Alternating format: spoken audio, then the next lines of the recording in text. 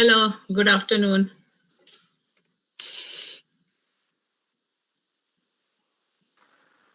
Good afternoon, Madam Mehta.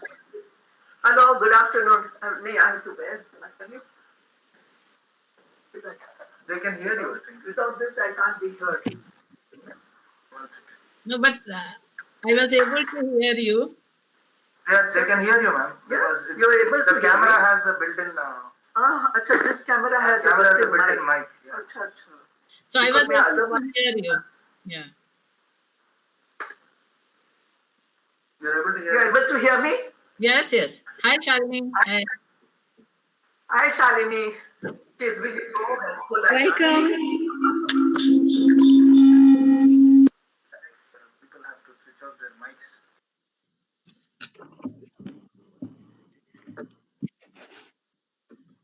Okay, are you able to hear me? We are speaking I from can the... hear you, but my Yes. name is not coming on the screen. It's coming to them, ma'am. Yeah, but usually it You comes. can see your name, Dr. Bamji. Ah, you can see it as you, but they can see you as with your name. No, usually it comes. That's in Zoom. This is not Zoom. Acha, this is not Zoom. Yeah. Acha, acha. This is Google Meets. Acha, acha. Okay, I'll just get my handkerchief. Okay, Shalini, I just want to know, Yes. like after the introduction, if I switch off my video, because generally quality go down if my video is on. So that No is problem. fine. No problem. No problem. Yeah, I thought I should ask because it is being recorded, so whether it Yes. is fine. No problem. So, how to share the screen? Can you tell me? At the bottom, would you like us to run the presentation for you, or would you like to do it from your side? No, I would like to do myself. So here it is present now. Correct. If you click on that, would you like to try it? Try doing it Yeah, now? yeah, that's what I am doing. So Okay. on the right bottom on the toolbar, you will see present now. Please click on that. Yeah, yeah. Share, Yes, share. a window. Share. So it gives you two options. It says present your entire screen and a particular window. So if you already have your presentation open, then you can go to that window. Select the window. Okay, okay. Let me see again. Yes, if you'd like to try that. Oh, window. Yeah. Yes. Okay, okay. Right? Would Yeah, you like to try doing it now? So yeah, we yeah. can That's check. what. Yeah, I will do that. All right. So I share this. So you can Yes. see my. It takes a few minutes. Now we can see you presenting. Yes. Yes. Working very Okay. well. Okay. But you'll have to please remember to stop sharing your screen after you've finished. Otherwise, we can't see the screens of everybody's faces then. Yeah. So Okay. you'll have to stop sharing also Sure, after you. sure. So for that, for stop sharing, I have to just yeah, click this uh, Option. auto hide ribbon. No. But they've given that Yeah, option. yeah. Stop sharing. Yes, I got. Yes. Perfect. Yeah. Okay. So I will. Shalini, you can give me the screen option, no? Screen share. Screen show. So I will try again. Okay. Welcome, Professor Mahendra Dev. Good afternoon. I don't see it. She's trying. Hemlata? Is somebody helping her? Yeah, it is. Okay. So director NIN has joined, but okay. A window. And Yes, and we have Dr. Siraj Hussain also, our yes. steering committee member, that's online. Yeah, good afternoon.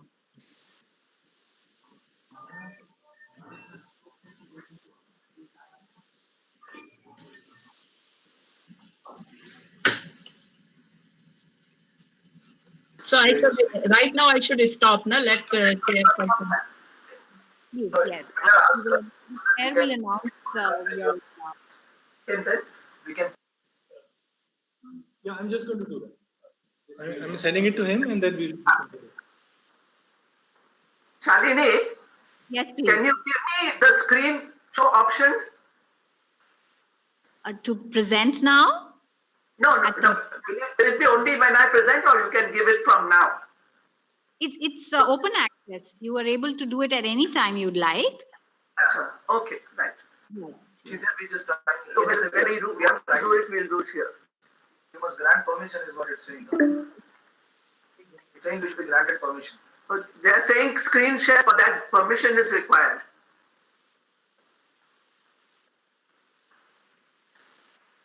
I couldn't find the link yesterday with all the links of all the.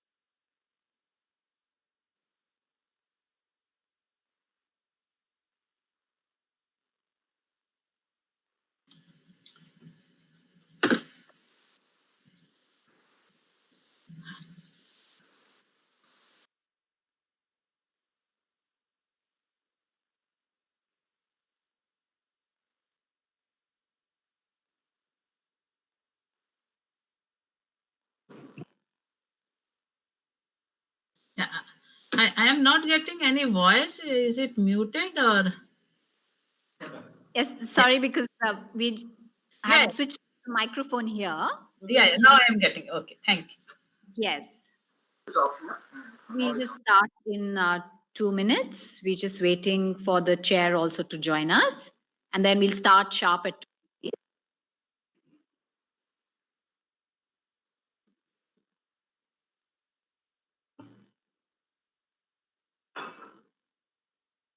Professor Pandey, will you be doing the presentation or will Dr. Mahindra Dev also be speaking? You're muted, so we can't hear you. You'll have to remember to unmute your microphone, I want please. Mata Bamji. Good afternoon, madam. Calling from office of Dr. Vinod Kumar Pal. Do you hear her voice? Yes, good afternoon. She is talking on This phone. is Shalini from the UN Conference Hall. Yeah. Good afternoon. Is our picture is clear and the voice is also audible? Yes, please. If I speak, she will listen. Okay. Sir will join you soon. He is on urgent phone call. He will join. Maybe request people who are not speaking right now to please mute their microphone. Madam Mata Bamji, can I say hello to you? Mata Bamji here, RB. Is he not? She's trying to organize her. Yeah, she's not putting her headphones. She's trying to do something different. Otherwise, she puts her headphones on. Yeah. You can just ask him.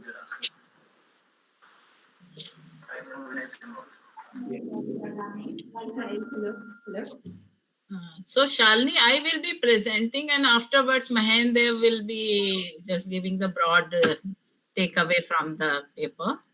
Both Certainly. of yeah. Yes, thank you. Yeah, I will take for 3-4 minutes. Certainly, most welcome. Thank you.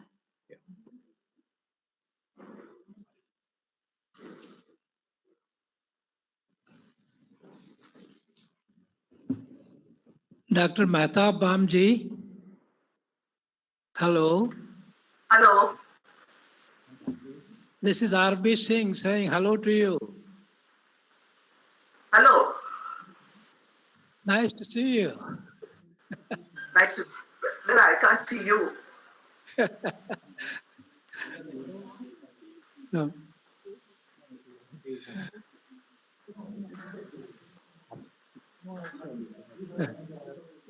Oh, I see. Oh, Hello, that's madam. how. Yeah. Hello, madam. Himlata here. Yeah. She said hello, hello. Hemlata. Yes, madam. Hi, Hello. Purnima. Oh, Hi, yes. Dr. Himlata. Happy New Year. Hi. How are you? Hello, Hi, madam. I can Hello, see you. Purnima. Hello, Okay, hello. good to see you all. Good, good. Hi, Purnima. Yes. Yeah, Hello, Purnima Dr. is here. Santi. Good to see you. Thank you. Thank you. Nice to see you. That's great. Pamji is very closely. I don't see this fellow. Hello, Uh, Purnima. Hello, Professor Dev. How are you? Hi, Dr. thank Pandey, you. nice to see you. Yeah. Yes, Professor Dev. Yeah, Purnima. Long time.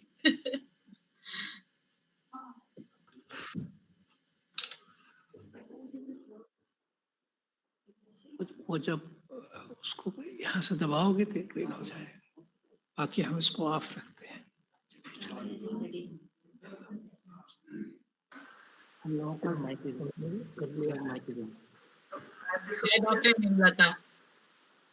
Yeah, I have never met you, but we waited for you for almost all the IHIDR conference of Spandan.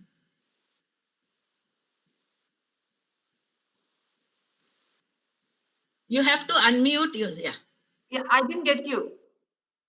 Spandan? Yeah, we had the Spandan project, IGIDR and NIN. So in their meetings, we always waited for you.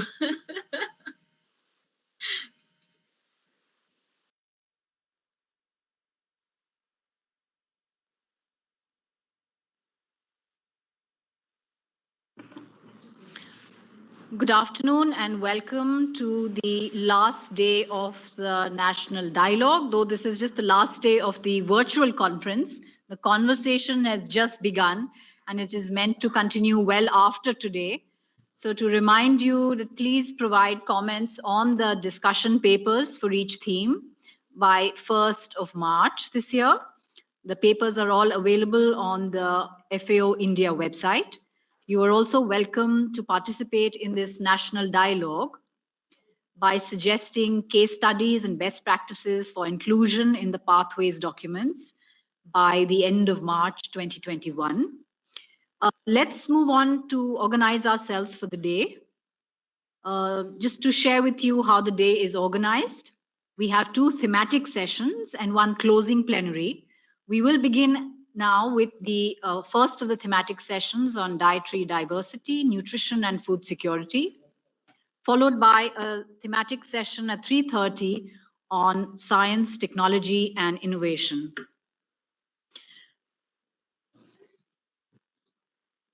We will now begin with the thematic session on dietary diversity, nutrition, and food safety.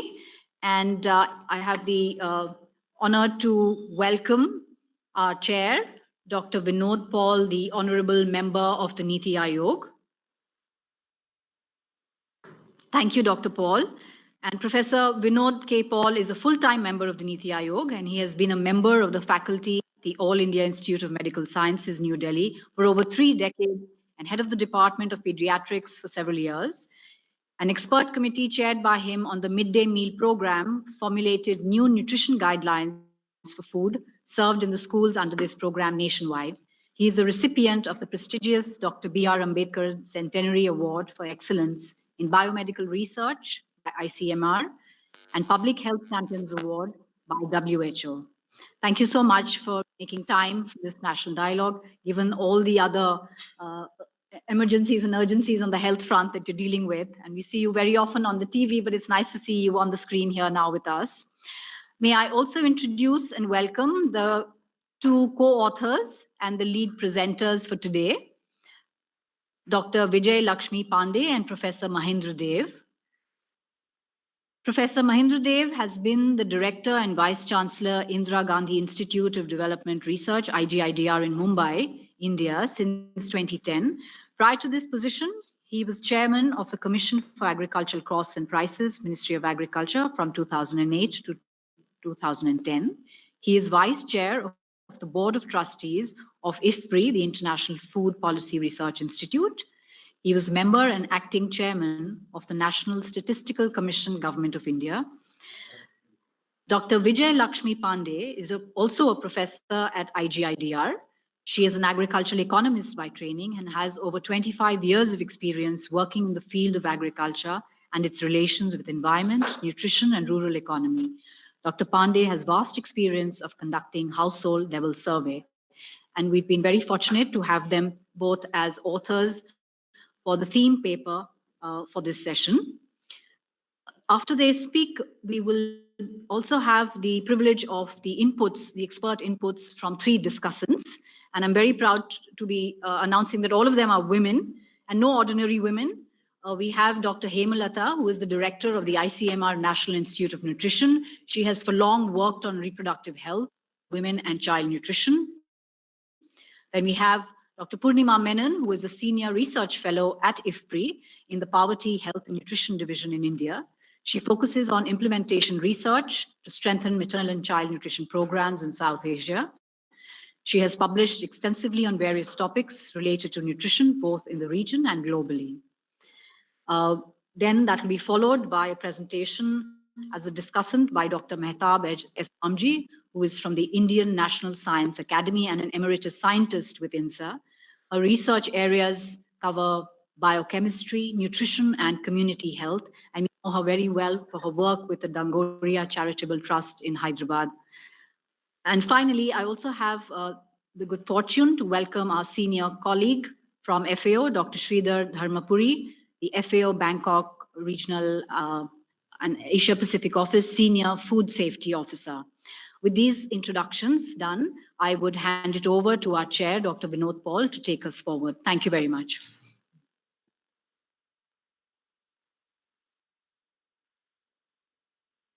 Could you please unmute your microphone, Dr. Paul? We are unable to hear you. It should be okay now. Yes, please. Thank you so much. So thank you very much for the kind words, for the kind introductions, and for setting the stage. I'm so happy and delighted and honored to be a part of this session.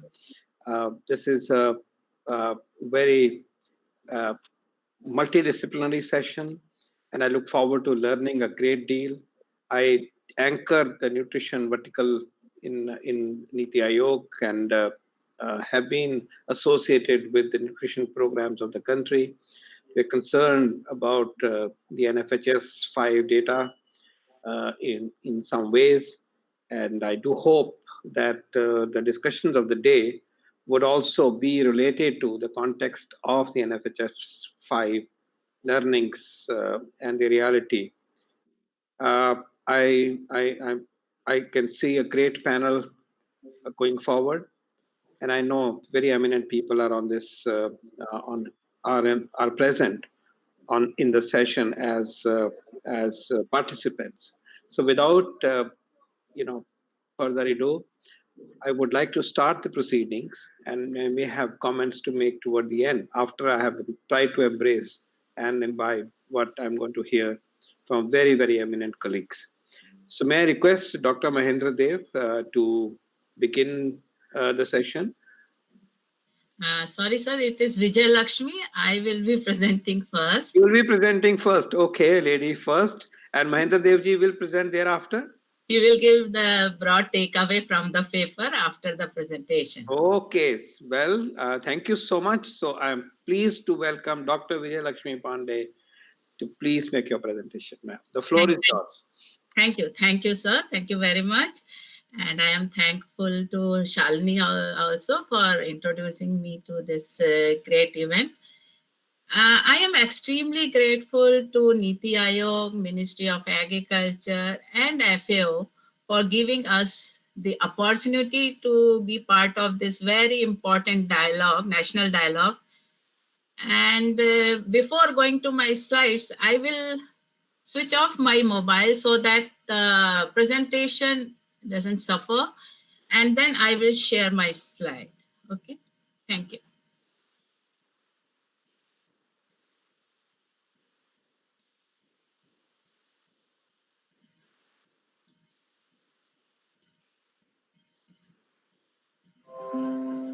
So I hope my slides are visible. Yeah, Yeah, they are fine. actually. Yeah, I will make it in a presentation mode now.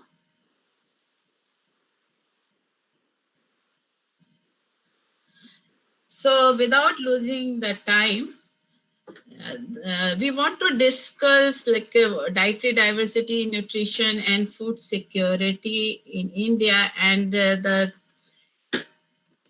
way we will be presenting the scheme of presentation is that we will be first giving the introduction and dietary pattern change, intervention, and impact. COVID-19, which has impacted most of us and very adversely to poor and vulnerable, and then safety net programs. Healthy diet and food safety concerns will be covered after that. And sustainability of food consumption, we will be taking very briefly, and then pathways from uh, pathways for nutrition, food and nutrition security. So coming to the status and the introduction, why it is important to talk about food and nutrition security. As we all know that India is faced with the triple burden of malnutrition. We have undernutrition, micronutrient deficiency, and overnutrition, all three simultaneously.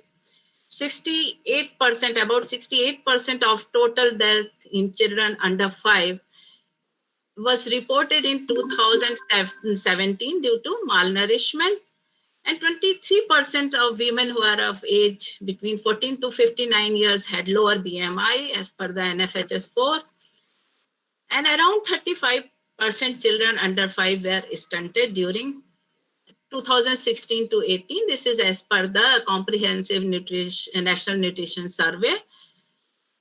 And around 2/3 of the population is micronutrient deficient. And this deficiency and the undernutrition is there when we had a reasonably good economic growth in the previous years, excluding this and the previous year, but we had a good economic growth. Our production, agriculture production, food grain production were quite good. We have good surplus, and per capita availability of food grain, total food grain has increased. The malnourishment is more pronounced in the rural areas, and along with this undernutrition, there is a problem of overweight and obesity, which has emerged as a severe public health problem and which is leading towards non-communicable diseases, which is there due to imbalanced diet.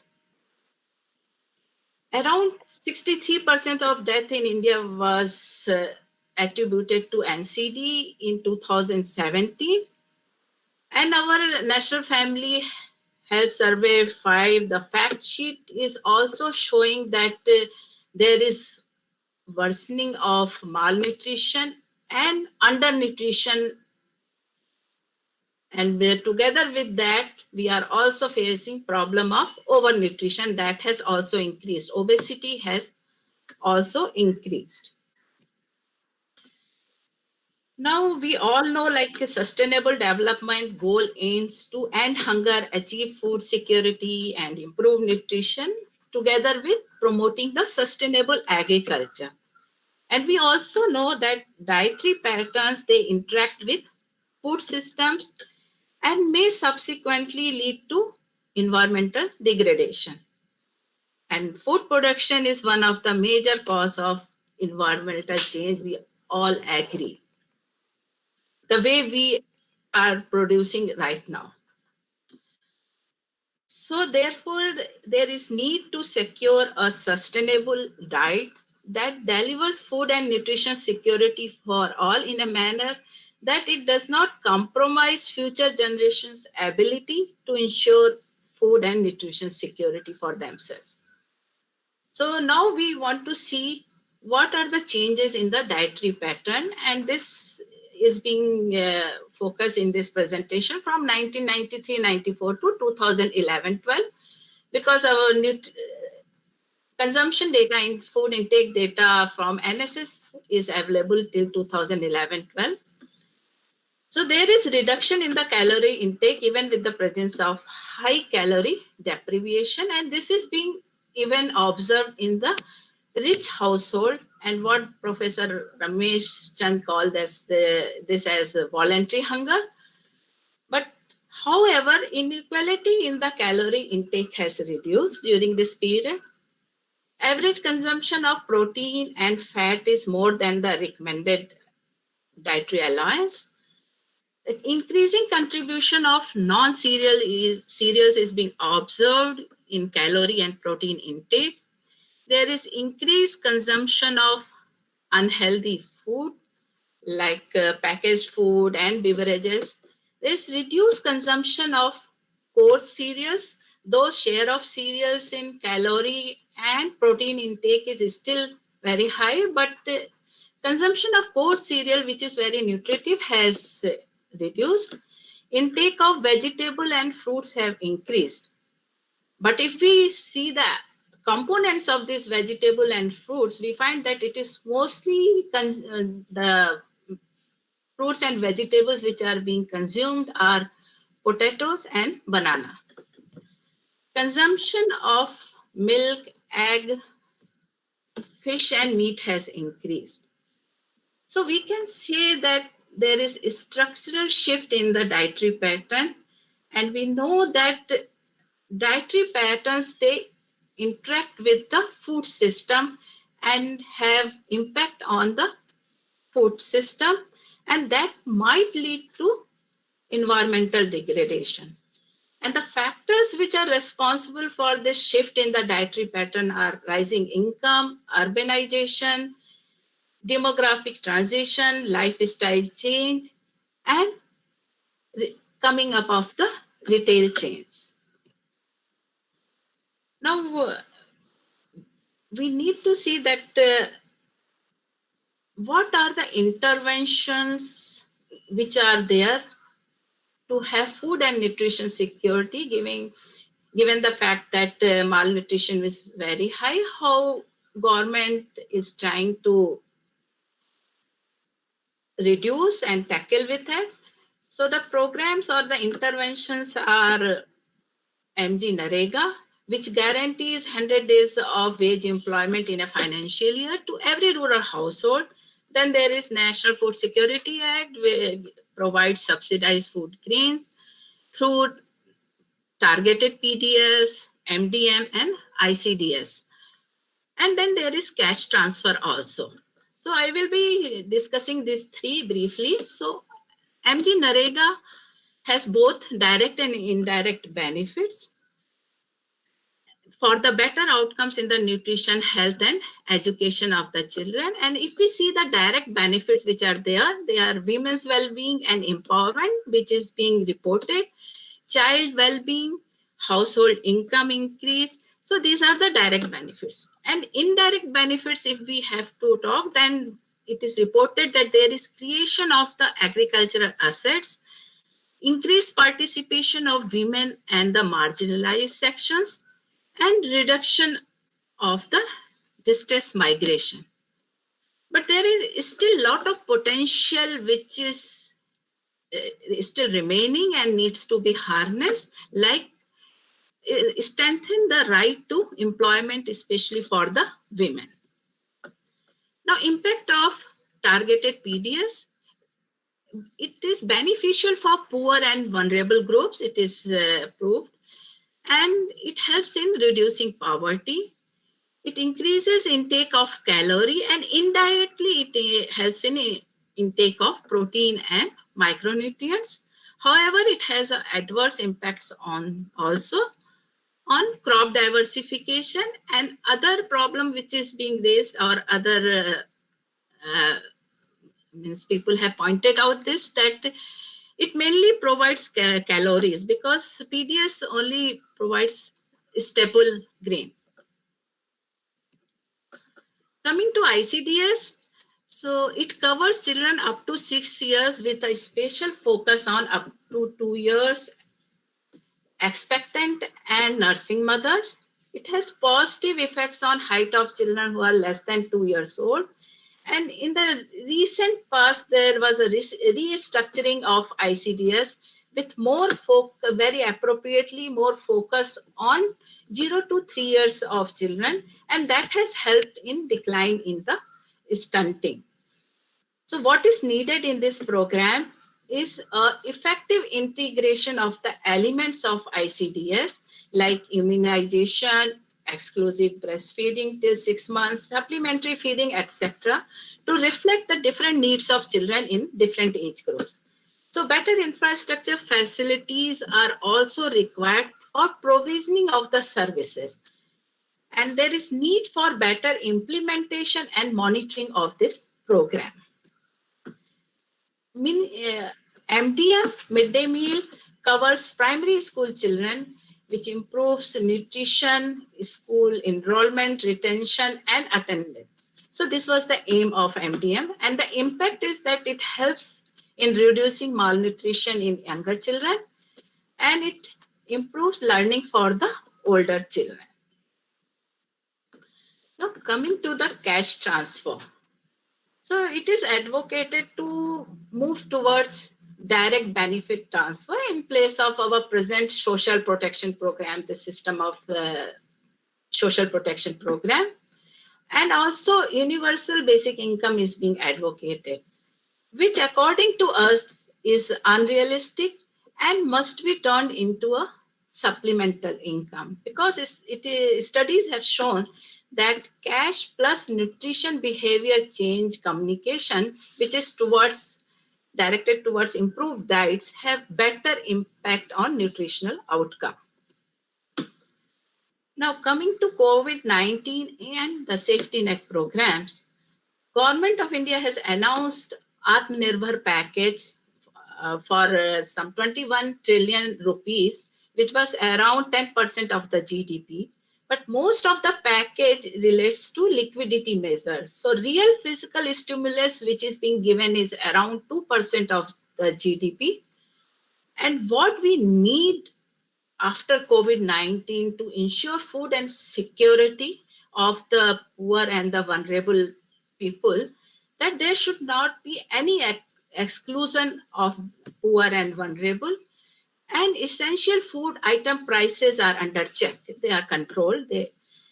And PDS should include diversified diet with pulses or oil seeds, and nutrition program should include eggs, and then there should be a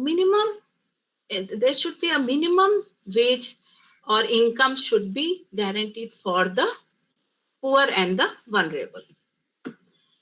So the proposal for ensuring minimum income, basic income for poor and vulnerable in post COVID-19 period, there are three proposals. First is to transfer the cash to all women who are more than 20 years of age, both in rural and the urban areas.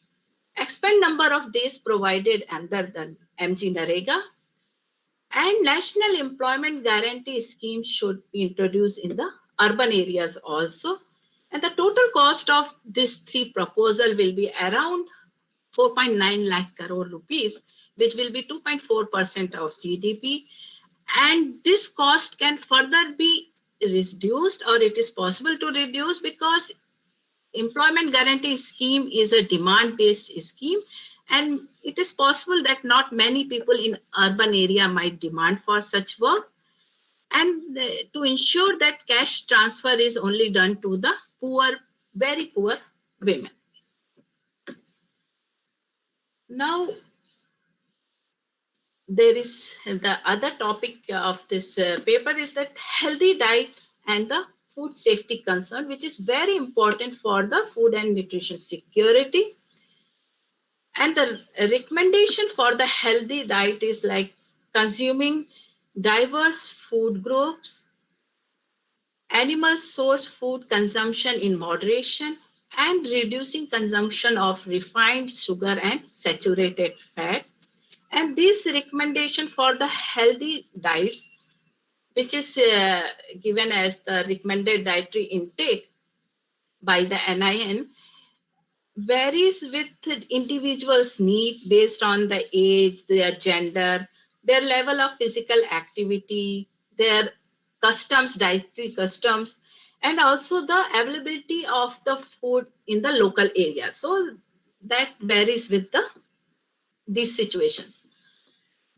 And there are several pathways through which agriculture can address catering to healthy diet and addressing the malnutrition. Agriculture production can avert malnutrition by improving access to diverse group of food that meets various dietary and micronutrient requirements.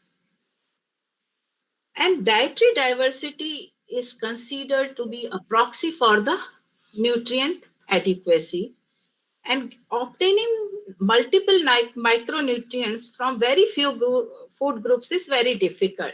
Therefore, the consumption of an adequate quantity of diverse food groups, if it is done, it can improve intake of micronutrients of household members. So if we see from between 1990 to 2012, dietary diversity has improved. Out of the 12 food groups, it has improved from 8.8 to 9.7 in the rural areas, and in urban areas, it has improved from 9.3 to 9.5. For the children under 6 to 23 months, the diet adequacy is very important, and it consists of minimum dietary diversity and meal frequency. And what the CNN has observed, that required minimum dietary diversity was found only in 21% of the children in 6 to 23 months age, and required meal frequency was observed only in 42% children. So what are the determinants of, we understand that household dietary diversity is required for the healthy diet, for meeting the micronutrient requirements. So what are the determinants of household dietary diversity? So it is being observed in the literature that crop group diversity is very important for improving the household dietary diversity. And kitchen garden has positive and significant association with the household dietary diversity. However, production of livestock products need not necessarily lead to increase in household dietary diversity unless and until it is being consumed. Household income, literacy status, PDS has positive association with the household dietary diversity. Maternal education has come out to be very important factor in improving the household dietary diversity. Now we want to cover the food safety concerns.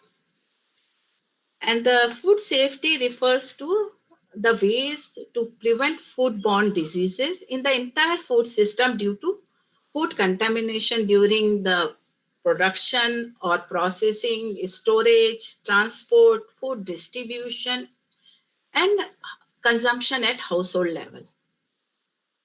Food safety is key to achieving the sustainable development goals, and it is linked to SDG 6 and SDG 12. The food contamination affects both health and trade. And in January 2020, around 112 consignments of food and beverages were rejected because of the contamination by the USA. And there are many such rejection of our food consignment because of contamination. So our trade also gets adversely affected. The health impact is very large, and foodborne diseases, diarrhea and measles are the three major constituent of all reported diseases which are there. In 2011, foodborne diseases cost around 0.5% of the country's GDP.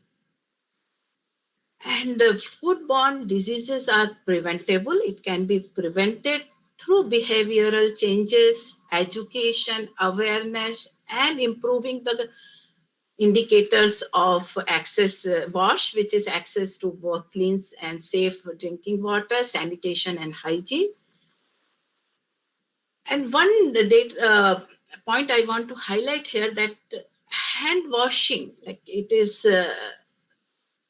behavioral change also, education also, which covers, but the availability of water is also very important. So as per NFHS 4 report, hand washing places with soap and water availability at all India level was only 78.4% household have this facility itself. And in the rural areas, this number is even lower. Another important factor for food safety is clean and convenient cooking fuel. And why it is cooking fuel is important, because as per WHO guidelines, there are 5 key principles for avoiding or preventing the foodborne diseases. Are first, to keep clean, separate raw and cooked food, cook thoroughly, keep food at safe temperature, use safe water and raw material. So if cooking fuel is not convenient, so thoroughly cooking and keeping it at a good temperature, which is destroying the microbes or the vectors which cause diseases, that becomes a little difficult if a clean and convenient fuel is not available to the household. Now coming to the sustainability of the food consumption. So we need to have food security, healthy diet, but we need to also have a sustainability of this healthy diet in future, and that will come through environmental sustainability also. That is must, actually, environmental sustainability, and it is being forecasted that by 2050 there will be increase in per capita consumption of meat, vegetables, fruits, dairy products in India, whereas consumption of cereal and pulses will remain constant. There will be supply shortage. Literature shows that there will be supply shortage of pulses, edible oils, sugar, fruits and vegetables. Though fruits and vegetable production is quite sufficient, but because of very high post-harvest losses, there is shortage of fruits and vegetable, and also the affordability problem is there. It is reported by the Ministry of Food Processing and Industries that in 2018 there was around 23 million tons of grain were lost, 12 tons of fruits and 21 million tons of vegetable were lost, and which was the approximate value of these losses was around 4.4 US dollar. So shifting of current food consumption pattern at national level, if we want to shift it to the healthy diets which meets the recommended guidelines, literature show that there will be increase in the dietary energy if we want to meet the healthy dietary guidelines. Fruit intake will increase, vegetable intake will also increase, but there will be some environmental impact also, which will be around 3 to 5% adverse impact. And this increase will be because of those who are presently consuming less than the recommended diet. Vijayalakshmi, can you be faster? Yes. Yeah. Okay. Now, the other important factor is biofortification and fortification, and it is being shown that the biofortification of staple is very important and cost effective in reducing the burden of malnutrition. But it needs a wider adoption both in production and consumption. And for production, we need effective extension services, retention of seed genetic purity and vigor for the farmers so that they can adopt. And they need incentives to grow such biofortified crops. the assurance of market and the prices. And at the consumption level, we need distribution through PDS and nutrition schemes. Then we need to involve the food industry also. Their participation is also required to make the food acceptable in the food chain. Now, coming to the pathways for safe and healthy diet. So, sustainable food system is required both at food supply and food environment level, and for improving dietary diversity, because one of the important pathways is improving the dietary diversity. We need to have production diversity, access to kitchen garden, and diverse food in social safety net program. Production diversity, government has taken many initiatives, and this should also incorporate the environmental sustainability issue, so that we are not damaging our environment. So use of smart agriculture should be followed. Kitchen garden, government has taken many initiatives, and it improves the access to the fruits and vegetables, which are very rich in micronutrients. Government program of school nutrition have school garden has helped in improving the access to fruits and vegetable to the children. Then reducing post-harvest losses is very important, as we have seen that there are 40% of fruits and vegetables are lost, and the damage is very high. And we only process 2.2% of our total produce. Biofortification of staple and including them into the government safety net programs is also very important. Another very important factor is empowerment of women. And for empowering them, education is of course very important, and there are many initiatives which has come up for the improving the education status of the women. But the role of women in Indian agriculture is increasing, and the condition under which women are engaged in agriculture needs to be taken care of, and their capacity to work should be improved, and and access to daycare facility will really help them, empower them to be in the mainstream for earning. Then another pathway is enforcing standards of food safety, packaging, and labeling. Though there is FASSI, but it needs to improve, and they are revising their 2011 guidelines. And another important pathway is through improving the WASH indicators. Then implementation of food safety and nutrition program and effective sectoral collaboration is very important pathway for safe and healthy diet. Behavioral changes, nutrition education, and food safety awareness is very important. As we see our National Family Health Survey, fifth fact sheet is showing that despite improvement in WASH and many other characteristics, malnutrition has increased. Maybe we need to give more focus on behavioral changes, education, and awareness, and maybe income is also a very important factor. And last pathway, which is very, very important, is use of ICT. So ICT can play a vital role in providing the useful information like nutrition sensitive messages and educating people about lifestyle recommendation. ICT can be used for real-time monitoring, data management, and convergence of a scheme. And mobile phone can be used to disseminate different information related to food safety, handling, processing. And nowadays, identification and traceability issues have become very important in food system. And that too can be tackled through new technologies like hologram, barcode, nuclear techniques. So these all are very important and form a very important pathway for safe and healthy diet. Thus, for achieving food and nutrition security, sustainable food systems are required through multi-pronged strategies with better targeting and coordination between different policies and programs.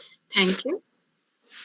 Thank you very much, Dr. Pandey. Thank you so much. And I now request Dr. Mahendra Devji to give I will your reflections, but very comprehensive, very thoughtful, insightful presentation by Madam Pandey.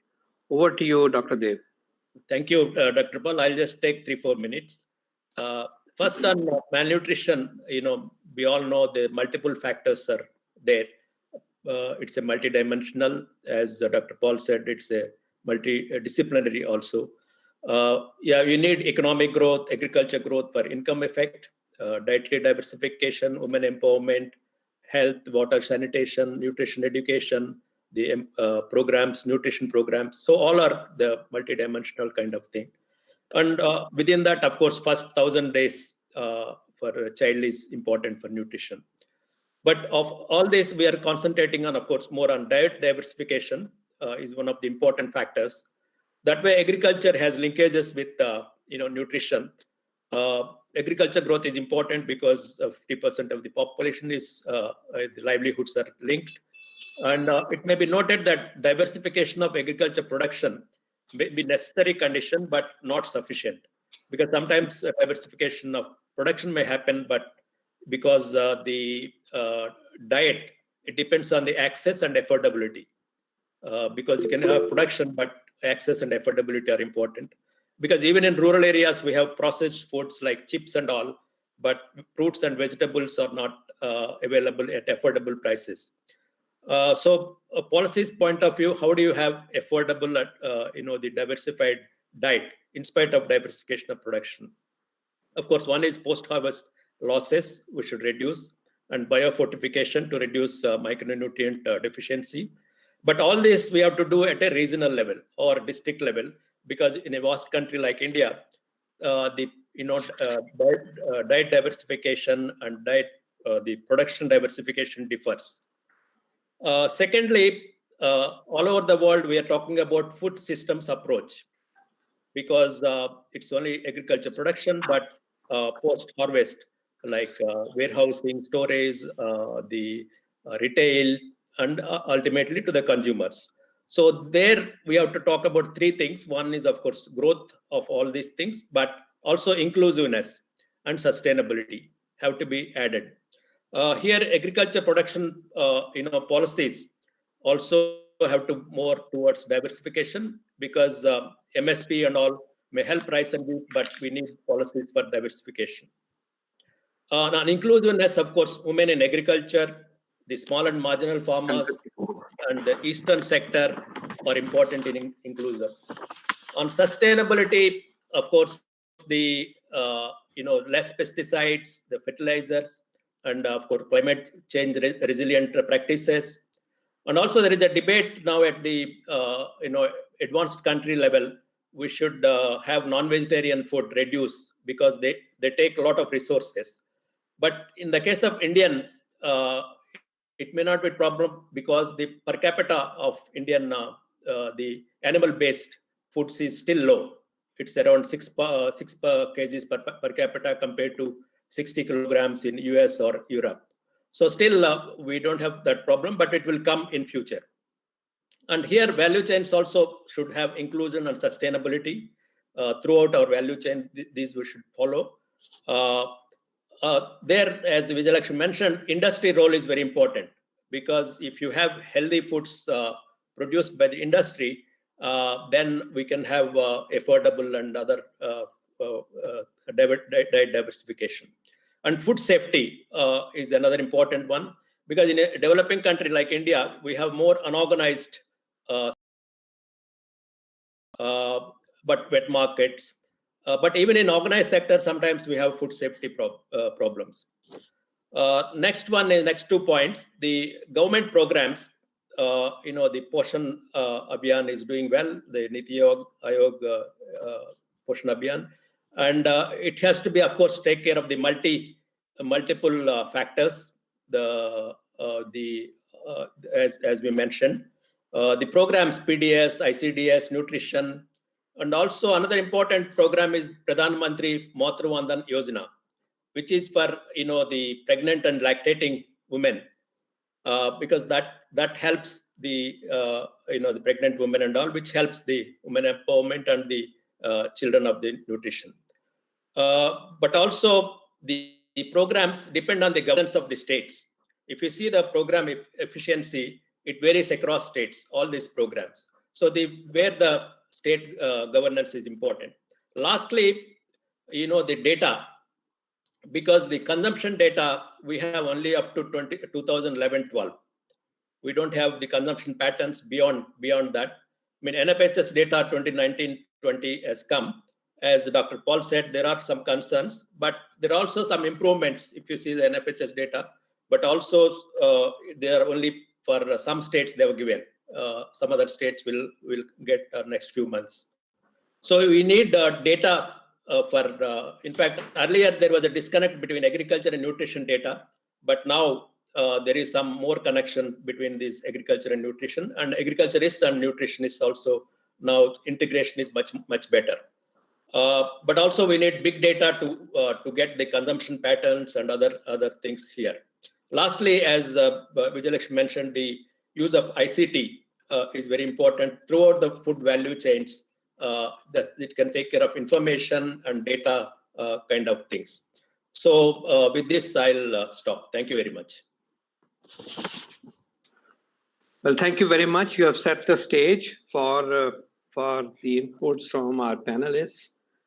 I think we covered a very diverse spectrum of issues, which of course are critically important in terms of food security and so on.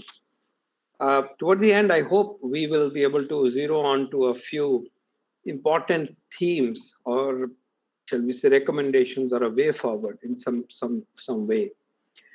I like to mention here one trigger for the panelists to come.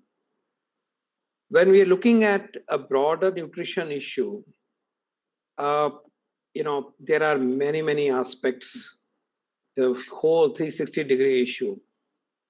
But when we are looking at the narrow scope of childhood nutrition or maternal nutrition, particularly undernutrition, then the intervention focus becomes narrow.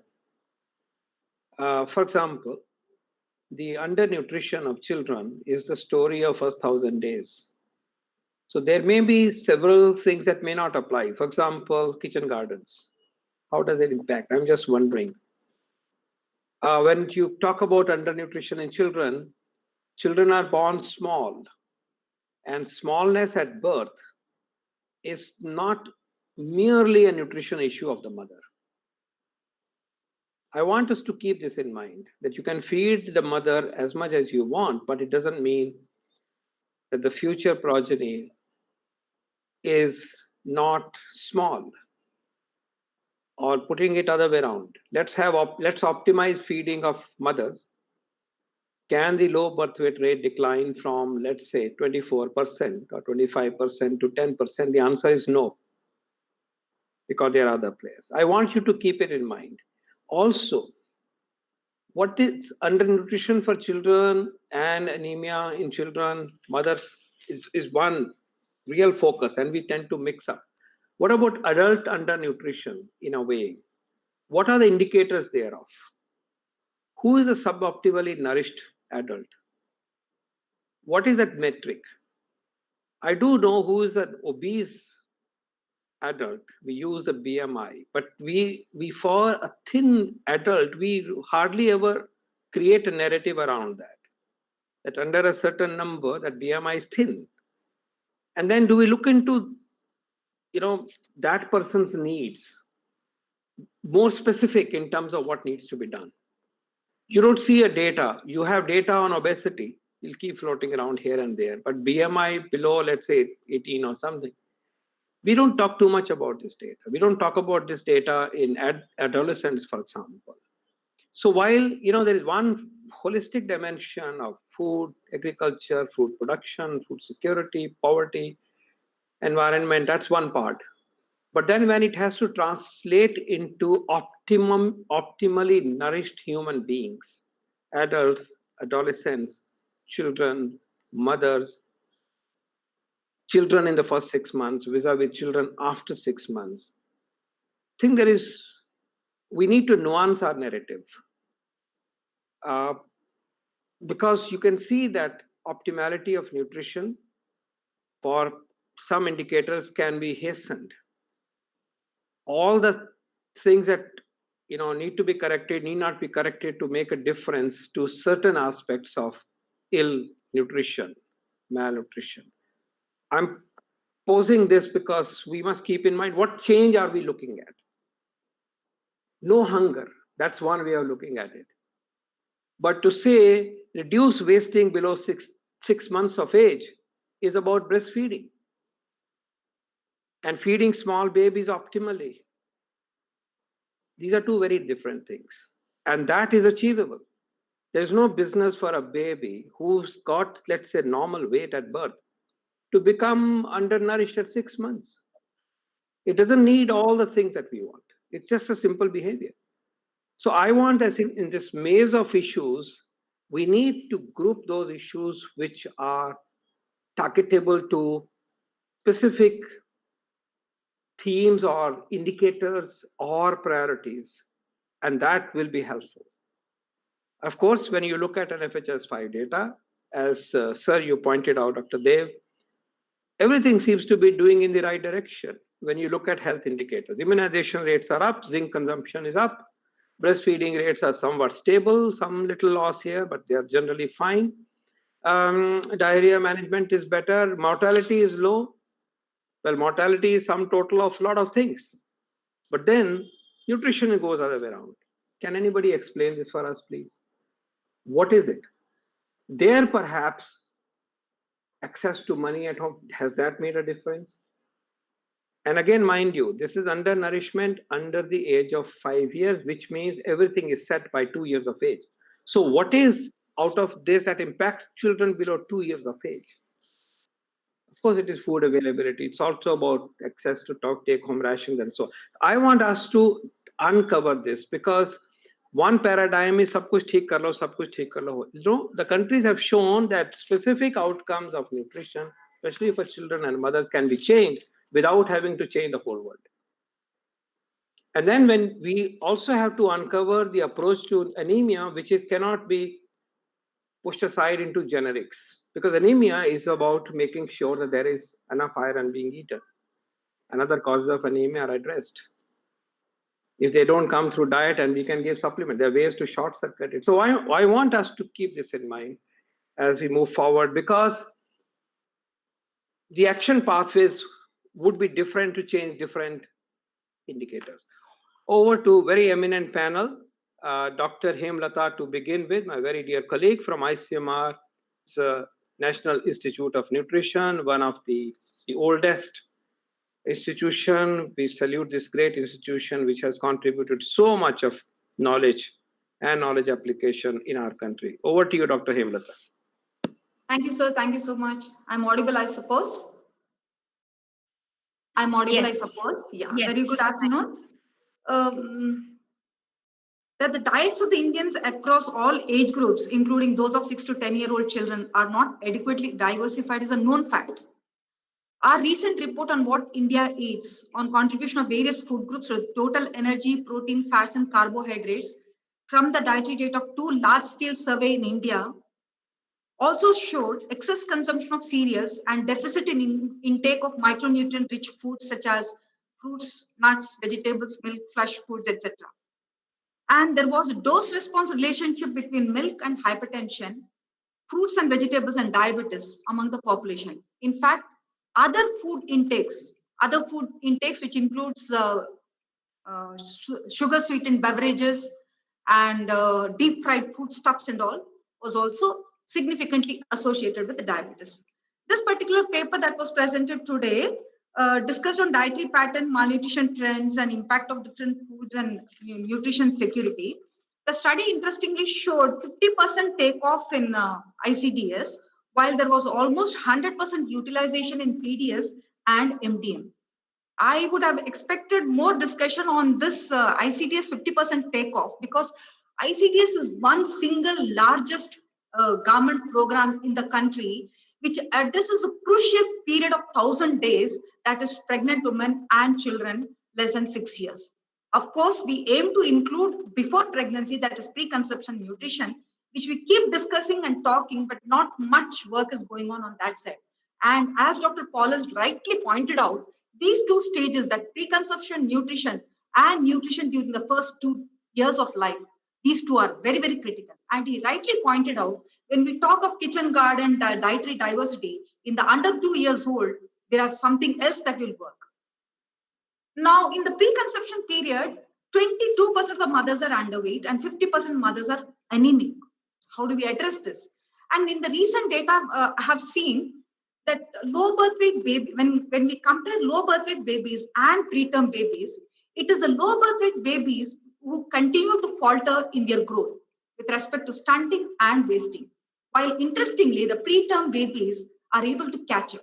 Now, do we say that the low birth weight baby are low birth weight because of major segment is because of nutrition, or as the earlier speaker said, it's because of multiple other factors and very less of nutrition? I'm not very clear about this. And then the first 2 years of life, interestingly, another interesting thing is when the babies are born small, there is some sort of catch-up growth in the first 6 months of life. But after that, there is further decrease. That means, although our mothers are undernourished, if the breastfeeding is adequate, probably it is able to take care of to a large extent. But after 6 months, the dietary pattern, the complementary foods and other things all together compromise the nutrition situation of the young baby, that after that there is steep fall in their nutrition status, and the Z-scores of both height and weight decrease rapidly, and that goes on up till 23 to 24 months.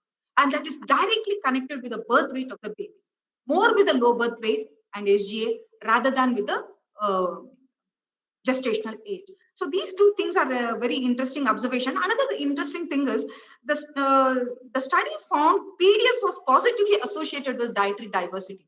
This is a very interesting observation, but there was not much discussion over this point. How PDS can improve dietary diversity, and if so, probably we should discuss more on this and debate.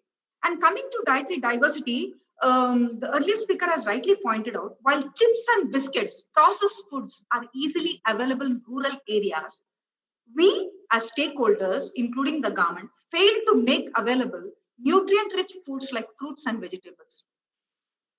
I mean, make available, improve the food supply chain, decrease the wastage, improve storage, and make them available for the poor even in the rural area. And another important point is, in the last 1 to 2 decades, if you see, the pricing of chips and biscuits almost is stagnating, while the prices of fruits and vegetables are skyrocketing. Now, who is responsible for this? So unless we make appropriate regulations of these aspects, I mean, of course, mothers' education and nutrition knowledge to the mothers, all these things will come into play. So thank you very much. These are the few points that I thought I would make. Thank you, Dr. Hemlata. Thank you so much. And I think your recent work on dietary intake, what Indians eat, is very important. And I think that should be spread widely. I now yield floor to Dr. Purnima Menon. Everybody knows Purnima in this circle, in this world. And I offer her the floor now. She represents IFPRI, as we know. Over to you, Purnima. And do give us some new way forward. Thank you so much. You're very kind, Dr. Paul. You're very kind. Thank you, colleagues. It's a real honor to be here today with all of you. So my thanks both to Niti and to FAO. And as Professor Dev said, I think the coming together of the agriculture community and the nutrition community on this platform signals our, I think our strong commitment to work together to ensure that we can improve the diets of Indians. So I enjoyed reading your paper, Professor Dev and Dr. Vijay Lakshmi Pandey. So thank you for sharing that in advance. I thought in my comments I should focus on just a couple of points which relate somewhat to the paper, but also to the discussions that that we are having here. The first is that, I think what we are seeing in terms of the nutrition challenge in India, whether it's the undernutrition side, the anemia side, or the overweight and obesity and NCDs, points us to a fairly important, I would say a critically important policy direction, which is the improvement of the diets of individuals writ large, across anyone facing or at risk of any of these challenges.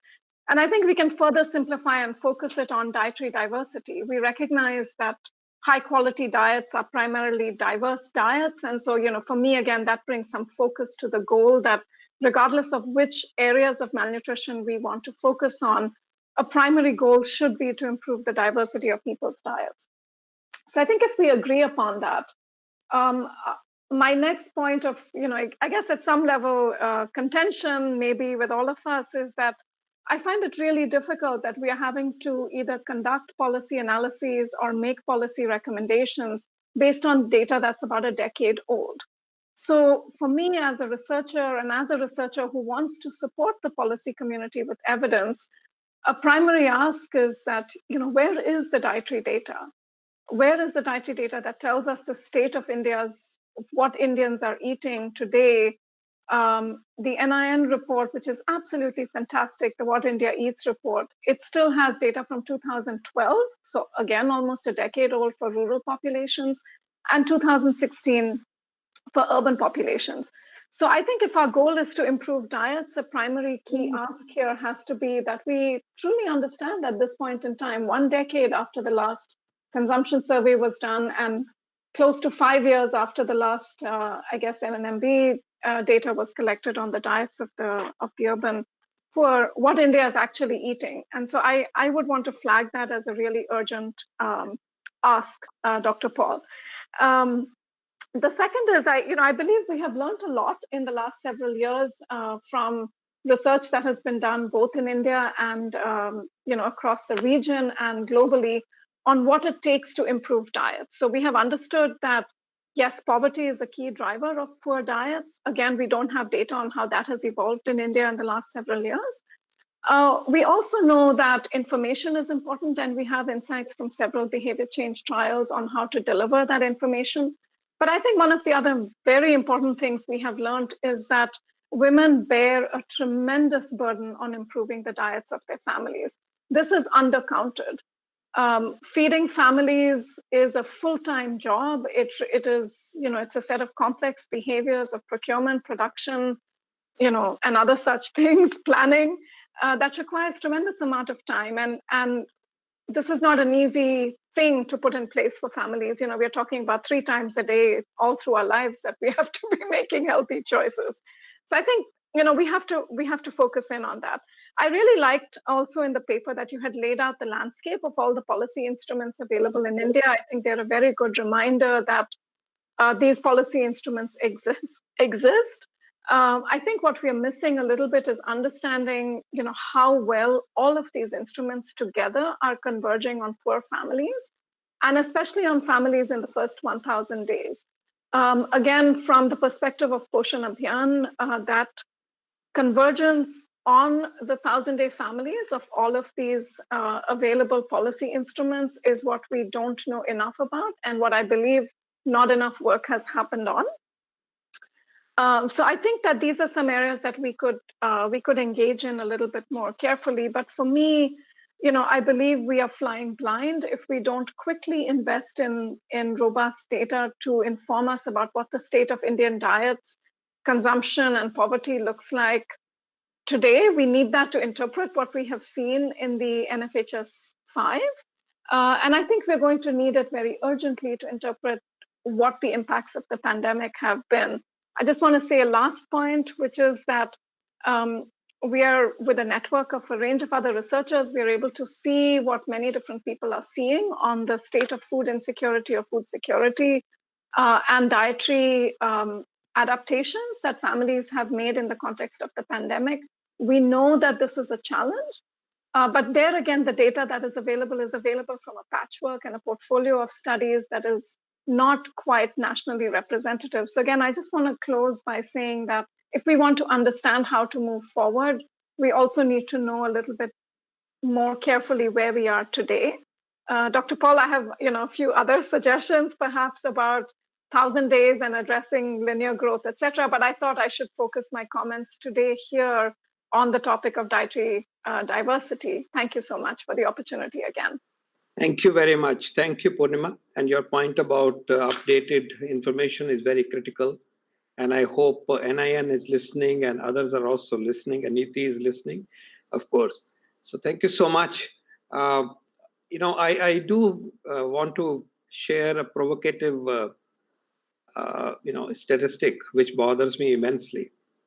And that is, children have to start semi-solid feeds or complementary feeds at the age of 6 months, because for 6 months breastfeeding is enough even for small babies.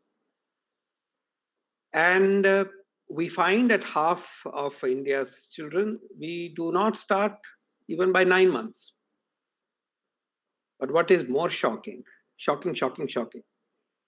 on the basis of the indicator that you all have devised on something called an adequate complementary feeding, which means diversity and adequacy both, times given, etc. Only 10% children receive adequate complementary feeding starting 6 months of age and between 6 to 12 months of age. So it's not just that point. Even by 12 months of age, only 10% children, which also means that well-off people, families also have a problem about attitude.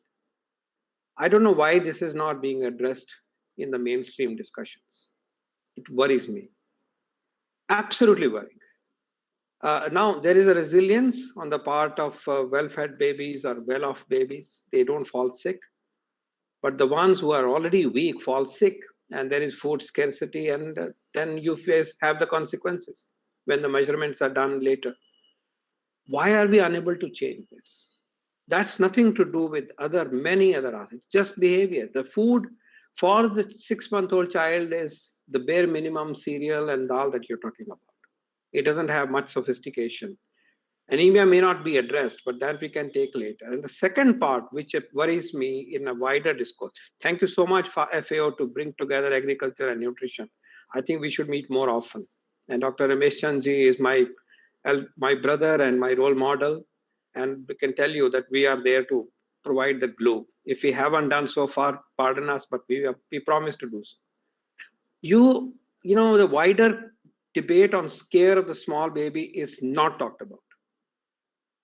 It is a small baby who is born small, he's already wasted, he's already undernourished, he's already stunted. We look at the stunting child with typical pictures at the age of 2 years, 4 years, 5 years. How do you address that?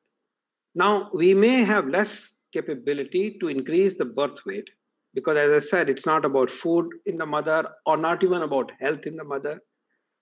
It's anemia, it is birth spacing, it is age at delivery, it is epigenetics.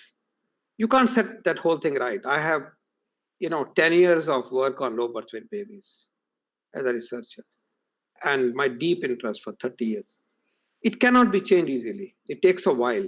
But this part we can wait. But the fellow who is born, who is normal, why this fellow is not being fed optimally at 6 months and beyond and not given breastfeeding adequately. And then more importantly, fellow who's born small at 1.8 kilo at birth, or 2 kilos instead of being 2.9 kilo. Why should this baby suffer anymore? It's about feeding this baby. Prepare him, because what does this baby need? Only breastfeeding. But then that breastfeeding needs technique to express in the first 10 days of life. After that, the fellow will suck. We don't do it. And I don't get very powerful people to speak about this. Low birth weight is not talked about enough in the parlance of nutrition. This fellow, and these are 24%, and in poor families, 40% in children who are already undernourished. They are pathetic. So the point I'm making is that there is a larger picture, but there is this picture. Can we please make a difference? And this is about behavior. This is about support at home. This is not about, tons of food being available in the household. That's a different thing. Maybe 6 months later it applies. But why in the first 6 months we don't optimize the care of already undernourished children who is programmed to be undernourished.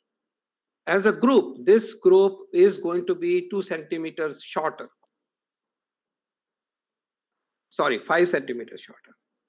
Okay, and brain less by 100 grams. Sorry, this is just to dramatize, but certainly the head circumferences are low. So I think that not to discuss on the behavior change aspect for good feeding of whatever is available is a big gap for all stakeholders, because we get digress to something which are not easily changeable. And not to talk about the small baby who is the most vulnerable baby is actually a problem. We have a program called home-based newborn care. We have these programs, but I think it needs a mission. We try to do it under Poshan Abhiyan, and we are accountable for what we have done and what needs to be done. But certainly, I want larger community to please look at this facet, which is pure biology. I want you to invoke biology. Thank you so much. I now invite Dr. Bamsi. Sorry, ma'am, I had to speak this because Purnima, triggered me to say so. And Purnima ji, other thing I want from all of us, particularly from yourself, is how do you explain the findings of NFHS 5?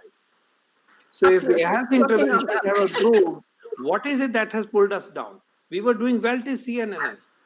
We were accelerating. So there it comes, whether there's a food security issue, but how do we pin it down before we say the sensitive things? Over to you, Madam Pamji. You are the conscious keeper of this discipline. Over to you. One of the problems of speaking after a very comprehensive paper and good discussion is you have very little left to speak. But I have a few points which were not stressed adequately, I think.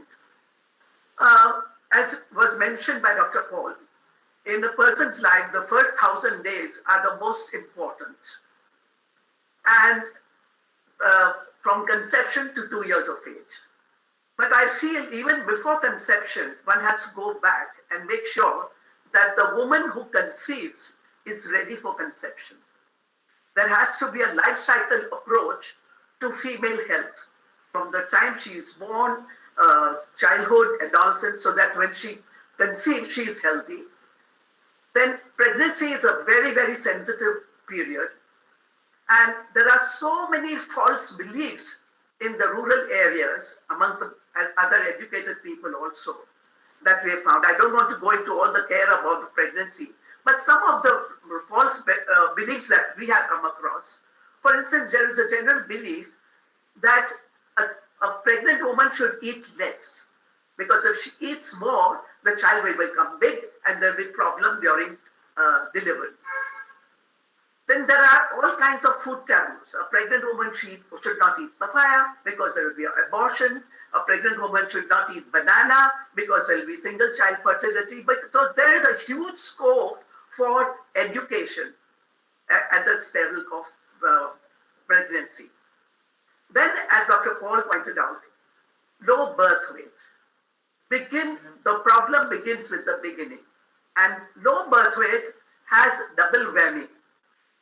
Children born with low birth weight are more susceptible to pre-transition diseases like malnutrition and infection, and they're also susceptible to post-transition diseases with the issue flagged by Dr. Barker's hypothesis of fetal origins of adult diseases.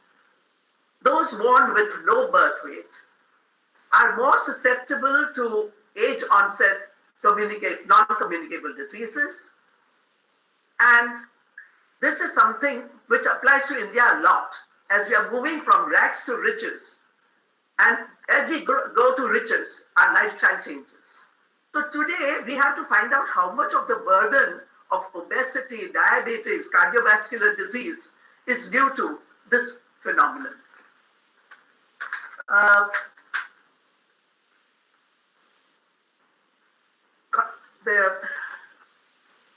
Now I will go to another issue. You want to show the yeah, next. Okay, No, slides. Next slide. Next slide. Okay. Excuse me, Dr. Bamji, were you wanting to use your presentation? We are not able to see your slides. You're not able to see my slides. No. You had sent Are us you a able, Do you want us to display the PowerPoint? are you able to see now? No, we are able to see your video, but you have to be able to present now at the right bottom corner in the toolbar. It says present now. You Then have maybe you can show it. Then maybe you can show it. Abhishek. Yes, we will display the slides from here. You can continue to speak, please. We'll just set it up. You can speak, please. We want to. You're showing. Then, sorry for this. Okay. Can you see the slides now? Yes, thank you. Are you able to see the slides now? Yes, we are on slide 3. Hello. Yes, Yeah. you can see slide 3. Now, here I compared the NFHS 5 or Telangana data because NFHS 5 does not show all the states with the NFHS 4. And as you see, according to WHO guideline, breastfeeding should start from day 1. Complementary feeding should start from days 7th month, and exclusive breastfeeding for 6 months. Now, if you see the data on breastfeeding from first hour, well, 67 to 68% women do follow it. And I must say, in our villages where I work, now this is a universal thing. Almost 100% women start breastfeeding from day 1 because institutional deliveries have become 100%. But now look at this data. As Dr. Paul said, hardly 10% of women do complementary feeding from 7th month. And here is a scope for immense scope for behavioral change communication, because when we tell the women that they have to start from 7th month, they think we are crazy. They said you cannot feed, or even if they start, they put a little anna pravesham or a little dal chakao or something like that. So this is one of the most difficult problem areas. Then another disturbing thing is increasing malnutrition both in children and adults as you move from NFHS 4 data to NFHS 5. This is Telangana, but this is true of most of the states. In fact, Telangana has done relatively little better. But look at what is happening to overweight. Overweight has shown an increase. Overweight has overtaken underweight in adults. So this is an area of great concern. Next slide. Next slide. Okay. Now, NITI Aayog does a very wonderful analysis of sustainable development goal performance. And I have not been able to put all the 17 goals on the slide. But if you look at some of these goals, you'll find zero hunger performance is the worst. And this zero hunger also includes nutrition, sustainable agriculture, etc. Then the next comes gender equity. So there are two issues. Neglect of women is a very big issue in this country. And if you want this country to develop, greater attention will have to be placed to women's health, nutrition, education, etc. Another interesting observation is we have done very well in Sustainable Goal 6 for clean water and sanitation, where some states like Gujarat have done exceptionally well. So this is due to Swachh Bharat, I believe. So if we want to do something, we can do it. Another interesting point is that economic growth, the performance is 64%, but that performance is not seen in removing poverty. So it is an unequivocal economic growth. Rich are becoming richer, poor may not be becoming poor, but they are certainly not going further. Next. Next. Now, if you look at the diet surveys, as was pointed out earlier, our diets are qualitatively deficient in micronutrients, the hidden hunger. Now, if you go to see hidden hunger, a point was made that our diet is adequate in terms of protein and calories for it has increased, but I don't believe that has happened. If you look at some of the recent reports, like EAT Lancet and State of Food Security and Nutrition, the diets have, if anything, become worse. For instance, State of Food and Nutrition says that between 14 and 16, food security was 27.8% insecurity. And it has gone up to 31% between 17 and 19. So it is not clear why, we say that we are food secure. But why is this food not reaching, and why do we still have hunger? If you look at some of the EAT Lancet, they have developed a diet which is supposed to be both nutritious and environmentally sustainable. According to them, only 25% of Indians are getting sufficient good quality protein. And only 5% of Indians, upper income group, are getting a balanced diet. So diet is a big problem, and in diet, the deficiency of micronutrients, particularly iron, calcium, vitamin A, riboflavin, folic acid, B12, I must say that some of the frank diseases of micronutrients, like beriberi, pellagra, even blindness due to vitamin A deficiency is no longer seen, though vitamin A intake is low.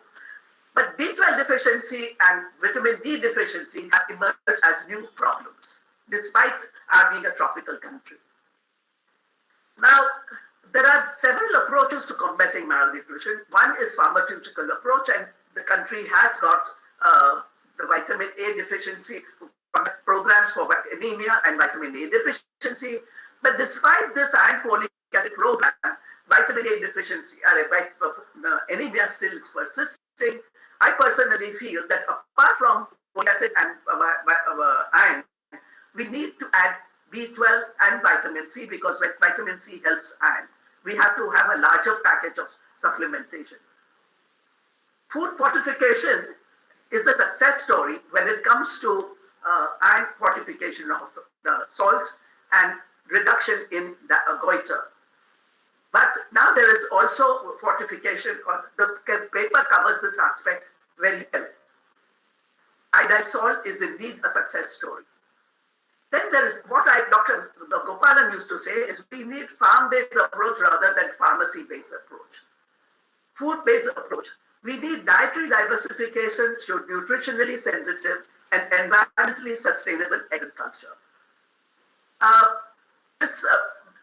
For this, I think, with due respect to agriculture scientists and their program, educational program, nutrition as a component has to be introduced in agriculture syllabus.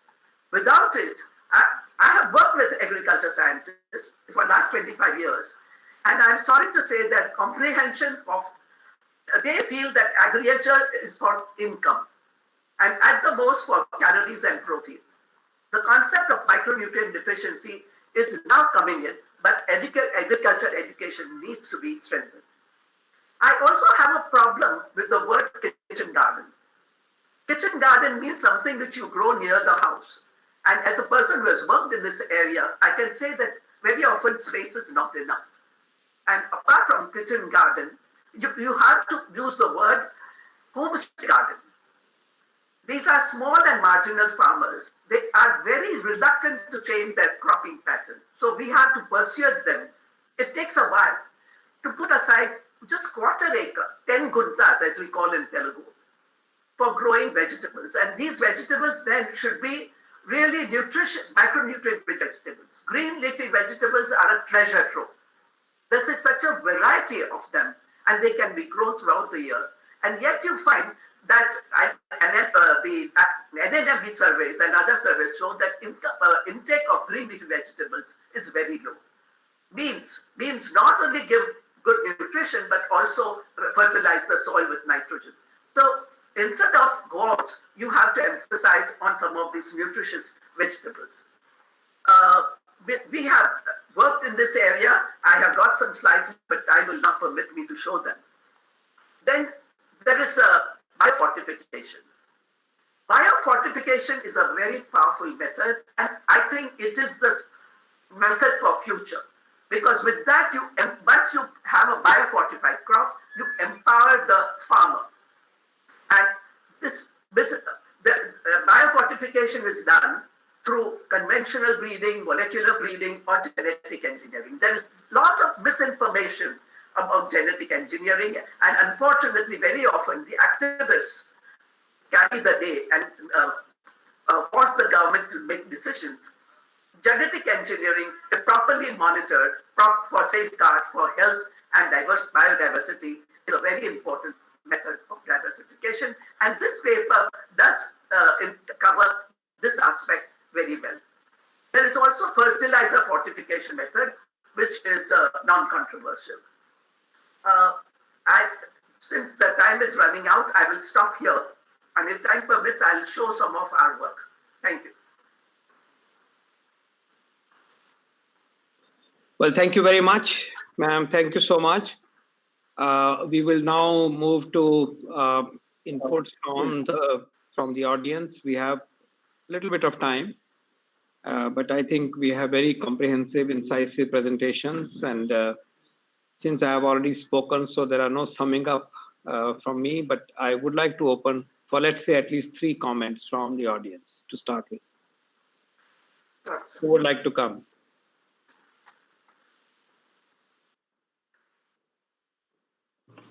Anybody? All I'd like to Please. Yes, over to you, ma'am. Attention to Mr. Sridhar Dharmapuri. He's raised his hand on the Google Meet. Okay. Thank you.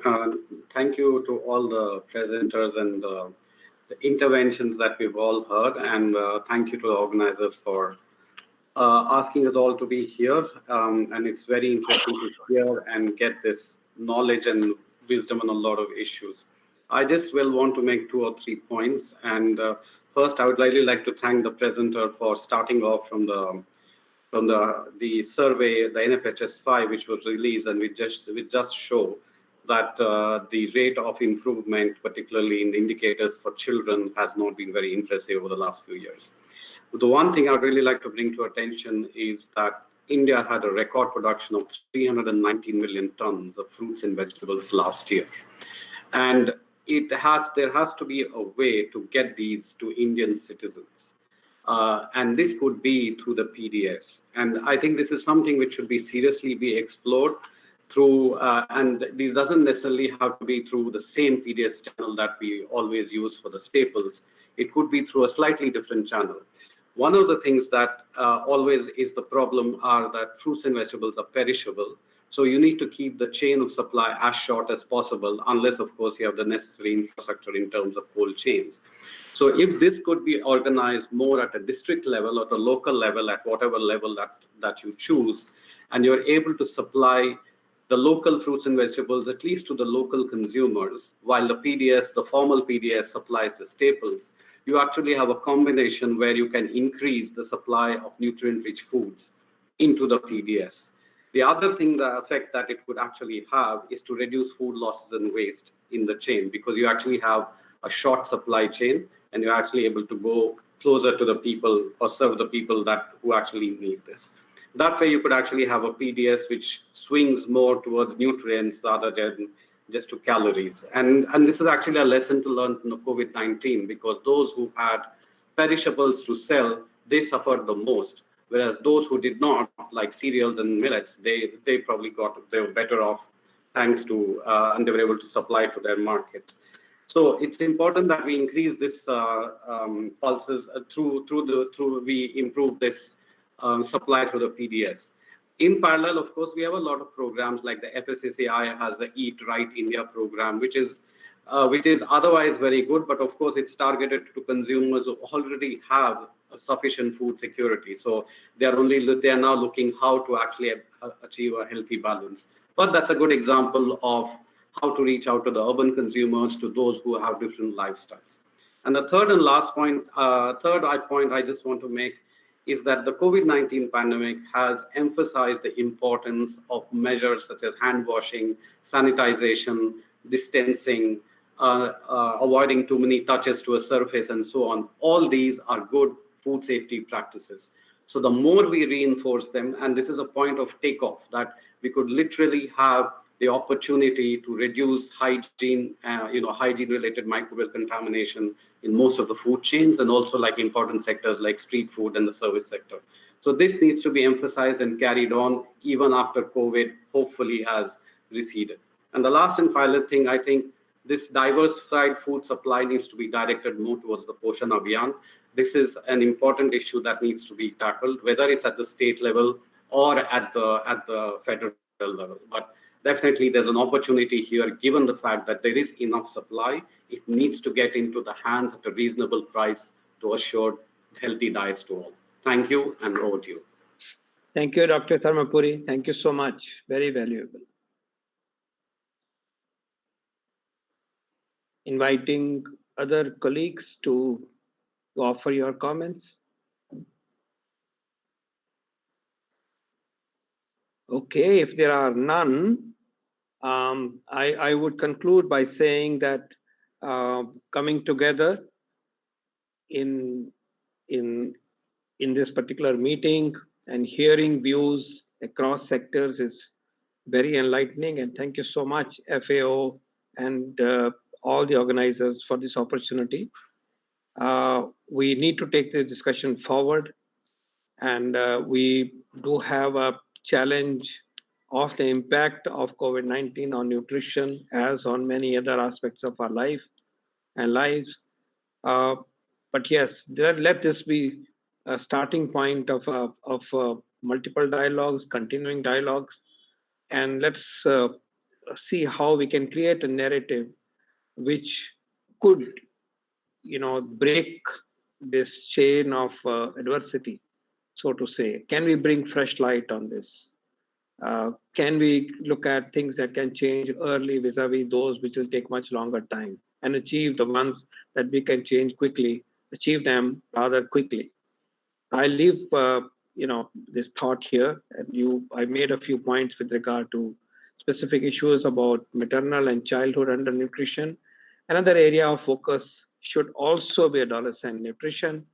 A report by UNICEF had shown how such a large proportion of adolescents are either thin or obese, and the quality of food is so poor among the adolescents. Can we change there? And that perhaps will have implications for better pregnancy outcomes and better fetal and neonatal outcomes. So I think there is a huge agenda, but we can only help each other and help the system and the nation and the policy making process if we visualize what changes what and have the full picture in mind, but start working on pieces, because there are nuances about individual pieces. And I would submit that can then be linked to timelines, roadmap, commitments, specific things to be done by various sectors and the programs. I'm grateful for the opportunity, and I do hope that this dialogue would continue. And as I said, at NITI, between Dr. Ramesh Chandji and myself, we will be very much looking forward to continuing this dialogue. Thank you so much. Hello. Thank you. Hello. Thank you very much, Dr. Paul, as well as all the presenters. Please pardon me for extending a collective thank you, but in the interest of time, we would like to now move on to the next session, and my colleague, Rakesh Kapoor, will now take over the moderation. Can you take me on board?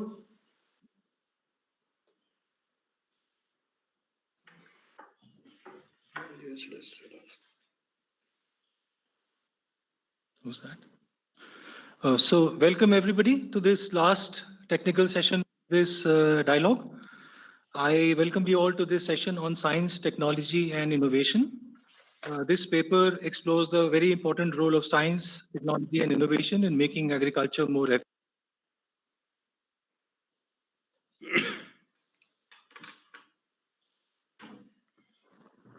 Let me introduce the very distinguished panel we have for the session today.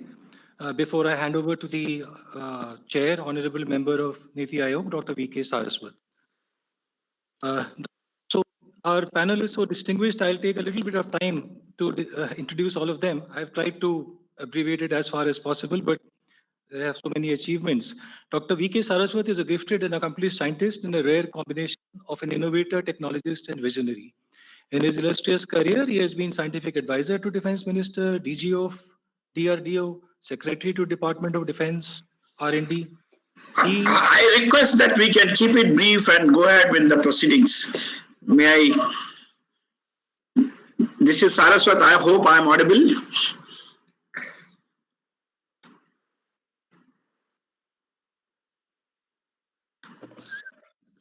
We have three co-authors for the paper today, Professor R.B. Singh, Dr. R.S. Paroda, and Dr. Malvika Dadlani.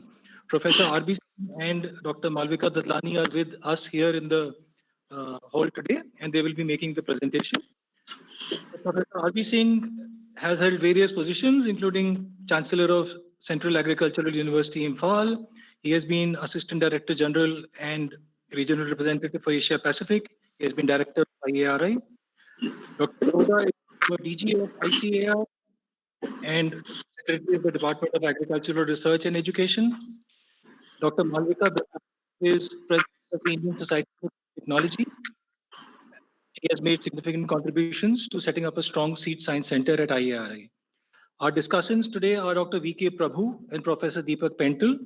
Dr. Prabhu is Chairperson of the Protection of Plant Varieties and Farmers' Rights Authority, Government of India. He headed the Division of Genetics at IARI.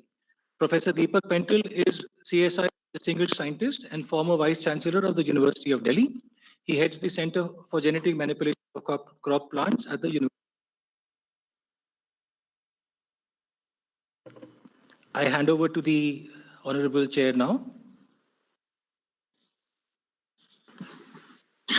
Thank you very much. I think we are addressing a very important topic in this session, that is the intervention of science and technology and innovation to the next generation of the farming and agriculture.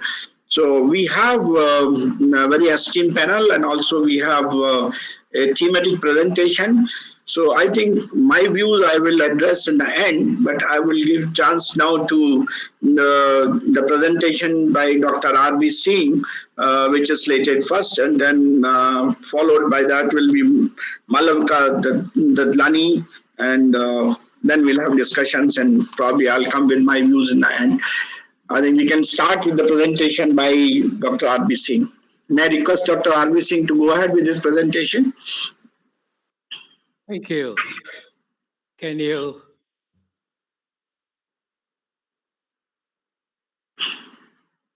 Is it okay now? Yeah.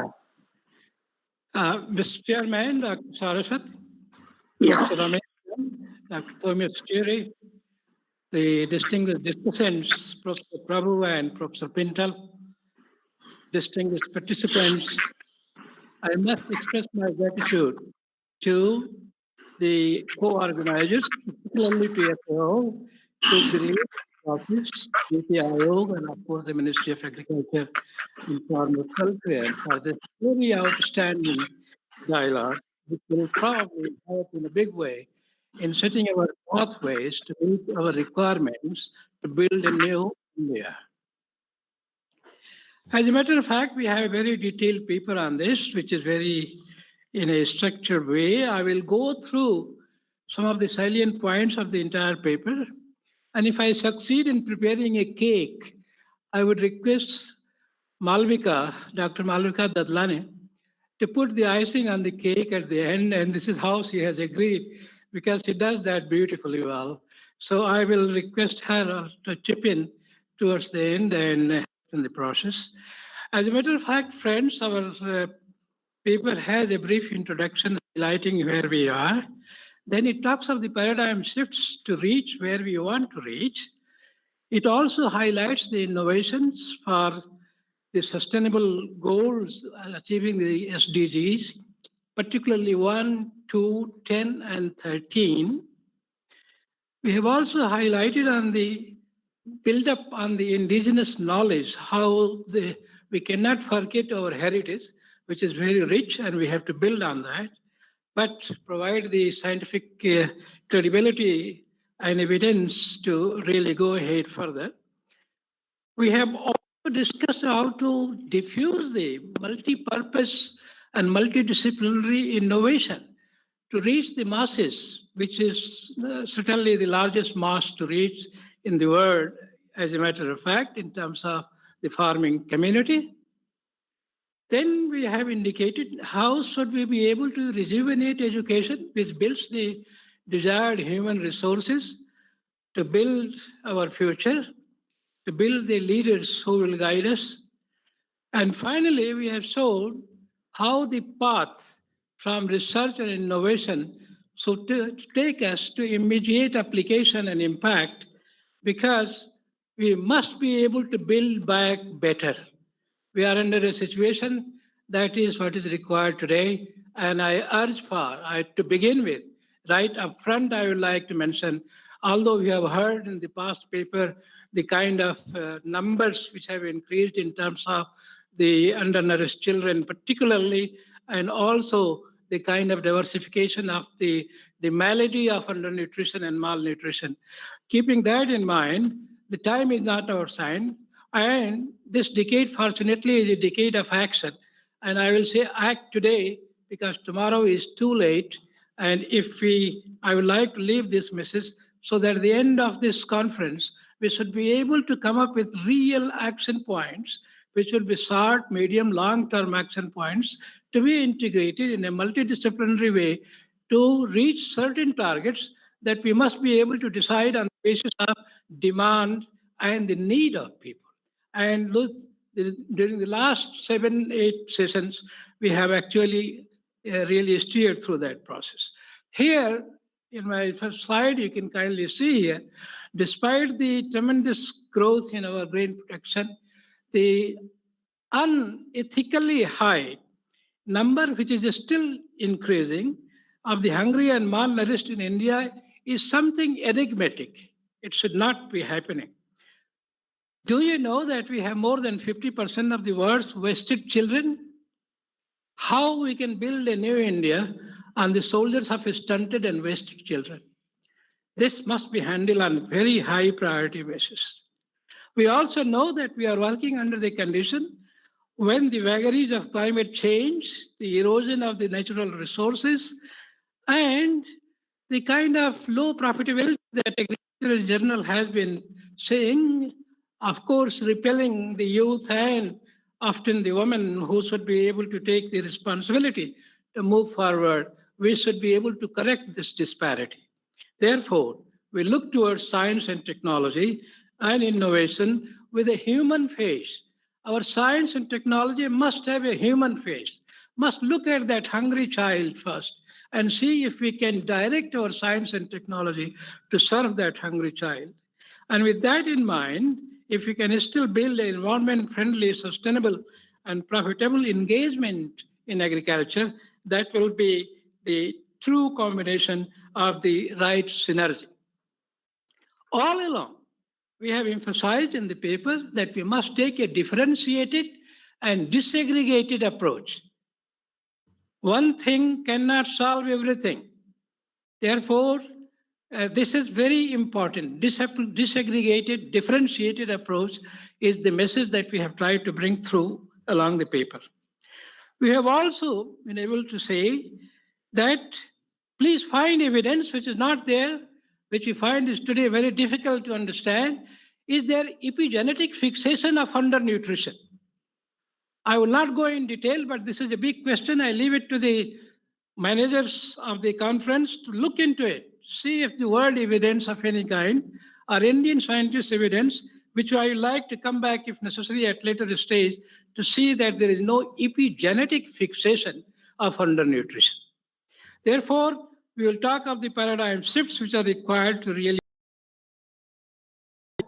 Of course, the increased productivity, profitability, inclusiveness, efficiency, competitiveness of the engagement of the people in agriculture. In other words, we have to realize more from less for more, MLM. We must be able to achieve comprehensive nutritional security, Do we know that we lose every year 6 to 10% of our annual GDP, total GDP, to undernutrition? We must stop this. One health, one world must be the approach, and we should be devoted to that. We must be able to address the climate change because it oscillates and brings the vagaries and instability in the process of development. So that should be a very high agenda in our science-led alleviation of the problems. Likewise, risk management and so on, we should be able to establish that the farmer is ultimately able to have a friendly market through the ICT communication, digitalization, and artificial information. Next please.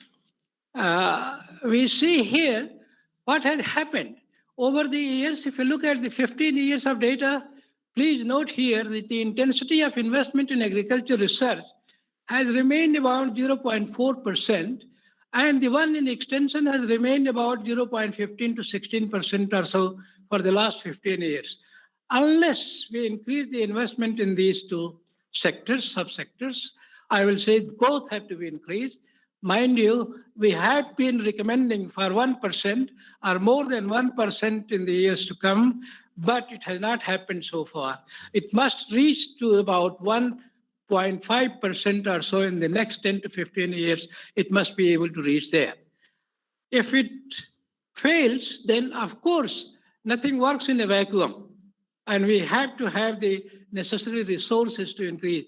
Mind you, in Australia and in USA, 3% is the investment in research, agriculture research intensity is 3%, while in India it is only 1.5% or so today. So this is tremendous gap.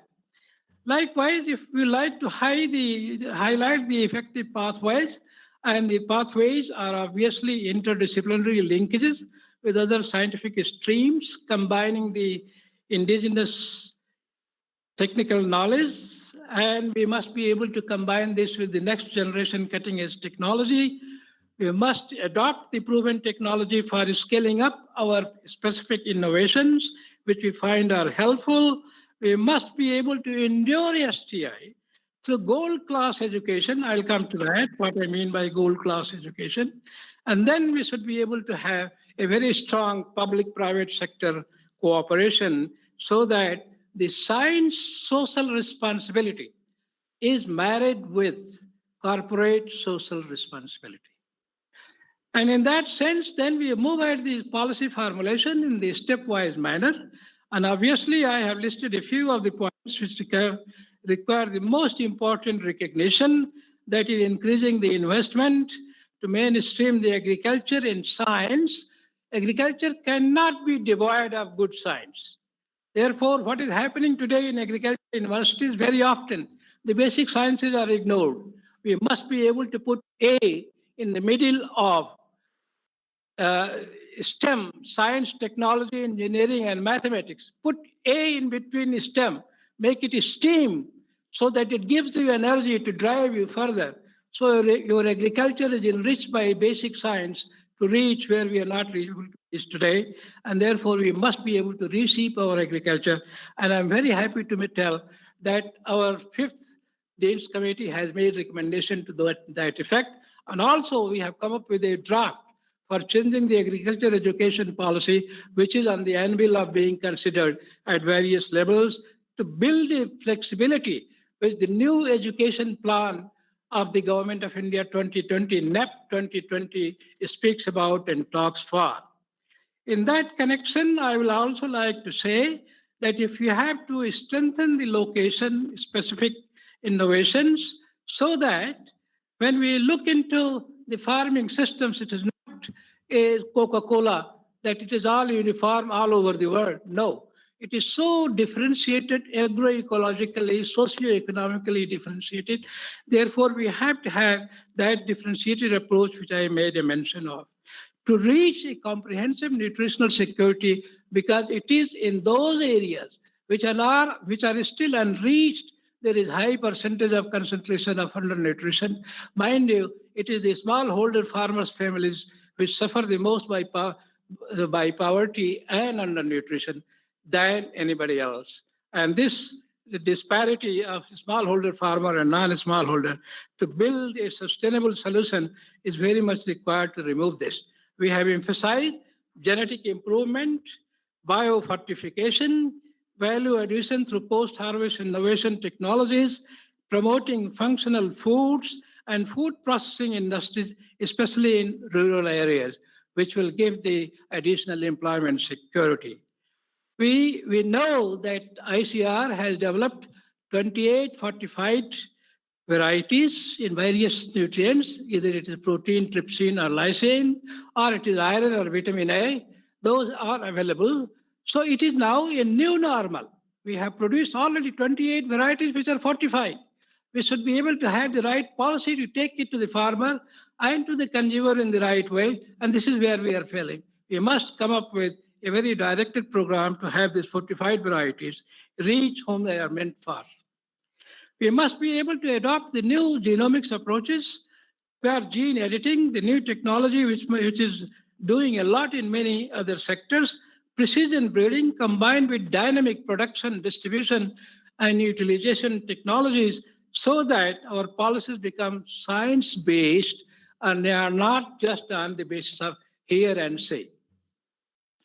We must be able to then see our priority areas more clearly, and if alleviation of the disturbances that take place due to climate change, which are so volatile and unpredictable, we should be able to have the right genetic improvement, resource conserving agrotechnologies, diversified integrated farming systems, value additions and popularization of nutri-rich ethnic foods and other foods.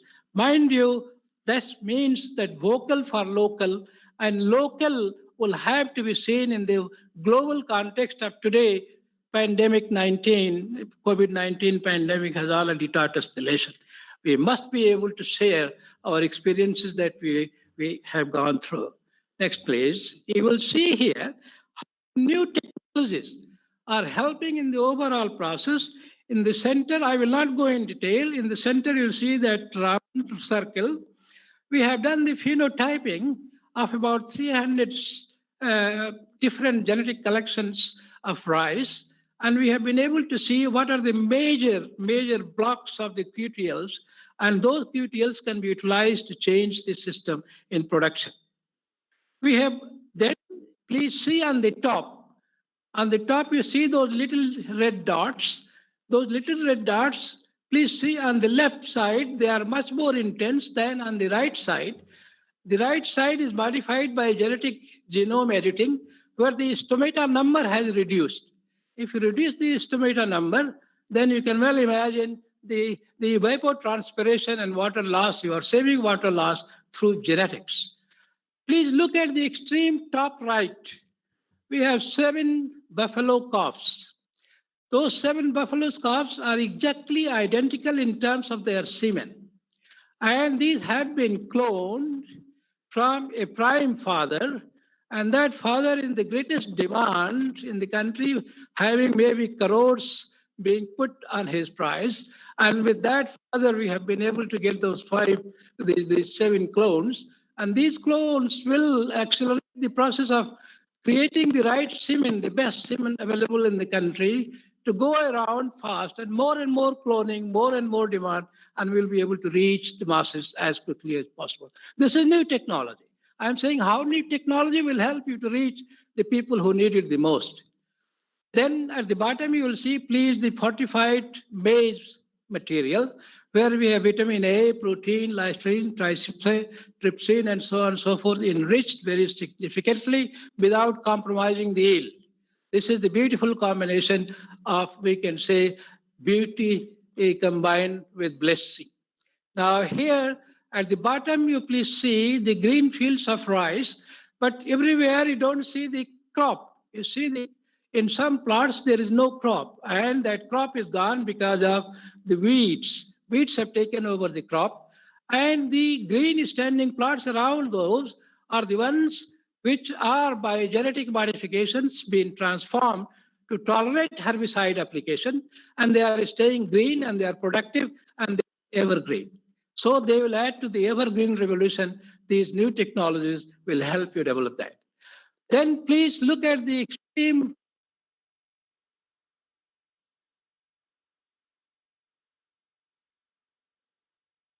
balance. I'm sorry. I was demuted for a long time. No. Okay. Just for brief.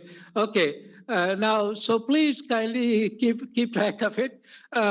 We have soybean being, you can see phytic acid being removed, and then on the top is our phenotyping facility, which helps you in creating the central globe that you see right in the center. Next one, please. You will see here that how we can use the genetic modification. No, next one, please. How we can use the genetic modification. On the left slide, you see here maize has been modified to be drought resistant under drought conditions. And can please see here that 5 to 7 bushels per acre is the increase per, you can see by that genetic change without costing anything. No compromise with yield. This is great. This is 5 to 10 bushels per acre increase by genetic manipulation. And on the right-hand side, you please see here a few dots on the top above those horizontal lines. And you can see the numbers chromosome 1 to 12. These are 12 chromosomes of rice. And from each, we have been able to undertake the QTLs mapping.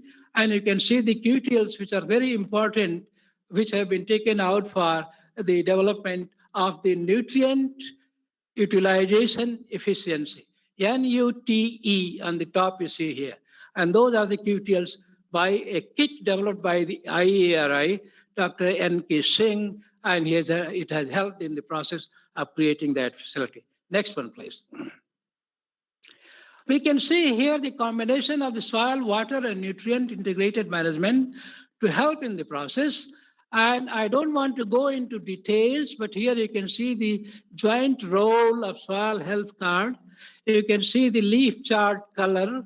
You can see the information, communication, and technology digitalization in terms of the nutrient management, efficient water management, drip sprinkler, integrated nutrient management, that is organic bioformulations and chemicals, and real-time crop monitoring using remote sensing. You can see on the extreme left, the top is the way how we can use the smart new artificial intelligence systems to guide us in the process of building an integrated system of farming. Next one, please. Here again, to have a climate smart agriculture, we should be able to have all the components of agriculture: weather, crop, water, livestock, fisheries, energy, policy together. And for each of those, there are several points mentioned. Time doesn't permit me to go into. But when we develop our program, I would like that these points are looked into. If you have to develop climate smart agriculture, here is the way to go ahead. Next one, please. Please note here, these are some underutilized, naturally occurring, very important crops, which are often left out from the production process. Time has come to characterize many of those. These are high-value medicinal crops. And today, as you know, many people in the COVID-19 that try to develop their immunity through many of those herbals. And some of the herbals are mentioned here. And I wish to say that for smallholder farmers, the medicinal crops and the development of the condiments and so on and so forth could become a great success. And these neglected commodities should be brought to scale and should be brought to table and our utilization to fight many of the maladies that we are facing today. Next one, please. Here, again, then, I will say the proposed pathway of doing all these new things that we are contemplating is to extending the interdisciplinary and international approach and to fight the infectious diseases. And this is what I said, One Health approach, We should be able to improve the livestock sector in a big way with the new developments. The big data has come into play so that the interaction effect in crop, livestock, and human being could be understood properly in context of the various targets which are being served by the SDGs. And so the big data analysis should become a routine in our working. And we should be able to give emphasis on interaction effects rather than the direct effects that we have been doing so far. We should be able to develop innovative post-harvest technology to save, because we know the multidisciplinary sciences must be able to find the principles of zero waste. If you have to receive zero hunger, as Ban Ki-moon, the former Secretary General of United Nations, had said, zero hunger. And in that movement, it is zero waste is a very important component. A grain saved is a grain produced, and we should be able to generate wealth from waste. There is no word like waste in our dictionary, and we should be able to really take note of that. And to do that, we will need the interdisciplinary approach. We should be able to dovetail it with the climate smart conservation agriculture. We should be able to bring what Ramesh Chandji mentioned earlier, ensuring economic, social, and ecological sustainability. We must be able to create accuracy, decision support system. Big data analytics will help us. And then these disruptive technologies and situation-specific innovations must be able to build diversified, intensified secondary agricultural productions, and so on. Very much has been talked about the crop diversification. Of course, crop diversification in itself is very important, but as emphasized in the last presentation, the access and affordability is also equally important, and therefore the economic and social factors should be able to decide which way to go in crop diversification, how to diversify, how much to diversify. So we should be able to build upon these various considerations, keeping in mind the availability of water. We should be able to incentivize water use efficiency and water saving. We should be able to incentivize carbon sequestration, soil health enrichment, conservation of biodiversity, and so on and so forth. I would move to the next pathway. This is here.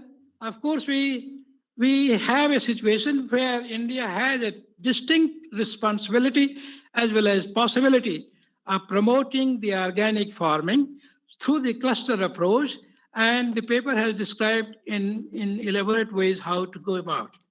We must be able to integrate the pest disease management practices through the indigenous technology knowledge, as well as the conventional practices combined with the biological and the chemical genetic manipulations. These all should be put together, the diagnostic kits, which are so important today for vaccination of livestock, should be prepared in large numbers for various systems that are causing diseases. We must be able to regulate ourselves properly, because our regulatory system is sometimes not based on science. And we should be able to support only those things, we should be able to generate only those systems which will not come in the way of serving the science, serving the society. Very often, we throttle the science and don't allow it to reach the people whom it is meant for. We must be able to have appropriate regulatory measures to allow the science to serve people. This must be based on data, hard data, must be able to have the evidence and so on, and informed policy making. We must be, if the innovation is not scaled up, it is of little purpose. And we have now several new innovations which are awaiting real scaling up. For example, I would like to mention today, only 2 years ago, it was proven that apomictic hybrid seeds is a reality. We must go in a big way to undertake that. We have now surrogate dates. We used to hear about surrogate mothers. Now we have surrogate dates. A sire can contain the semen of another individual and release only that semen in the process of, reproductive systems. So these are new technologies which must be able to help us in building the right initiatives.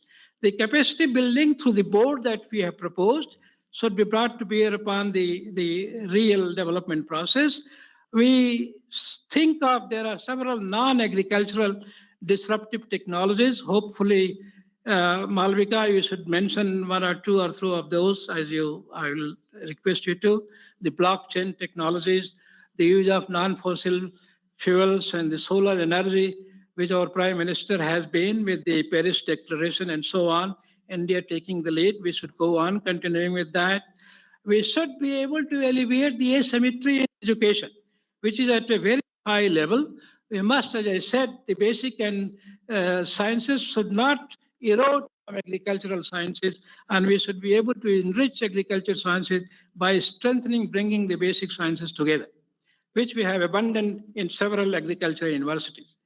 We should be able to reshape agricultural education through structural changes, focus, as I said, on science, but also promoting vocational education, investment and partnership to prepare youth for leadership in agriculture, capacity building for the rural elite to be technology agents, and successful entrepreneurs for employment and so on, encouraging long-term South-South collaboration. And from the Agriculture University, we have recommended the so-called the home sciences in the Agriculture University should be replaced by nutrition sciences. So the previous session talked about bringing nutrition into education main forum. We have already done it, and I would like this to be implemented more forcefully. Friends, the United Nations was able to put together through its interagency task team 2020, a comprehensive program which is already described in detail in the paper. I don't want to go in detail. There are 6 major steps, and there are 3 key inputs which are in the middle, should be taken together, integrated, so that the national plans and SDGs are integrated together to achieve the UN Sustainable Development Goals. So, to do that, we must be able to integrate, incentivize, and implement properly, because implementation has failed very often. We do not have an institutional arrangement to measure, to manage. We are not managing things on the basis of measurement, not with accurate and appropriate data, and we should be able to have the right data to educate us to measure properly. And so that the strategic framework for measurement is very important, and so that the targets that we fix, we are able to reach there, or we do the intermediate corrections in process of our pathways, so that we are able to reach where we want to reach. And very often we don't do.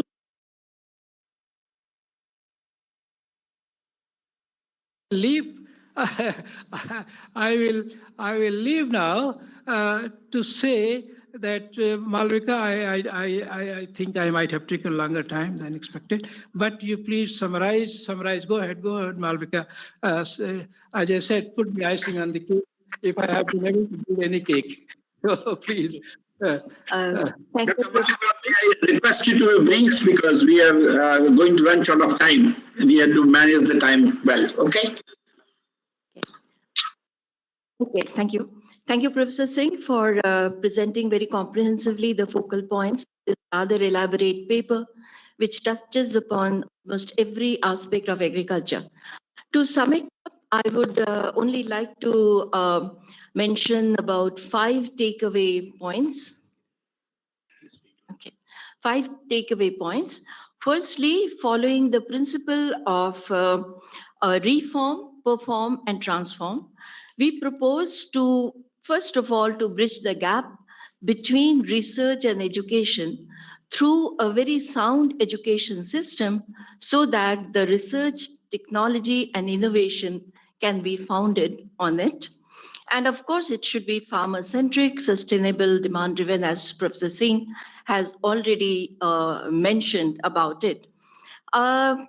The STI, of course, must also not lose focus in recognizing the role of women, who are very important.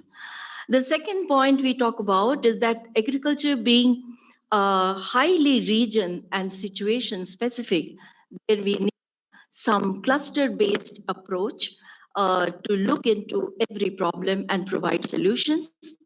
Thirdly, for an inclusive growth, we must attract youth, and that can be done if we link this STI continuum through entrepreneurship and particularly the SMEs and participation of the smallholders in the entire value chain system. Profitability, therefore, must be central in this whole mechanism of transformation of agriculture. To achieve this, we again need an umbrella of certain of, as Professor Singh said, raise investments. We need supportive policies, governance, and excellence in interdisciplinary research collaborations and partnerships to build up a resilient system of agriculture, at the same time enhancing social protection mechanism. Here, I would like to add one thing, that cutting edge science should not be seen as anti-nature or anti-farmer in any way. Perhaps this is the most enabling tool to strengthen our agriculture system and our farmers in the years to come. And finally, the fifth point is that, as Professor Singh said, that agriculture should be recognized as a mainstream science, and there should be very strong multi-institutional, multidisciplinary collaborations and partnerships, as we have seen the success in managing the COVID-19 era.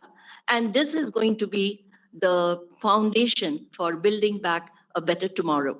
Thank you very much.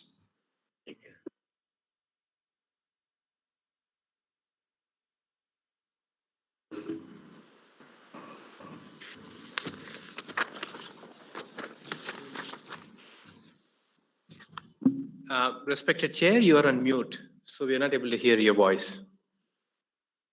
We are still. Am I audible now? Yeah. Now, yes. I'm very happy and would like to congratulate Dr. R.B. Singh for a very elaborate talk, and also Madam with respect to summing it up beautifully, Dr. Malevika.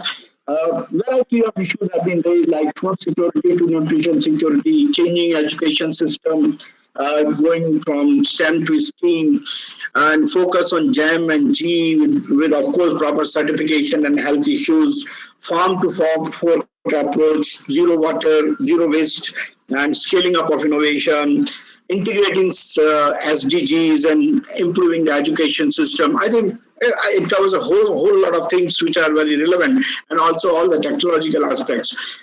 Before going into more details, I think it is time for me to invite the other panelists for today's discussion. May I request Dr. Prabhu to make his point with respect to science, technology, and innovation in the agriculture to improve the situation from what we are today to what we should to meet the demands of the future.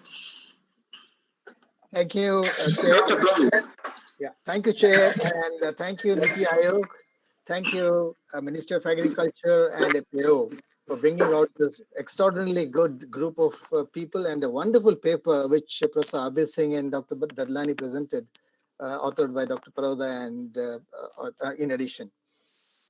I must say this paper, first I would like to briefly talk about the content of the paper which they have put together, but I have my points which sometimes might indicate some points which I think they should have added a little more emphatically, and also appreciate some of the points which they have beautifully put together.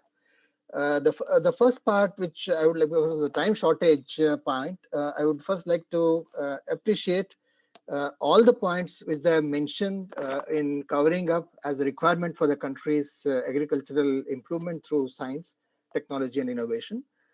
And agriculture as the main think tank for India's progress through all perspectives. That's perfectly well written and well brought out also. Some of the points which can be added value to is when they say that there should be all new technologies, innovations that has to be taken up and adopted In that adoption, there is something which, because Dr. Saraswat is chairing, I would like to bring this point. Sir, it is most important that you insist that all regulations related to agriculture have to be chaired by people who are concerned with the subject. For example, today, I'm saying this because of a deep hurt of the fantastic knowledge base Indian existing agriculture research system, agriculture education system has, with basic sciences put together from the UGC and other central university networks, that we are capable of using the genome editing technology, gene editing technology, whatever way you want to talk about today, fully prepared. The basic knowledge is there, understanding of the subject is there, and available materials are there with like no other country has to actually do this job. And the need is maximum in India than any other country for editing products, edited products to eliminate some things which are not required in the crops and bring new things which are available in the genome but not put together in the form of a genotype without being genetic modification of transgenic nature. This is there, and yet we are not yet able to even initiate research in this because the regulation has yet not cleared it, basically because it is not chaired by scientists who understand the urgency of it, understand the capability of it, and understand the risk-bearing ability which India possesses. I'm just taking one direct point. The GEAC should now be chaired by a scientist who either belongs to agriculture or biotechnology or pharma sector in order to see that the processes of regulation are taken up as they should be and fast. That point I wish the authors can bring forcefully, because when this is going to be published by this strong group of Government of India, then Niti Aayog and FAO, this point will not be ignored by policymakers. Of course, policymakers are sitting here. Dr. Ramesh Chandra is sitting here. Dr. Saraswat is chairing it. So I don't think there will be bigger policymakers than these people who will affect this change. So kindly do this big job. It will happen. Then other thing, in the new education policy 2020, when they have mentioned it, I would like this immediate point to mention. Professor Adi Singh is my guru.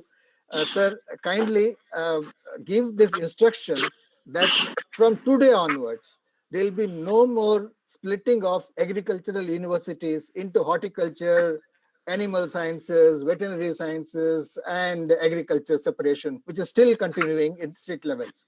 Some direction should go to stop it immediately before we come back in 2030 to integrate as in the NEP. So that 10 years is too huge a gap, sir, for the country not to lose the advantage. Otherwise, all that you're saying in terms of integrated farming approach, then farming system approach, and agriculture at the smallholder related new technologies to be put there cannot happen, because the people who are going to come out of these universities are not even able to understand the requirements they need to be advising people and executing it.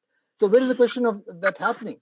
So therefore, the farmer is now left to fend for himself, go for horticulture university search in some place, go for veterinary science approach in some other place, and agriculture in some other university. So it is not going to happen. He is not going to be able to end his problem. When he's a smallholder, even to go to one university is a big problem for him.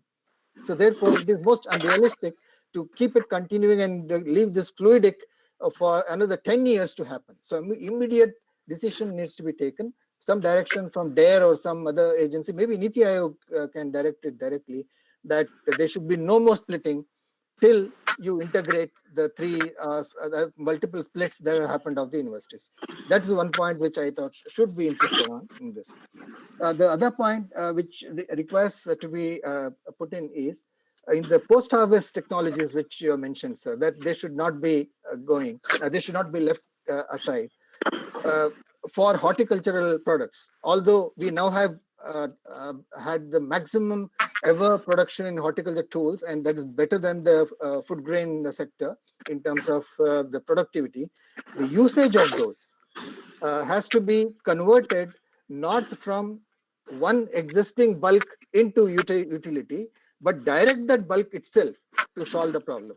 That is not there. Like the basic sciences in these post-harvest technology science education systems, whether it is in traditional universities or food technology universities or agricultural universities. There is at the moment a fast divide and a very big divide between technology and science. Science is the lowest. Technology is coming up, but not science. And this cannot happen. I'm just telling you one small point to insist my purpose. For example, we now hear that celiac disease because of wheat consumption or gluten intolerance is happening in the country, and several young children are not able to make best use of nutrient available because they are celiac infected or affected, induced by wheat. It's a very simple problem that can be eliminated by the technologies. Or those physiological and biochemical input, they should come from post-harvest people in, say, like the previous sessions Bamji was talking about. If they link with the National Institute of Nutrition and find that, tell us, geneticists, that you remove this gene or make this gene mutated to a allele of this kind, where the celiac-based gluten level is regulated with the component removed, which make the gluten, their stickiness there, chapati making still there, but without the induction of cilia in the human gut be intolerant to it. So that is possible. Then we can devise the plant accordingly. So that direction should come from the post-harvest technologies group also as a requirement. So that education to make people look into this innovatively, understand this innovative, that has to be brought in the education system. So therefore, the point of making education directly responsible for this should be the first goal. That's why, see, if they use and establishment of state agricultural universities through the Land Grant Act is the basis why we are able to beat the world in terms of providing the food as required. Minus this, we would not have. So that is the basic crux here also. So let education be the first point in their this equation, and let that be the basis. And education not merely NAEP, National Agriculture Education Program base. I will stop now. The NATP, NAIP, and NAEP, they are continuing. Dr. Ramesh Chand is a person who has been involved in all the three, and he knows with clarity that once NATP moves into NAIP, NATP is forgotten. NAIP to NAEP, NAIP is forgotten. They should sustain. All of them paid dividends, definitely, because I participated in first two, NATP and NAIP, and I know that we did. Personally, I grew because of that.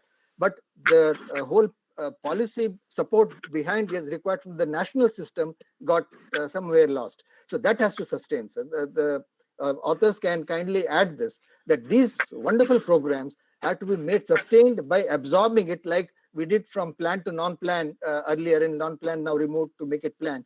So that condition of continuing what paid dividends through other means when the international collaborations are off, that should happen. That is not there. That's the good things are then lost. The trained manpower there in those things are shifted over, and that's lost in their bargain. So these things are the most important factors in our system. And finally, the PPV-FRA related innovations, which you have mentioned in the book, perfectly fine, sir. And I must assure you that the synchrony required and the harmony required between the National Biodiversity Authority and PPFRA is on the annual, thanks to the Cabinet Secretary who took the initiative last month. And today we were to finalize, and yesterday we were to meet somehow because of the current agriculture-related issues.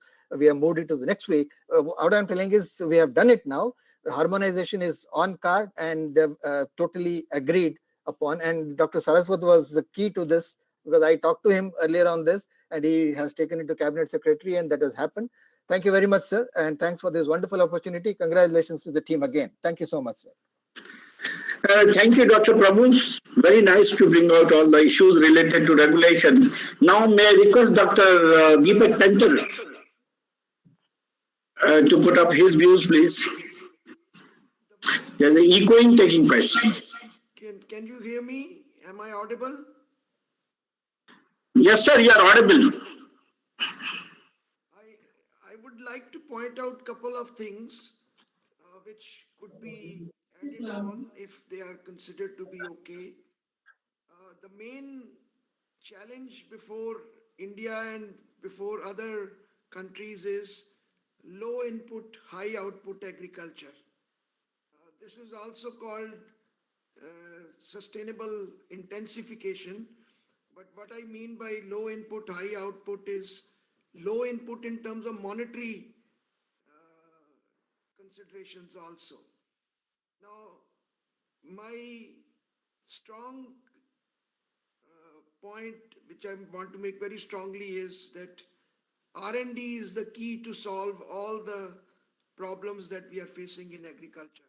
Whether it is the farming system, whether it is biotic stresses, whether it is crop diversification, without R&D, we would not be able to achieve much. And R&D is being hampered by some ideological considerations where people want a particular way of doing agriculture, a particular methodology, a particular outlook, whether it is that we should avoid transnationals or it is that we should go to some systems of agriculture that existed 1,000 years back or 500 years back.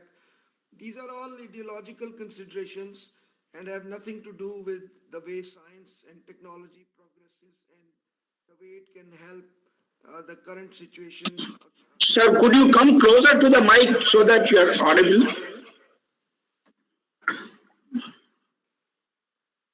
Am I audible now? Yeah, now better. Okay.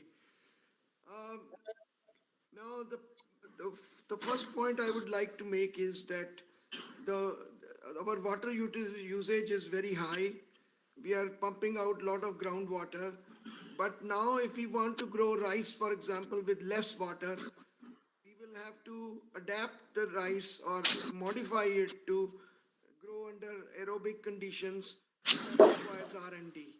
That requires research and development. If we want to have plants which are resistant to diseases and pests and pathogens, which is the very critical area, that is also going to be only through R&D. And the new technologies on which we are not able to make up our mind whether we want to adopt them fully or we don't want to adopt them, we are still dithering on that. These are going to be most critical for effective R&D to solve the issues that we have been discussing for the last 2-3 days here.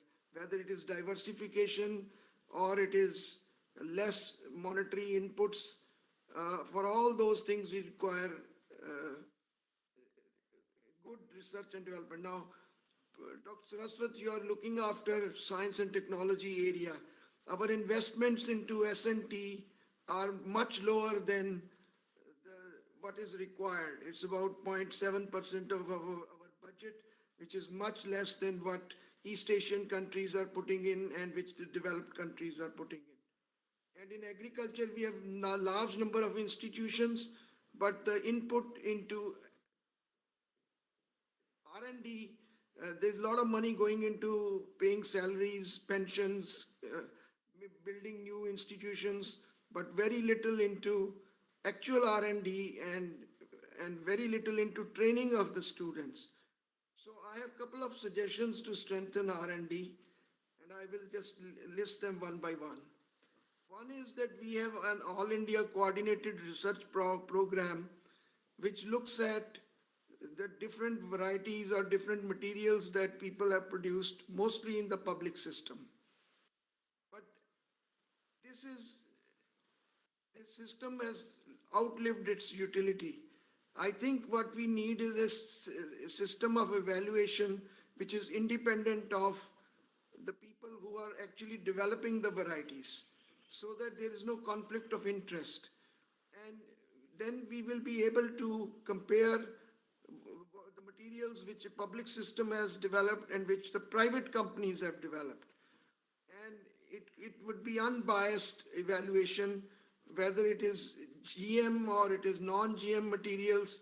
The evaluation has to be done by people who do not have a conflict of interest on having their own materials into the trials. The farmer must get the best information and who has got the best varieties or best hybrids which they can grow to have more productivity. So the second thing is that the training of, so we have a system of taking scientists through agriculture research in the agriculture research services, mostly from agriculture background. And there is no postdoctoral training. In fact, this is a major problem in our country, that we have not tried to train our people in some of the very important critical areas, in all kind of subjects. In agriculture, if supposing we are stuck at one place, we have no expertise in genomic selection, for example, or we have no expertise in protein engineering, then if we are taking people from the universities where there is no expertise in this, and we don't train those younger people in outside laboratories, then their knowledge remains limited and they are not going to be helpful in developing better R&D profile for the country in agriculture or in any other area. So training of young people, exposing them to the best of science and technology and the best practices is, I think, very critical, and it is not happening. And thirdly, taking people only from agriculture background would not lead to interdisciplinarity. People should be taken from IT sector, people should be taken from, there are many areas where ICR doesn't have much of expertise. For example, agrochemicals. If we want to, and we will need agrochemicals, we cannot get away. We can replace agrochemicals with some of the genetic manipulations in terms of diseases and pests, but we will still require things like herbicides. For example, some recent studies have shown that we are losing about 80,000 crore worth of productivity to weeds, and we are doing nothing about that. In pests and pathogens, we are losing about 30% of our crops before they are harvested. So what are we going to do about that? So I think we can double our productivity if we are smart in R&D, and if we train our younger people well, and if we have comprehensive funding of the projects and make the PIs play the major role in running the project rather than administrators at the top. So these are some of the suggestions which I want to make. And as far as extension is concerned, sir, extension, there is no point in opening more and more KVKs and all that. We should document, we should make a documentary on the farming system for different regions. The best of the technologies that are available, that information should be provided through documentaries, which can be hosted on the websites, which can be, and everybody will see that. And those who are advising on it will also have to do their homework properly, so that what they are suggesting is well vetted and well looked at. At individual level, it won't work. I think we should use the information, new channels of information, and the farmers are very smart. If something good has happened, if some robust solution is there, it spreads like anything in no time. So I think we should go to the farmers with good information through testing systems which are independent of the people who have developed the systems. And number two, we should train our younger people better than what we are doing right now. We should invest more in R&D. And I think we should make up our mind whether we want to deal with the best science and technology has to offer, or whether we have other considerations which are going to lead us to be always second or third rate in science and technology. I think these are very critical issues which need to be looked at without wastage of more time. Thank you. Thank you, Dr. Patel. It was, my voice is reverberating, echoing. Can somebody do anything about it? Can you hear me better now? Yeah, it's better, sir. Yeah.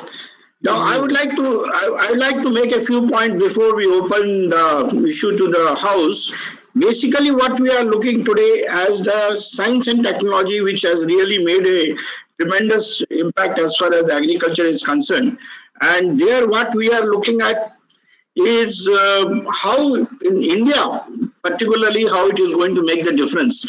And difference, it has happened, actually what if you see, in 1958, 1966, 1980, after the independence, we had a lot of problems with agriculture due to the monsoon factor.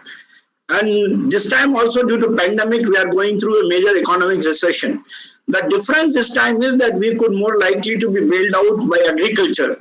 And in the past, it was causative, and now this time around, it could be purely the bailing out process.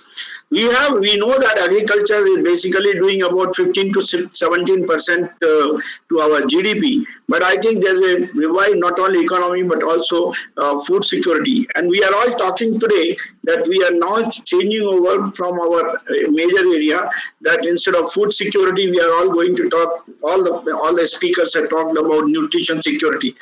Technology will completely disrupt the agri value chain, and India will need to adopt a systemic application of digital tools for both production and timely supply. This is the most important part. Besides the agriculture sciences, which have been discussed by many of the panelists here, talking about genetically modified crops, gene editing, herbicides, and so on, I think there are various other means of technologies which are very important. And transformation has to take place in agriculture from the point of view of resource utilization. For example, our yesterday's approach was to convert potential arable land to cropland. But it will not be sufficient tomorrow because of the diminishing land availability, soil degradation, high environmental cost. Similarly, earlier we were focused on rapid scaling of irrigated land area, drawing lots of groundwater. But now we have depleted groundwater, and so that will not be possible. So we have to bring in water efficiency measures. Similarly, earlier we have been talking about agriculture's environmental impact. We said, no, we don't have to worry. But we have seen what is the impact of that. Our soil getting completely, poisoned and so on. So environmental sustainability is necessary in today's thinking when you look at science and technology application for that. Then next part is productivity growth. If we take reliance on the increased yields in developed countries, people say, okay, America is producing so much, so it will be able to feed, or Mexico is producing so much. But I think yield growth in the developing countries will be vital to meet the global demand. Similarly, in the past, we have been talking about acceptance of low smallholder productivity. But we know that smallholder improvements critical to address global hunger and poverty. I think in India this is one of the major requirements. Earlier we were talking about priority on calories and increasing cereal production. Today we are talking of importance of crop diversity, nutritional content, and food affordability. I think the previous session spent a lot of time on this. Similarly, we were talking earlier on focus on farm level output and yield, but today we are all talking of efficiency in whole value chain, what we talk of the field to fork kind of way to provide the kind of total security. So the technologies which are going to be essentially driving this, besides of the major agriculture sciences, are the other technologies which are on the digital plane, like digitization, artificial intelligence, machine learning, blockchain, big data, and so on. And many of them, like biotechnology, will be essentially helpful in genetical modeling to increase the production while decreasing the volatility of the yield and usage of pesticides. Synthetic biology, which will be helpful for crops with higher nutrition values, with less resources and resistant to more variable climate. IoT, to collect and publish information on the production processes on the farm.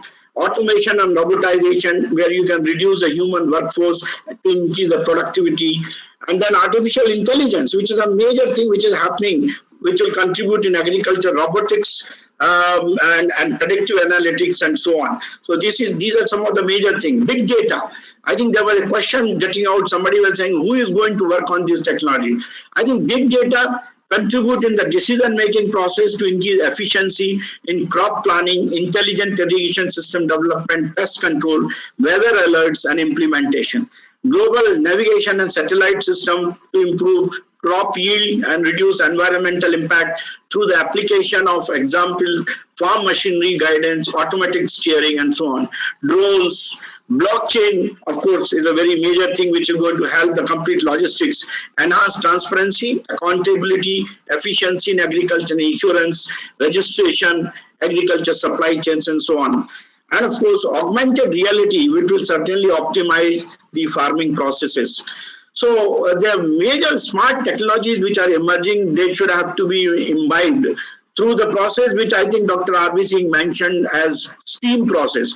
I think STEAM process should certainly bring in the technologies like satellite monitoring, mobile devices, autonomous robotics, smart micro irrigation, IoTs, soil plant sensors, smart zone seeding, weather modeling technologies, fertilizer modeling technologies, intercompatibility and standardization technologies. Then only we will be able to go to that stage, what we call as a smart farming. Our Honorable Prime Minister talks of everything is smart. Smart farming is sensing technologies which are relevant for smart farming, software applications which are relevant for smart farming, communication systems which are required through the cellular means for integrating the sensors and the implementing agencies, telematics, positioning and technologies, hardware and software systems which are absolutely essential for integrating and doing the process, and for planning and execution, and also taking lessons, data analytics and solutions thereof. So these are the 6 pillars for the smart farming. They should form part of our research profile. They should form part of our agriculture profile. Then only we'll be able to reap fruits from this. If you look at IoT, you will see crop yield prediction and price forecast which can be done. Intelligent spraying can be achieved. Predictive insights can be achieved. Agriculture robots which will be able to do harvesting in huge volumes of a crop at a higher volume and faster pace. Crop and soil monitoring using the machine learning and AI technologies, disease diagnostics for this. All these things are part of the artificial intelligence in agriculture which is required. And the smart agriculture market is becoming, if you take global figures, I think it is by 2022, it is going to rise almost to the tune of $18.45 billion with a CAGR of 13.8. I think we should not lag behind. The requirement is that precision farming and agriculture using these modern technologies should be the part of the third green revolution, what we are talking of. In the third green revolution, which will be IoT-driven revolution, which will be really, driven by ICT technologies, precision equipment, sensors and actuators, geopositioning systems, UAVs, drones, and robotics, I think they will become the main thing. And then only we will be able to meet the demand of the increasing population, which may reach about 9.6 billion by about 2050. For this, we have to build innovation platforms for agriculture. And all these platforms should enable a variety of integration of multiple of challenges which are faced today. This needs to evolve in order of their necessity and priority for farmers and the benefits it offers. I think Dr. Prabhu and Dr. Pentar both were talking how to reach the information to the farmers. So the variety of these platforms, through the IoT, these platforms, cloud, mobile, remote sensing, all these will be helpful in actually integrating the farmer with the information. There are major agriculture innovation platforms which are required to be taken care of, and they are, for example, smart grid for remote communities, apps for efficient power management, water resources, smart irrigation, apps for effective water control. We have to bring in labor productivity, smart harvesting, like picking up the cashews and picking up the robotic arm as one of the examples. Challenging terrain, application of drones. Cultivation, COP, soil sciences, where you can monitor the pH values, temperature, humidity, nutrient analysis, on-farm biotechnologies, pest control, prevention, growth stage-wise, then mechanization with large number of equipments and other things, and policy matters in these matters. I think most of the panelists have highlighted enabling government and local administration for enforcing the policy, implementing program, spreading awareness, and training people on that. It will have economic benefits, it will give you environmental benefits, it will also give you institutional benefits, and it will give you social benefits, rural job creation, better health, women empowerment, and also producer empowerment will take place. The Advent of agri-tech in India market with an estimated potential of about 24 billion by 2025. Global investors can harness their learnings from their global success stories in these segments to help them realize their full potential. So, confluence of the technologies which I mentioned to you, AI, ML, and all that, will certainly and software as a service will completely disrupt the whole the agriculture supply chain, and that is going to be the future. It is imperative to recognize that small and marginal farmers constitute the lion's share of India's farm holdings.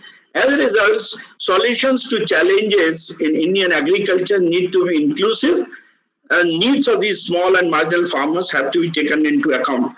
Adoption of technology in agriculture is helping in solving several pain points across the spectrum of traditional agriculture value chain and presents a market potential of 24 billion. In my opinion, there will be at least 10 major trends that will mold the future of agriculture in India. Precision agriculture and automation. Biotechnology will produce tastier, more nutritious and eco-friendly crops. Farms and farmers will be connected, digitized and smart. Farmer-consumer intimacy will improve the value for both. Majority of rural jobs will be higher value and non-agro. More fresh greens harvested and delivered on demand. Diversity, quality, and sustainability of food sources will increase. Food will increasingly replace medicine. That is what is going to happen. But for this, I think the most important part is some of my panelists have already mentioned. I want to repeat that. We have to take some policy considerations. Increase investment in agriculture R&D. Promote sustainable food systems, encourage development of S&T and innovation on key food security challenges, support policy coherence for food security. We have to improve extension services and the farmer-scientist interface. We have to improve access to agriculture technologies and data for small holder farmers and build human capacity for agriculture innovation. I think this is more important. Collaborate with international partners to harness science, technology, and innovation for food security, and strengthen the enabling environment for agriculture and food security. Then only we will be able to achieve the what we call as the third revolution of what we are talking today will come in, and then only the science and technology will be able to make the necessary change what we are looking at. And with these points, I would like to thank my panelists. The house is open. We can take some questions because we have 15 minutes time. If there are some questions from any members, any panelists, we will be able to. You will have to address the panelists, anybody who is asking a question, and it can be in the chat box, then we can repeat out. Any suggestions from anybody? Anyone? Yeah, please go ahead, Mr. Dalwai. Thank you, sir, for giving this opportunity. I have benefited immensely from excellent presentations by all our seniors. I just want to make a few observations. The first observation I would like to make is that given that today's demand in 21st century, we need science of delivery and not just science of discovery. When we say science of discovery, then it becomes discovery for the sake of discovery, and then the return on investment that we make in R&D also may not be really beneficial to the society. Now, this entire 4-day dialogue is around ecology, nutrition, and farmers' income. So if those three are critical for us, how well is our R&D in agriculture addressing these three issues?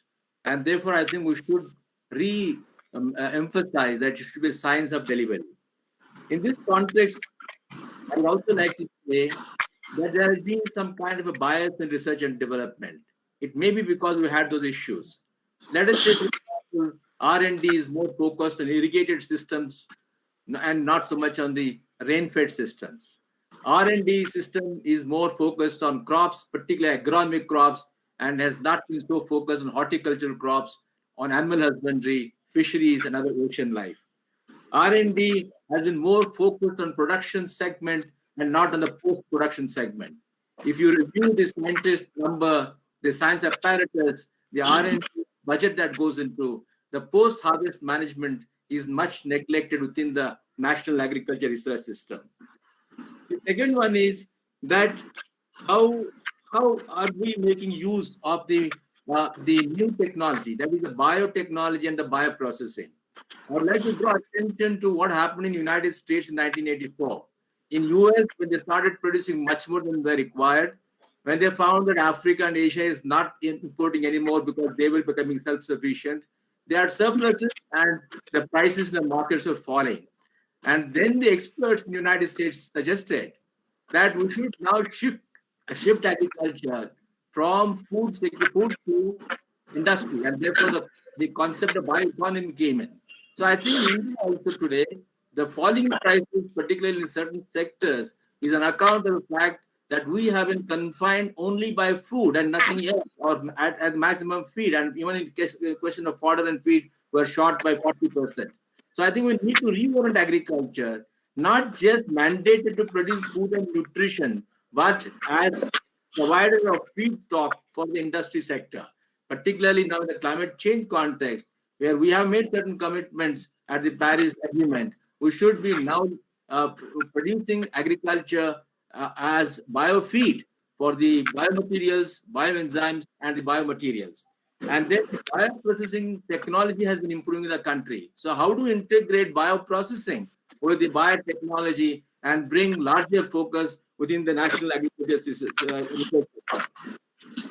And then the focus on basic science, I think that has been very well covered by you, sir, that it is neglected. Increasingly, what we are seeing in the state agriculture universities, the colleges of basic sciences are getting closed.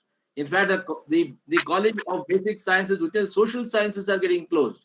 Whether it is chemistry, physics, biology, or social sciences like economics, they're all getting neglected. And therefore, what we see is a hackneyed agriculture graduate coming out of the system. Then how do we, I think in Indian context, where now the focus is more on secondary and tertiary sectors, building infrastructure, which is very essential, we will start using the valuable agricultural land for these purposes. For example, our honorable member, Professor Ramesh Chand's report itself says that we have diverted more than 1.1 million hectares of cultivated land since 2005-6, and increasing pace of infrastructure in this country will be diverting more and more of agricultural land. And land in India is inelastic. We have already 46% of our geographical area under agriculture. So I think how do we increase the productivity of all subsectors and release land for other purposes?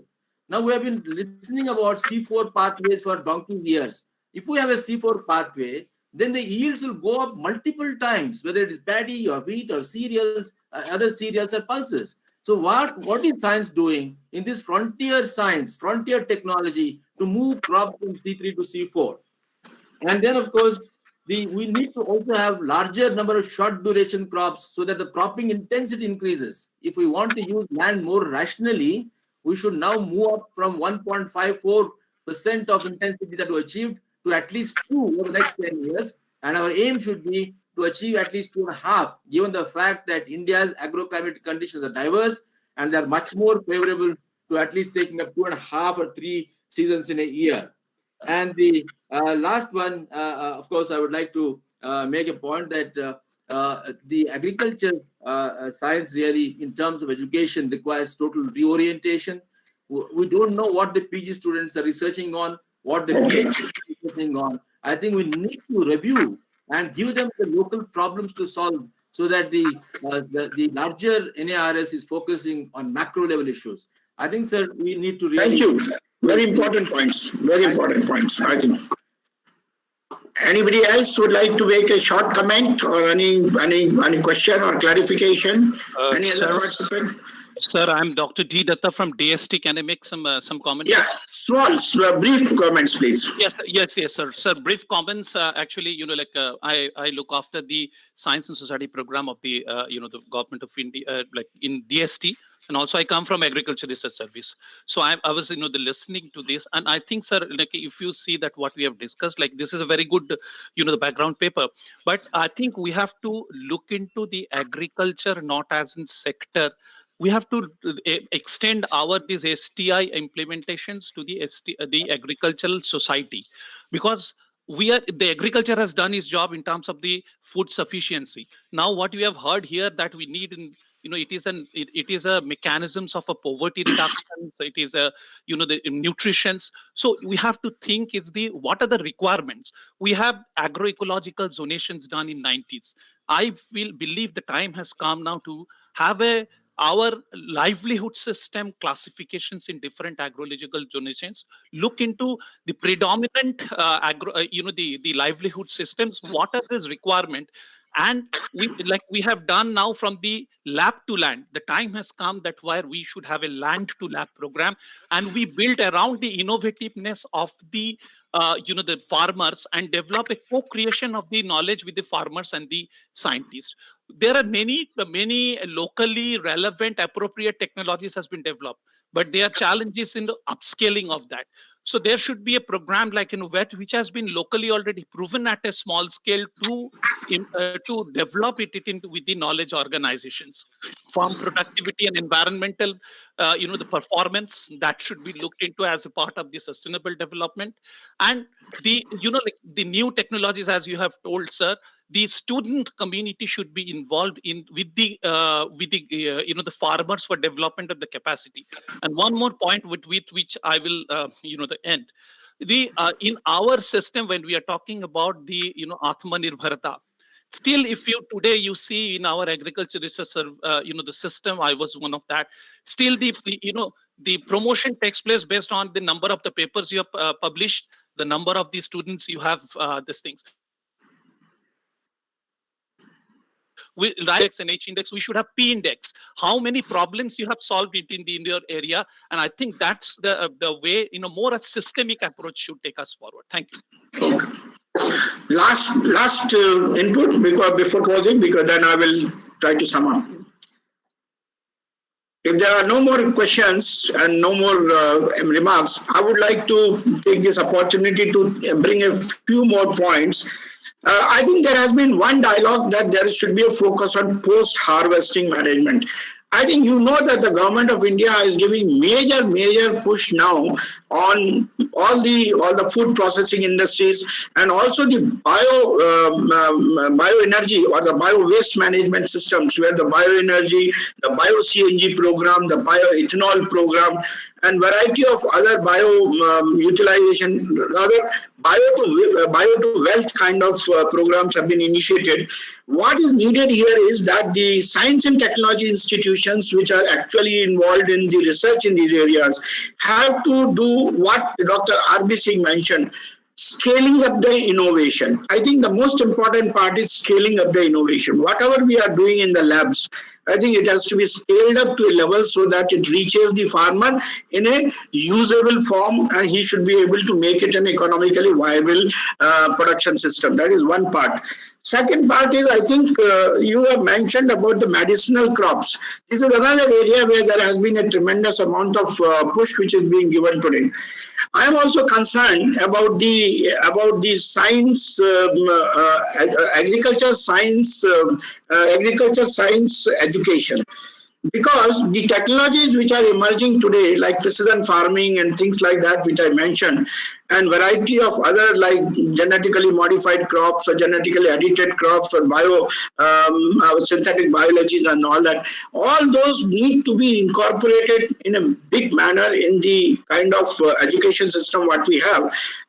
Unless we bring all of them in this, the question which somebody was asking when I was presenting or somebody was presenting, who is going to do these technologies? How these technologies will come into the forefront so that they can be implemented? I think it's a very valid question, because the technology introducers could be only the scientists or it could be the industry. Now, both of them, if they are only looking at something which has to come from the foreign land, and then we have to simply take it on a licensed production and provide to our farmers, then I will run into problem of cost and viability. So it is important that this becomes part of the education stream and then gets into innovation and that gets into the farmer's mind. So, sir, science and technology, I think there has been a major requirement. Dr. Singh's paper brings out most of the important aspects of this, and I think Dr. Pental mentioned very important points with respect to the regulation, and Dr. Prabhu mentioned that we should have scientists chairing those committees which are deciding on the various aspects of the regulations for controlling the kind of new crops or new genes or new systems which are coming. And obviously, there should be a shake hand between industry and the scientists to make sure that it becomes a wholesome solution, not in a divided zones. In fact, in the past, many times it has happened that the industry has been operating because it came from outside in a totally dissociated manner from the agriculture scientists in the country. And that resulted in lots of commotion. I think we should try to avoid that, bring the scientists and the industries together to bring it to the farmer. With these few words, I'd like to close and thank the FAO for organizing such a wonderful conference and giving us the opportunity to give our views on the intervention of science, technology, and innovation for promoting agriculture and ushering ourselves into the third green revolution. And I would like to thank my fellow panelists for their great contribution. Thank you very much. We'll continue to interact. Thank you very much. Thank you so much, and Saraswat and speakers. I will now hand over to Fonda for the next session.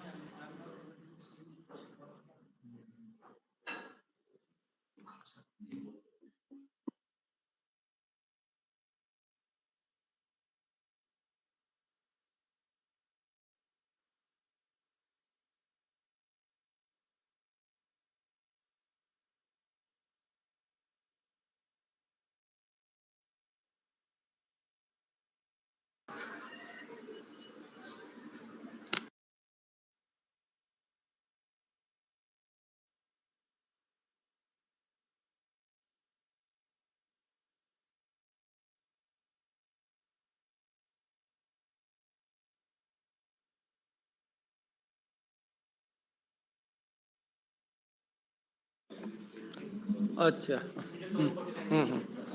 हाँ शेखावत साहब नमस्कार। मंत्री जी आपका इजाजत हो तो शुरू करें।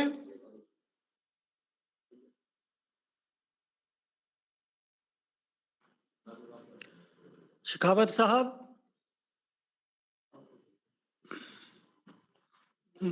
रूपाला जी तो हैं नजर आ रहे हैं। शेखावत साहब नजर नहीं आ रहे हैं।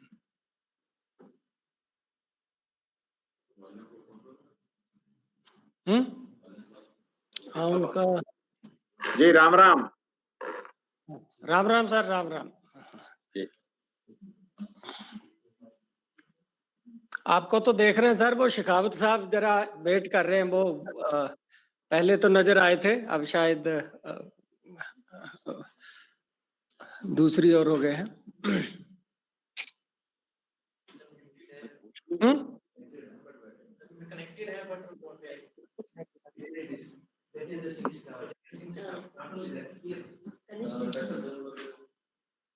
हाँ थोड़ा उसको कर दीजिए ना, फोकस देख लेने दीजिए।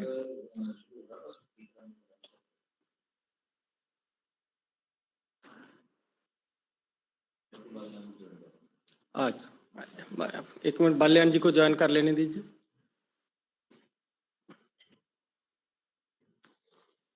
वो बताएगा आपको उनका पीएस वगैरह को।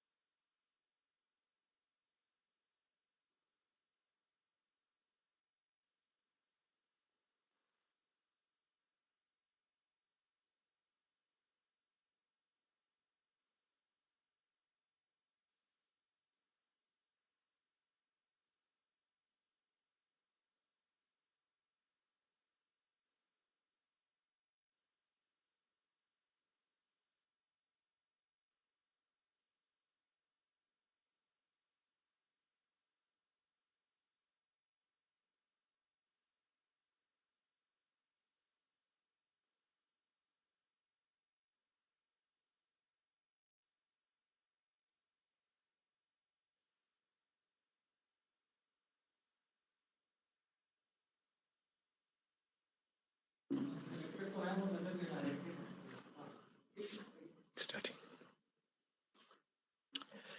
Namaste. Good evening. Welcome to this concluding plenary. We have had 4 days of enriching discussions, which were very ably steered by the chairs of various thematic sessions. And we had very thought-provoking presentations by the authors and presenters. And also we had some very insightful comments from the discussants and participants on 8 thematic areas, encompassing all dimensions of agricultural policy.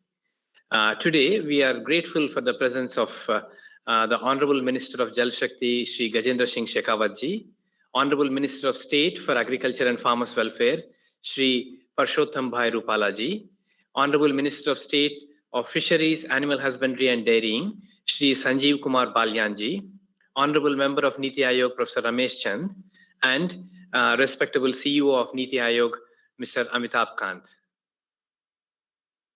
We will first start with the remarks by Mr. Tomio Sicheri, the FAO India representative. Thank you. Over to you. Namaste. Honorable Minister of Jal Shakti, Shri Gajendra Singh Shekhawat ji, Chief Guest of this closing plenary, the National Dialogue on Indian Agriculture Tower 2030. Honorable Minister of State for Agriculture and Farmers Welfare, Shri Parshottam Bhai Rupala ji, Honorable Minister of State of Fishery, Animal Husbandry and Dairy, Shri Sanjeev Kumar Baryanji, Honorable Member of Niti Aayog, Professor Ramesh Chandji, respected CEO Niti Aayog, Shri Amitabh Kanji, respected Additional Secretary of Department of Agriculture Cooperation and Farmers Welfare, Dr. Alka Barkabaji, other distinguished members present in the room, government official colleagues and friends, members from electronic and print media watching online. Good afternoon. On behalf of the organizer, I'd like to begin with a note of appreciation for your continued presence and interest. Thank you very much. As the FAO representative of India, as the co-organizer of this National Dialogue on Indian Agriculture Tower 2030, I'd like to take this opportunity to acknowledge to the contribution of the session chairs, authors, co-chairs, discussants, and all participants. Also, I'd like to be grateful for the support from our co-organizers and collaborators, both the Niti Aayog and the Ministry of Agriculture and Farmers Welfare. India is a mega birth country, subcontinent. Many of the states are larger than many countries in the world in terms of population, geographical size, and economy. And the complexity only multiplies when one considers the lingual, cultural, social, and biophysical diversity. We are also the largest functioning democracy. All these factors are strengths of India. As the Honorable Vice President said at the inaugural session, unity in diversity is India's greatest asset. Over the last 4 days, we had the enriching and insightful conversation on the current and future prospects in agriculture and allied sector in India, on pathway for enhancing farmers' income, nutritional security, and sustainable food systems. We all know that transformative change is a continuous process, and all of us try to adapt to changing scenarios. It is high time for all the stakeholders to sit together and think about changing scenario in agriculture sector. This national dialogue is complementary to the government of India's efforts, representing the aspiration and ambition of millions of the men and women of the farming community across India.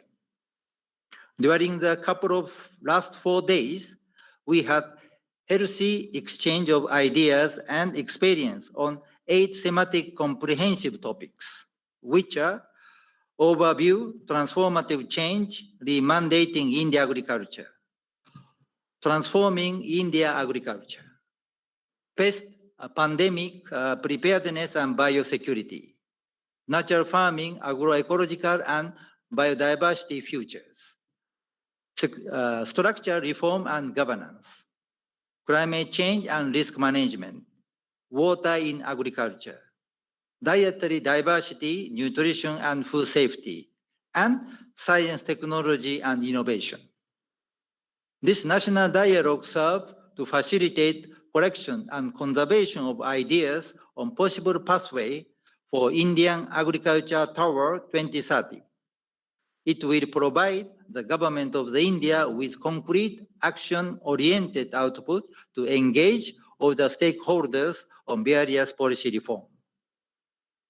The main take-home message is the hour of change is now. I hope this national dialogue will be impetus for healthy transformation. We request interested stakeholders to provide comments on discussion papers for each theme by 1st March. The papers available on the FAO India website, and suggest case study and best practice for inclusion in the pathway document by 1st March. We look forward to staying in touch and continue this dialogue with all of you. Thank you very much. Namaste.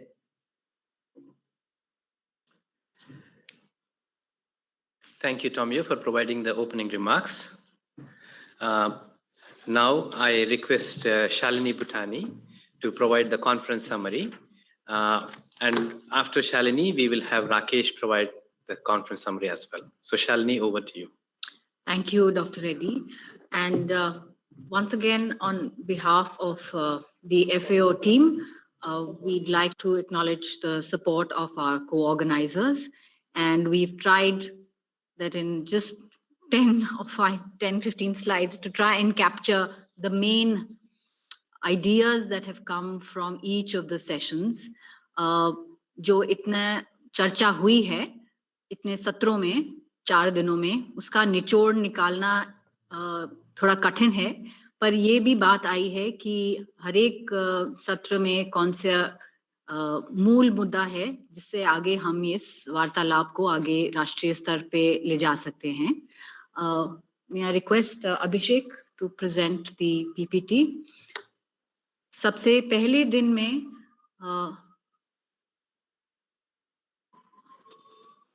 हमारा ये सौभाग्य रहा that we had the Honorable Vice President of India supporting this initiative and clearly laying down how agriculture is the pillar of India's ecology, culture, and civilization. He called for changing the focus from food security to nutrition security, and also to join the dots between policy and practice, from taking all the research, innovation from the lab to the land, and to have that effectively implemented. उसके बाद जो और opening inaugural session में भी श्री रूपाला जी का भी सहयोग रहा. उन्होंने विचार अपने रखे कि किस दिशा में देश की कृषि नीति जा रही है और किस आगे वाले 10 सालों में किस ओर हम उसे ले जा रहे हैं गवर्नमेंट स्कीम्स के और सब्सिडीज के आधार पर. The next fundamental inaugural, after the inaugural, was the fundamental issues on why we are doing this dialogue. And the overview was given by Professor Ramesh Chand, member Niti Aayog, and the chairperson of the steering committee of the National Dialogue. And he provided the fundamental principles on which the next 10 years can be designed and this pathway document can be developed. He emphasized 3 aspects of sustainability: economic, social, and ecological, which provides us the frame on which to move forward. We also had the contributions of our senior members from the FAO, Mr. Maximo, who is the chief economist of FAO, who also reminded us that while we need innovation in products, we also need innovation in processes, and it is not only technology, but the innovative processes that will take us forward. And we would regard the National Dialogue as one such process. In the next session, we got into thematic sessions, and we also covered issues like transforming agriculture. Those will be some of the sessions highlights will be covered by my colleague Rakesh here. We also got into the details of the pest pandemics preparedness and biosecurity theme, given that it was the COVID pandemic, which also forced us to have it in this virtual mode, yet the work continued, and there were very specific and timely contributions that came from all the theme presenters in this session, which also called for stronger national biosecurity policy. There were other practical, technical needs that were emphasized. A strong theme that came out from this session was the need to move to a One Health approach, which recognizes the interconnectedness of human, animal, and environment. There was also a lot of emphasis on the cooperative community system of plant, animal, poultry, fish sectors for the protection and coordination of input, supply, and delivery. There were other sessions which glossed over these structural reforms and governance And these were also based on the discussion papers that were presented by the co-authors. Some of the key areas that were discussed with a very esteemed panel were the constitutional structure within which these reforms are being deliberated, the federal nature and the shared responsibility between the center and the state, and the suggestions that came from the discussion on placing this discussion and dialogue in the larger political economy to find solutions. There was also some discussion on schemes and subsidies and how to rationalize that in a post-Green Revolution world. And then the more practical issues from the administrative experience of some of the panelists pointed to issues of capacity and finance for state governments and local governments, which is the interface with which the farming community actually sees the state. Today, there were sessions on dietary diversity, nutrition, and food safety. And that also flagged some very critical policy needs about the need for real-time data of not only what India is eating, and where we want to take this in the next 10 years, what India ought to be eating for a healthy, nutritive future. There was a need flagged for real-time data and the re-emphasis of the diversification of diets, and how even food distribution and procurement systems could be relocalized or redistributed for fresh fruits and vegetables, for instance, to reach Indians for a more healthy eating habits. And again, this was a cross-cutting theme about due attention be given to women and women's health, and also the synergies to be drawn between the agriculture and nutrition communities.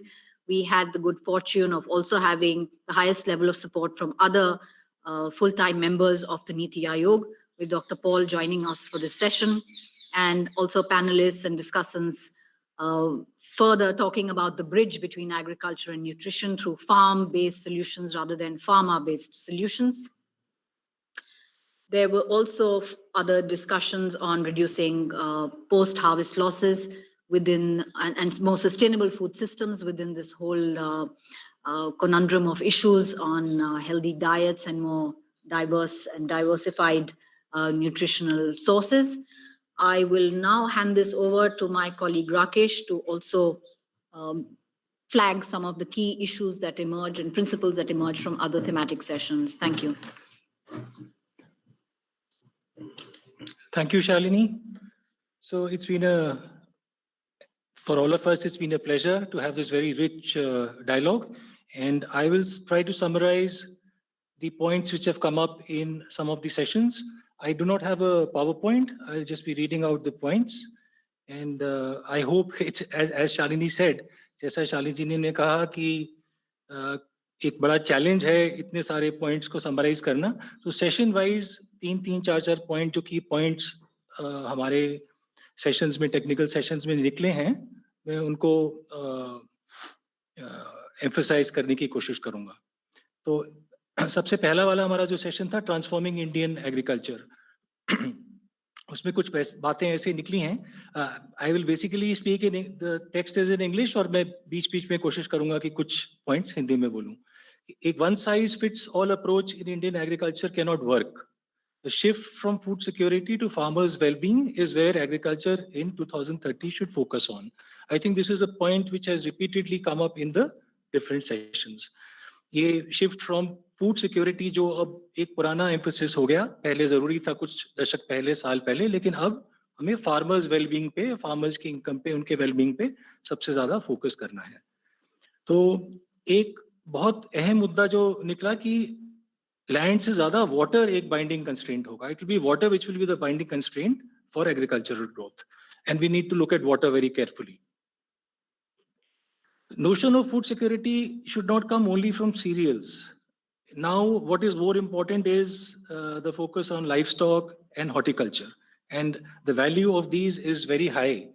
The value of livestock today is much higher than the value of food grains, and that of horticultural crops now equals the value of grains.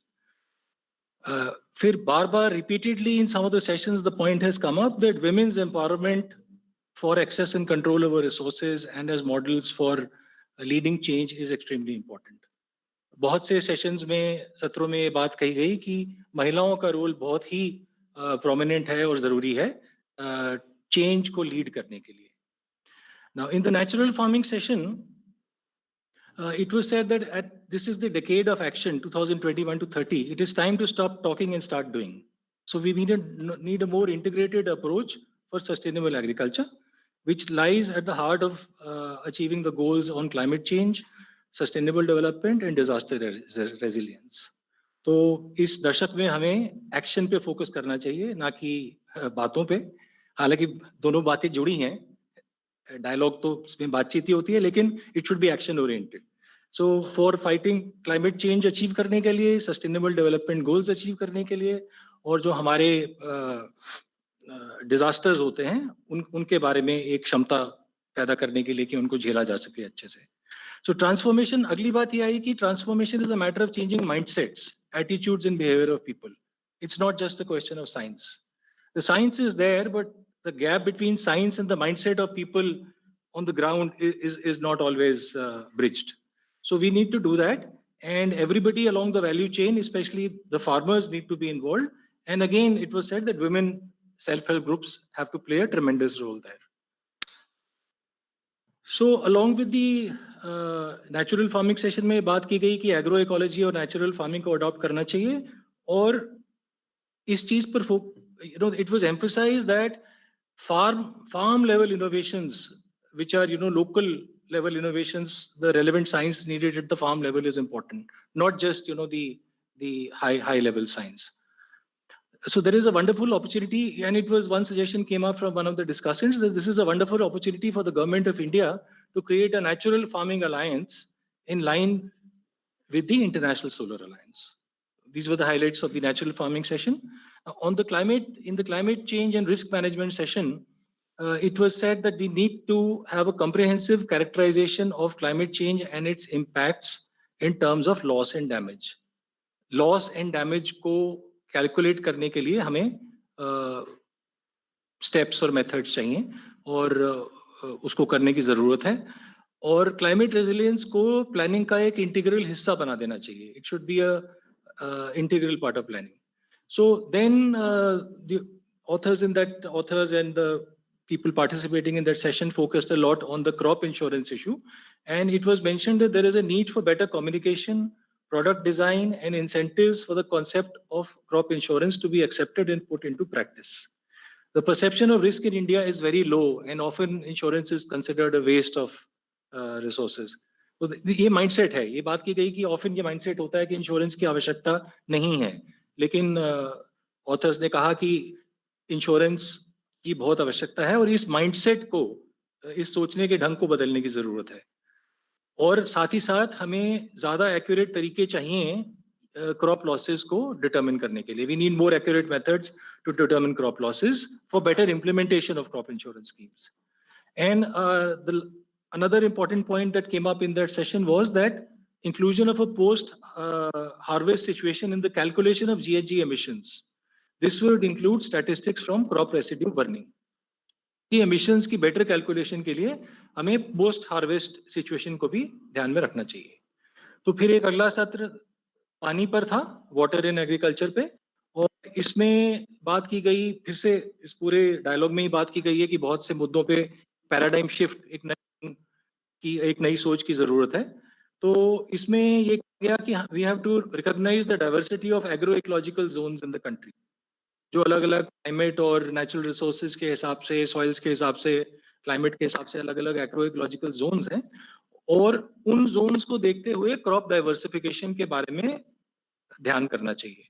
तो then this point was made that the idea is not to move from fundamentalism of the green revolution to a fundamentalism of natural farming. We don't want to move from one fundamentalism to another fundamentalism, but to bring in more diversity in cropping patterns, which will involve more nutri-cereals, pulses, and oilseeds. And it was suggested that if there is support from the PDS system from this diversification will be helped a lot. PDS system में यदि इस चीज का support होगा तो हमें ये diversification करने में बहुत सुविधा होगी. There is a need for more thrust participatory irrigation management approach, which has shown great success in many states. तो बहुत से states में हमारे जो participatory irrigation management है, जिसमें farmers involve होते हैं, users involve होते हैं, वो बहुत successful रही है, और उसे फैलाने की बहुत जरूरत है. Then there cannot be river rejuvenation without rejuvenating catchment areas. Again, the very interesting linkage with MG NREGS was made that this can be an avenue for payment of ecosystem services for protecting catchments. Finally, any transformation will require the support and consultation of farmers as well as states. And women are key to bringing transformation. महिलाओं का role बहुत अग्रणी है. और दूसरा ये कि इस सभी ट्रांसफॉर्मेशन में, इस सभी सोच के बदलाव में और कार्य के बदलाव में स्टेट्स का सपोर्ट और किसानों का खुद का अपना सपोर्ट बहुत आवश्यक है.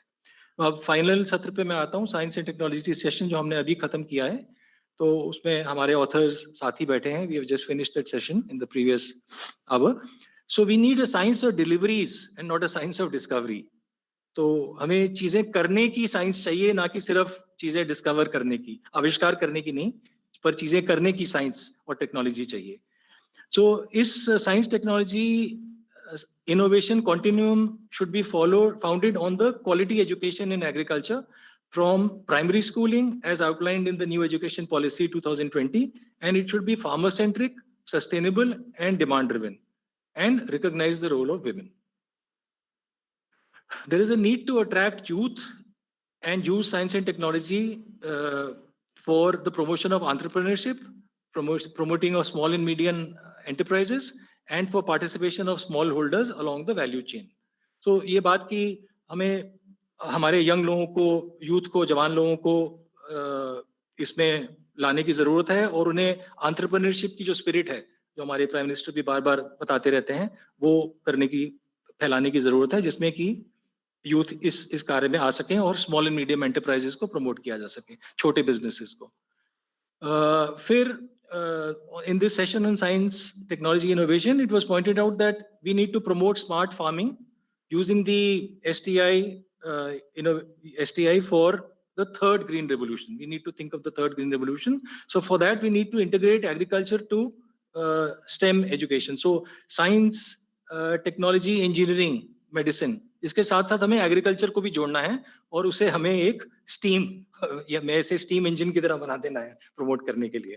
तो so we need to promote the use of synthetic biology, artificial intelligence, global navigation systems, blockchains, big data, weather modeling, satellite micro irrigation, augmented reality, etc. All these new technological developments need to be used for this purpose. And then the number of other points were made, and it's difficult to capture everything. पर बहुत से point कहे गए हैं, मैं सभी नहीं इस छोटे से सत्र में talk में बता सकता हूँ, लेकिन policies and regulations should be in place to ensure land tenure security, access to credit, training, technical assistance, and resilience, enhancing social protection. तो हमें इस तरह की policies चाहिए जिनमें land tenure, credit और ट्रेनिंग और टेक्निकल असिस्टेंस ये सब प्रमोट किए जा सकें. फिर lastly, agri food system based multi institutional interdisciplinary research is expected to lead to rapid problem solving and building back better in the post-COVID-19 era. I think a lot of authors pointed to the learnings we need to do from the COVID era, and this phrase captures it very well, given by the authors in this session, that we need to build back better in the post-COVID-19 era. Thank you. That's the summary of these 5 sessions. Thank you, so much. Shalini, and Aapka thank you, बहुत Rakesh. shukriya. Sorry. Thank you, Shalini. Thank you, Rakesh. Thanks for summarizing the proceedings. We have tried our best in summarizing the proceedings. I'm sure there are additional points, and we will go back and include them as well eventually. Thank you very much. Now I request respected CEO Niti Aayog, Mr. Amitabh Kant, to provide his remarks.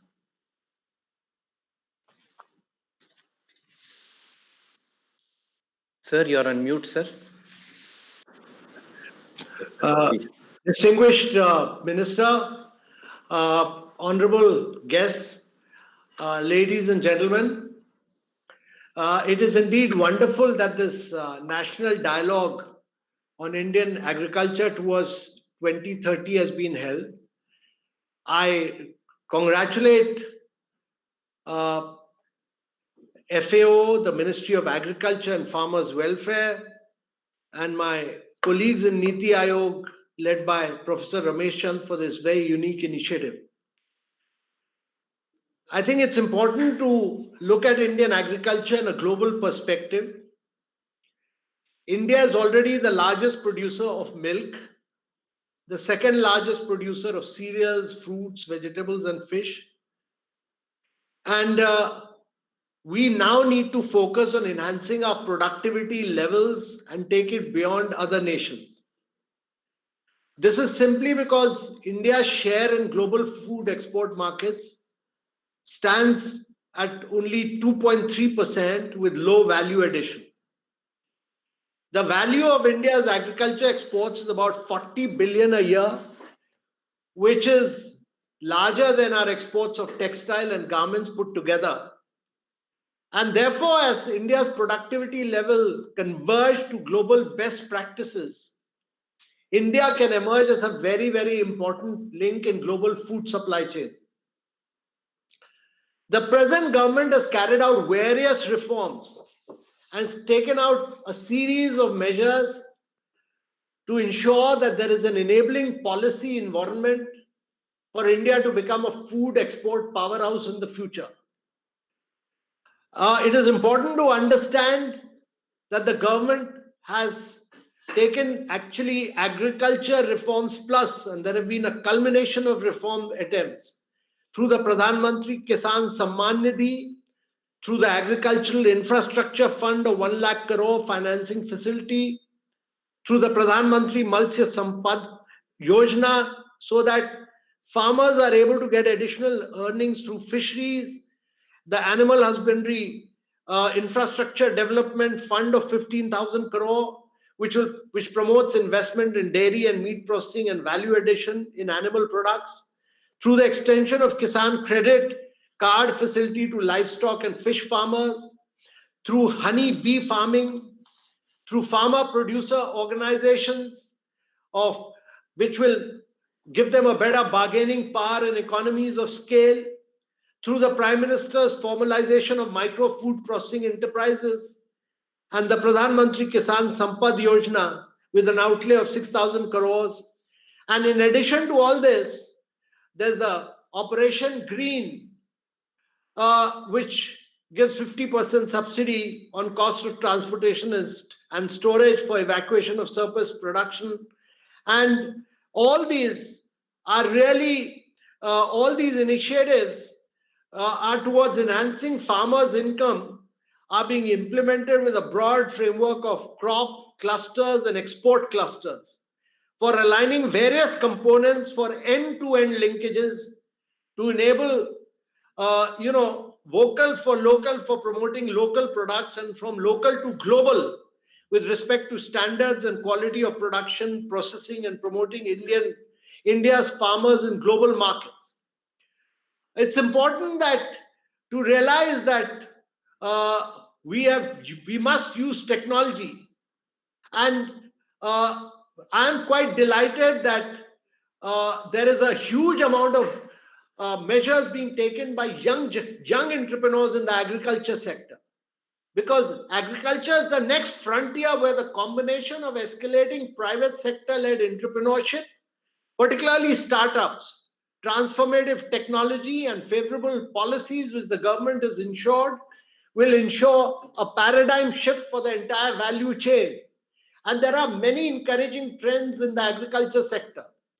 So I just wanted to dwell on the fact that the scale and breadth of operation across the value chain are spanned by over 735 agricultural tech startups who are facilitating very unprecedented technological catalysis. They are leapfrogging Indian agriculture into the future with efficiency and equity. And if you look at this, there's a huge amount of young entrepreneurship. Just to give you an example, the startup Fussell's Artificial Intelligence and Internet of Things platform delivers farm-specific, crop-specific, and crop stage-specific actionable advisory for reducing the cost of operation and increasing quality and yield to the farmers. And there is huge amount of benefit which farmers are arising because of this use of artificial intelligence and IoT. There's another startup, Tartan Sense, which operates on the theme of small robots for small farms. And it utilizes semi-autonomous rovers named BridgeBot to capture farm images. And in addition, you will find a range of new entrepreneurs and new startups who are doing some path-breaking work, really path-breaking work. To just give you examples of Wind Green Farms has shifted the processing stage to the farms itself. They've developed packages of over 100 crops. And in addition to this, there are a range of farmers. Look at, for bringing efficiency in the agriculture marketplace, MyCrop has developed an agriculture platform as a service approach which provisions for the utilization of algorithms and big data to facilitate informed access for to markets for farmers. A Farmer Mitra delivers analytical insights and expertise to farmers for increasing profitability by reducing the cost of cultivation, increasing yield, and finding suitable marketplaces. So what we are finding is that we need new technology in the sectors. We need to move towards new crops, especially millets, because we are absorbing too much of water.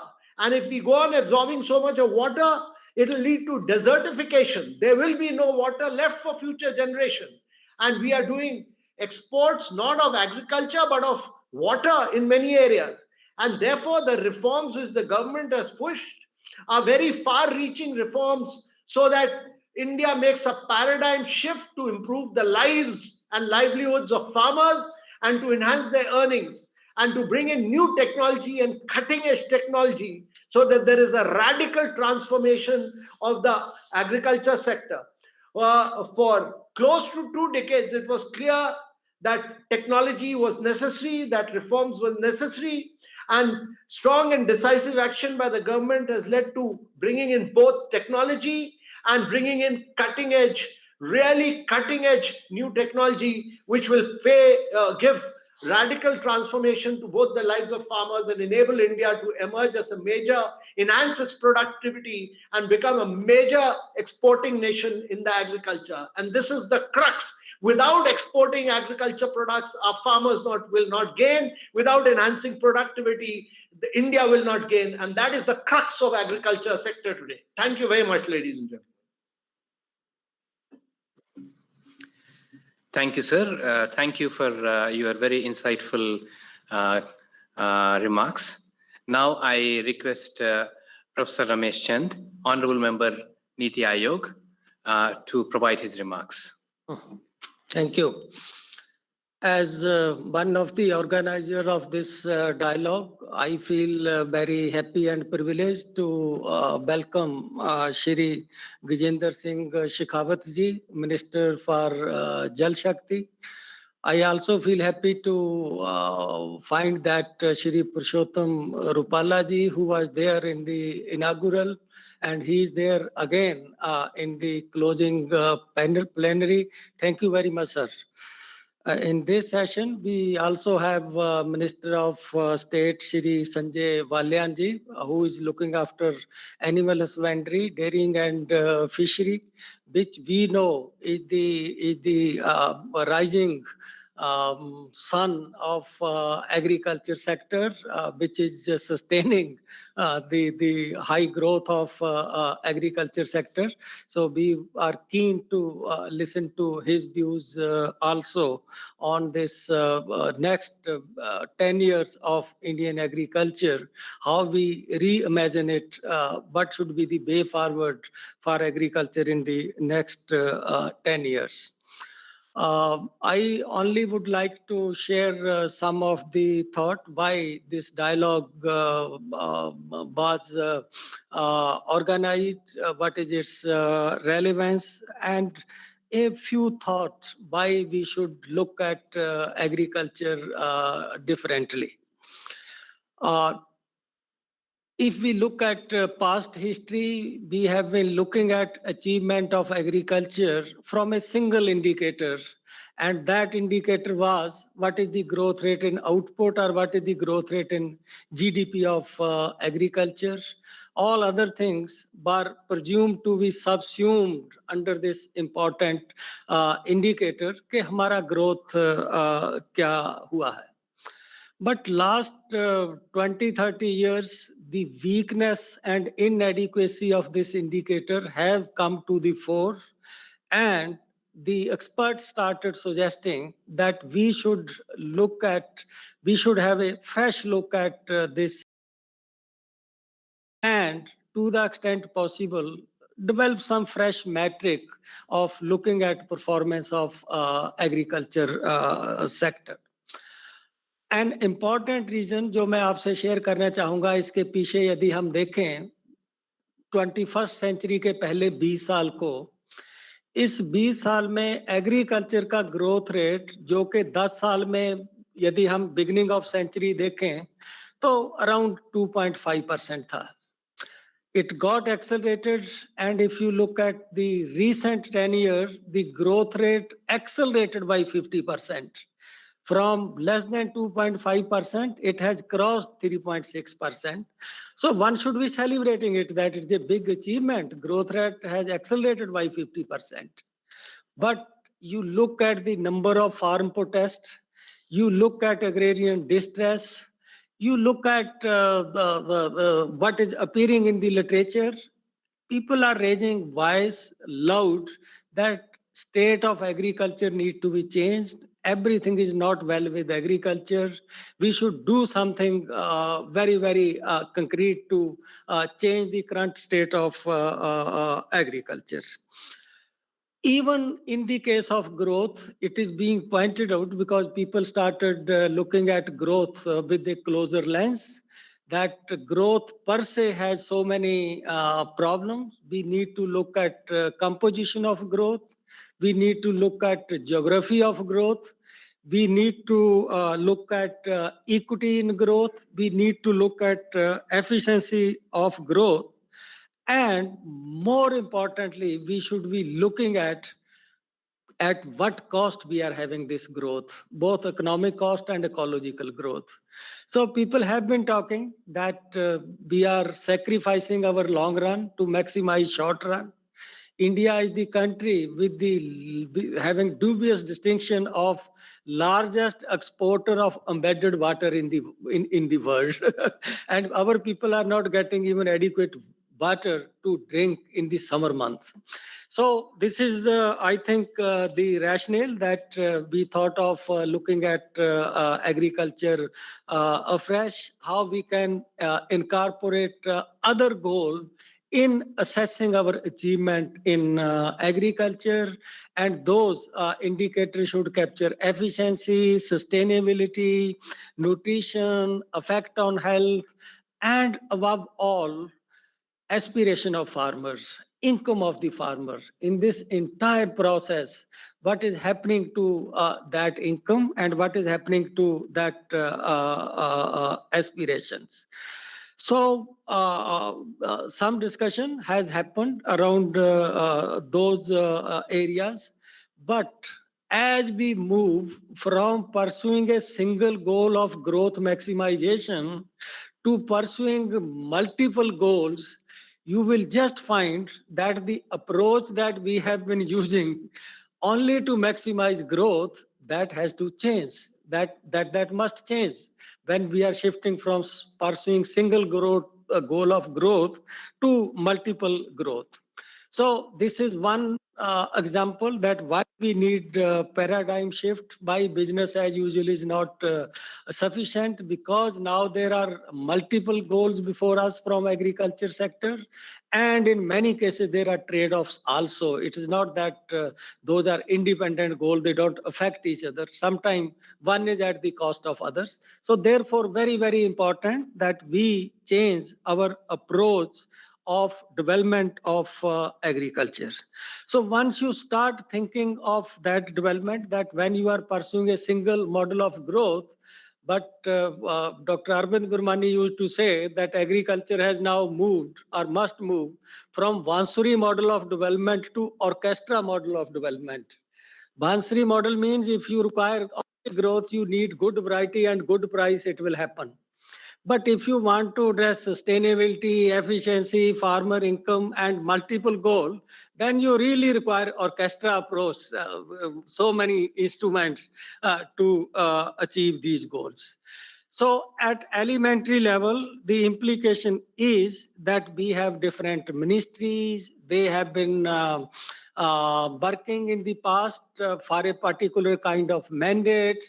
Now the time has come to redefine the mandate of ministries. In fact, one of the paper presenter went to the extent of saying and proving, demonstrating that we are in a stage where one ministry is putting its foot on the accelerator for agriculture and other ministry is putting its foot on the brake. And he gave examples. So I think this must stop. The one who is putting brake and one who is controlling accelerator, they must work together. So as Amitabh has just mentioned that we have moved from shortage to surplus economy, I presented my calculation somewhere else that India would require to export 1/4 of its incremental production every year in overseas markets. If we are not able to do it, it will be very, very costly. We have to pay the cost of buffer stock as we are paying for sugar and as we are paying for cereals, and that will put pressure on domestic price, which will first come down and then collapse. So coordination between Ministry of Agriculture, Ministry of Food, Animal Husbandry, Trade, Fertilizer, all those, only then we can achieve this multiple objectives. The second trend which I want to bring to the notice of honorable ministers and other participants, that we have been framing our policies by looking at the national trends or national averages. It was okay in some contexts, but when we have so much of diversity and you are using national averages to come out with policy, then you will just find that generally those who are already above average and at the top, they try to take advantage of whatever policy you make. Let me elaborate it. We have Shikant Saab, he belonged to Rajasthan. Shikant Saab, I looked at fertilizer used by district. In Churu district, in Barmer district, per hectare use of fertilizer is less than 5 kg. So it is in one district of Madhya Pradesh, South Garo district of Assam, and like that, less than 5 kg per hectare. But we have a district Havda, where per hectare use of fertilizer is 750 kg. Now, national average, like yesterday a paper was presented that why you are talking so much about subsidy. In India, we give very less subsidy. It is only this much % of GDP. So there is a case for increasing subsidy. But for whom? Where we need to increase this support? Should we increase the subsidy content in the fertilizer? That if we are giving subsidy of 600 rupee on a bag, increase it to 700, so that those who are already using 750 kg get some more money. Or we need to spend more on development effort to promote use of fertilizer in those districts where it is less than 5 kg. It may be chemical fertilizer, it may be other kind of fertilizers. So the message which I want to give from this is that many a time we use the national trend in most of the things to make a particular case. And when we come with a policy to support that case, you just find that it end up benefiting those who are much above average, whereas this support should be meant for those who are below average. Its interpretation or translation in terms of policies is that after looking at national trend, we now need to have regionally differentiated policies in agriculture, what kind of support each state needs. We need to design our scheme to suit to the need of states. So there's no time to elaborate all those things, except just saying that without this approach, you will find that the gap between better off and worse off will keep increasing. So this practice is already adopted by Finance Commission. I was fortunate to be member of 15th Finance Commission, and I have seen how the Finance Commission allocate resources for health, for education, and for so many other things by going into the state specificities. I think in agriculture also we need to move to state specificity, because if there is so much variation, 5 kg to 750 kg, and corresponding to that, what is the variation in subsidy? Less than 60 rupees in Badmer and Churu, and more than 10,000 in Baroda, in Havda districts. So this is, I think, very, very important. Same thing applied to output price support policies. Now, so many people talk that 6% people benefited. That was a old data. I updated it.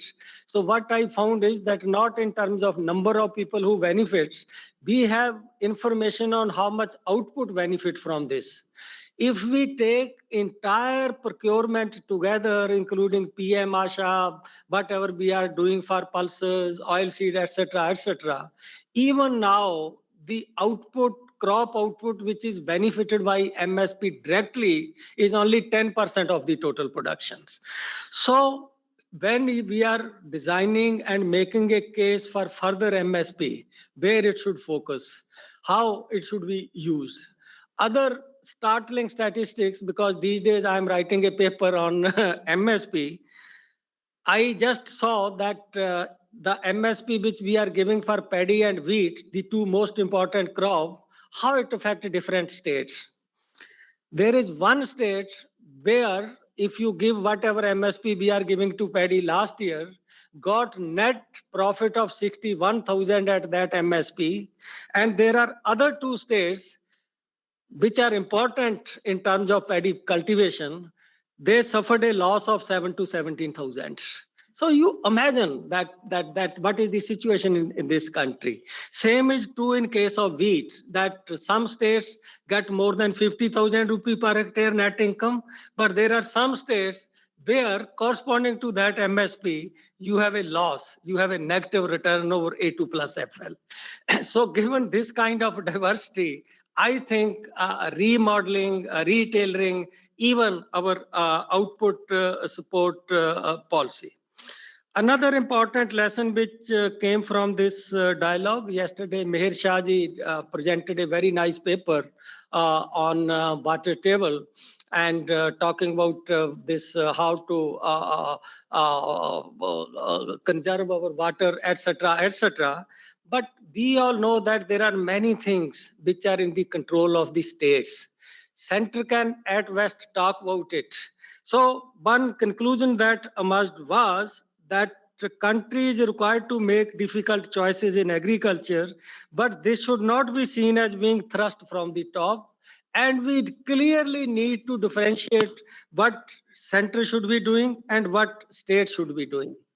And this requires that we sensitize about the role of states, about the role of the center, and it is not proper to hold center entirely responsible for whatever happen in agriculture or whatever we want to happen in agriculture. So very clear distinction. So many scholars highlighted that point.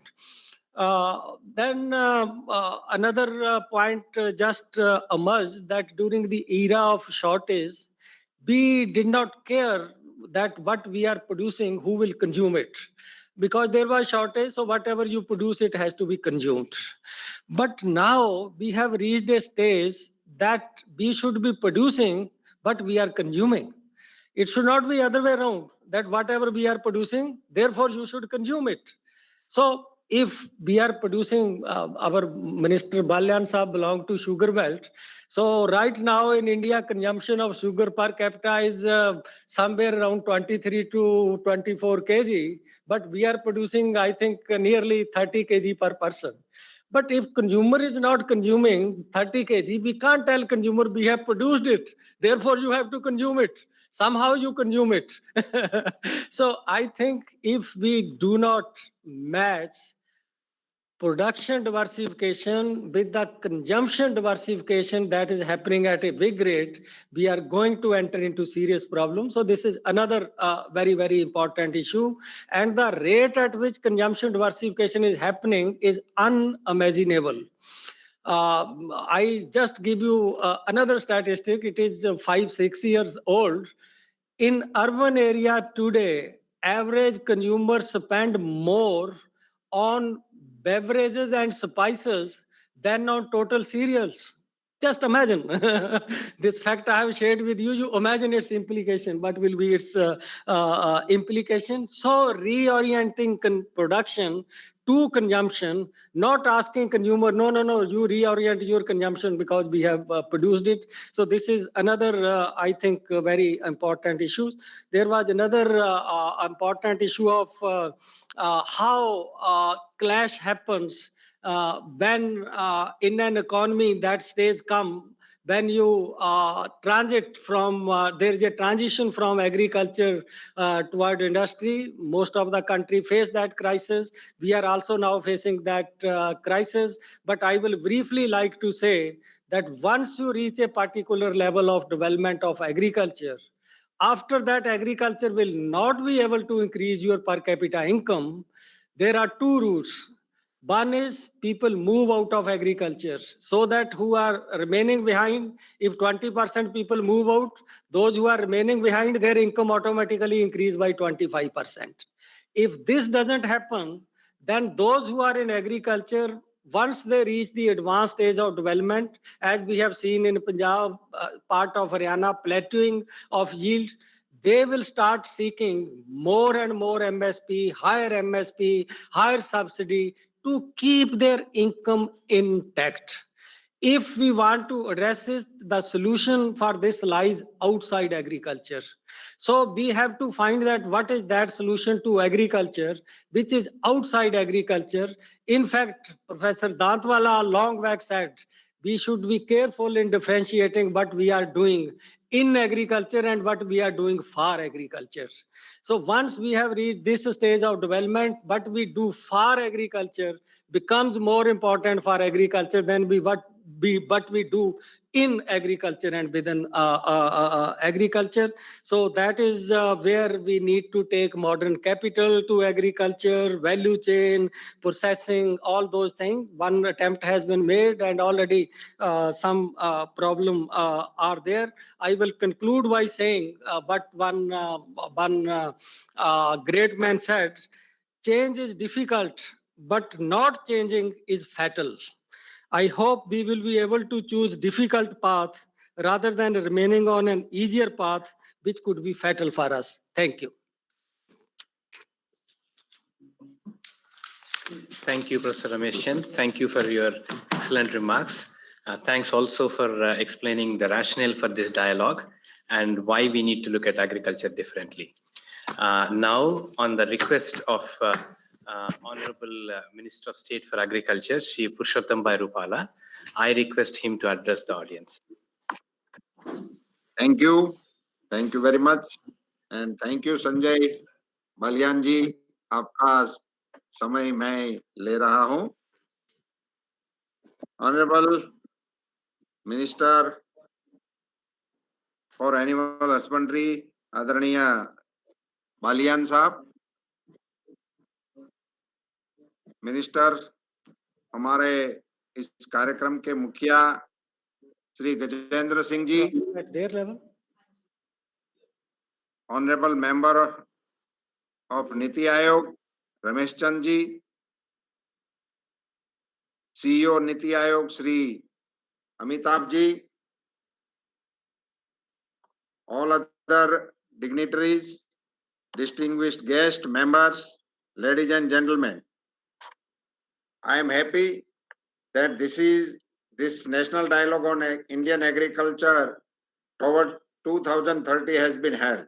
I congratulate Niti Aayog and FAO for taking this initiative along with Ministry of Agriculture and Farmer Welfare. Agriculture has been one of the major success stories post-independence in India.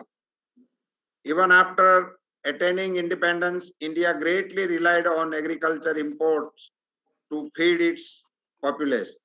This dry need led to very successful green revolution followed by white revolution, and as natural corollary the public distribution system and price support system for farmers. It was the result of our visionary policy makers, ingenuity of our agriculture scientists, and the labor of our farmers that India became self-sufficient in food grains. Today, India is a leading producer of several food commodities, cereals, fruits, vegetables, milks, eggs, and fish. During the difficult time of COVID-19 pandemic, it was the agriculture sector that rose to occasion and performed very well.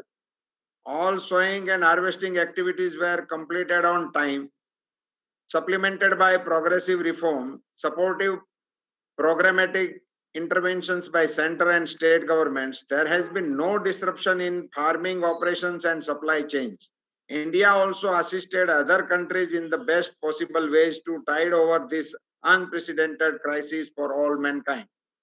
Under the dynamic leadership of our Prime Minister Sri Narendra Modi ji and our Ministry Sri Narendra Singh Tomar ji, we are implementing several schemes for the transformation of the agriculture sector for the betterment and doubling of income farmers, and also for achieving greater sustainability and more efficient resource use in farming. Our government is also committed to the promotion of farmer producer organizations, FPOs, for the betterment of small and marginal farmers, and to the promotion of indigenous natural farming methods through the Paramparagat Krishi Vikas Yojana. We are leveraging the power of technology and promoting the use of digital technology for greater efficiencies and for reaching benefits to the small and medium farmers. During the opening session of the conference on 19 January, we discussed about several challenges faced by agriculture sector. Today, we are posing threat to future food and nutrition security. However, I am confident that these challenges will be met successfully with the help of our scientific knowledge, agriculture research, and innovations, and sharing of best practices of adoption and mitigation measures among countries for the benefit of mankind. We face enormous responsibilities for the future generation. It is necessary that agriculture sector ensure the sustainability of food system while addressing inequalities and environmental adverse effects. Finally, I would like to reaffirm that we are committed to the goal of ending hunger, achieve food and nutrition security, promote sustainable agriculture, and ensure in the sustainable development goals of the United Nations. We are also committed to using indigenous knowledge for the conservation of biodiversity, that the country's development becomes not sustainable but also get accelerated.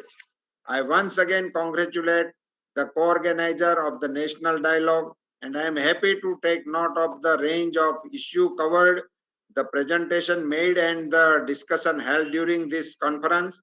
I hope that the ideas and suggestions generated and incorporated in our schemes to take the agriculture and allied sectors to new heights. This is the most opportune time to benefit from deliberation of the conference. मुझे summarise करने वाले दोनों व्यक्तियों को अभिनंदन देना है और रमेश चंद जी को धन्यवाद देना है, जिस तरह उन्होंने सारी चीजों को बहुत ही सरल वे में सभी सदस्यों के सामने रखा है. बहुत बहुत धन्यवाद. I am very sure that under the dynamic and visionary leadership of our Prime Minister Shri Modi ji, the agriculture sector and the country as a whole is heading towards a bright future. Jai Hind. Thank you, sir. Thank you, Honorable Minister. Thank you very much for also stressing that the importance of making agriculture sustainable and also stressing the importance of biodiversity. And also thanks to you for stressing that you would take note of this, the outcomes of these deliberations. Thank you very much, sir.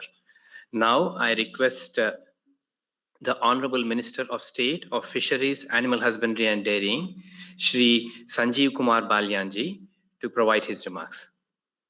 Over to you, sir. Sir, you are on mute, sir. आदरणीय गजेंद्र सिंह शेखावत जी, आदरणीय पुरुषोत्तम रूपाला जी, नीति आयोग के vice chairman Rajiv जी, और मुझे इस पूरी उसमें 2 किसान भी दिखाई दे रहे हैं, रमेश चंद जी, और एग्रीकल्चर से ग्रेजुएट हैं अशोक दलवई जी। कुछ किसानों को समझने वाले लोग भी यहाँ मौजूद हैं, मुझे अच्छा लगा।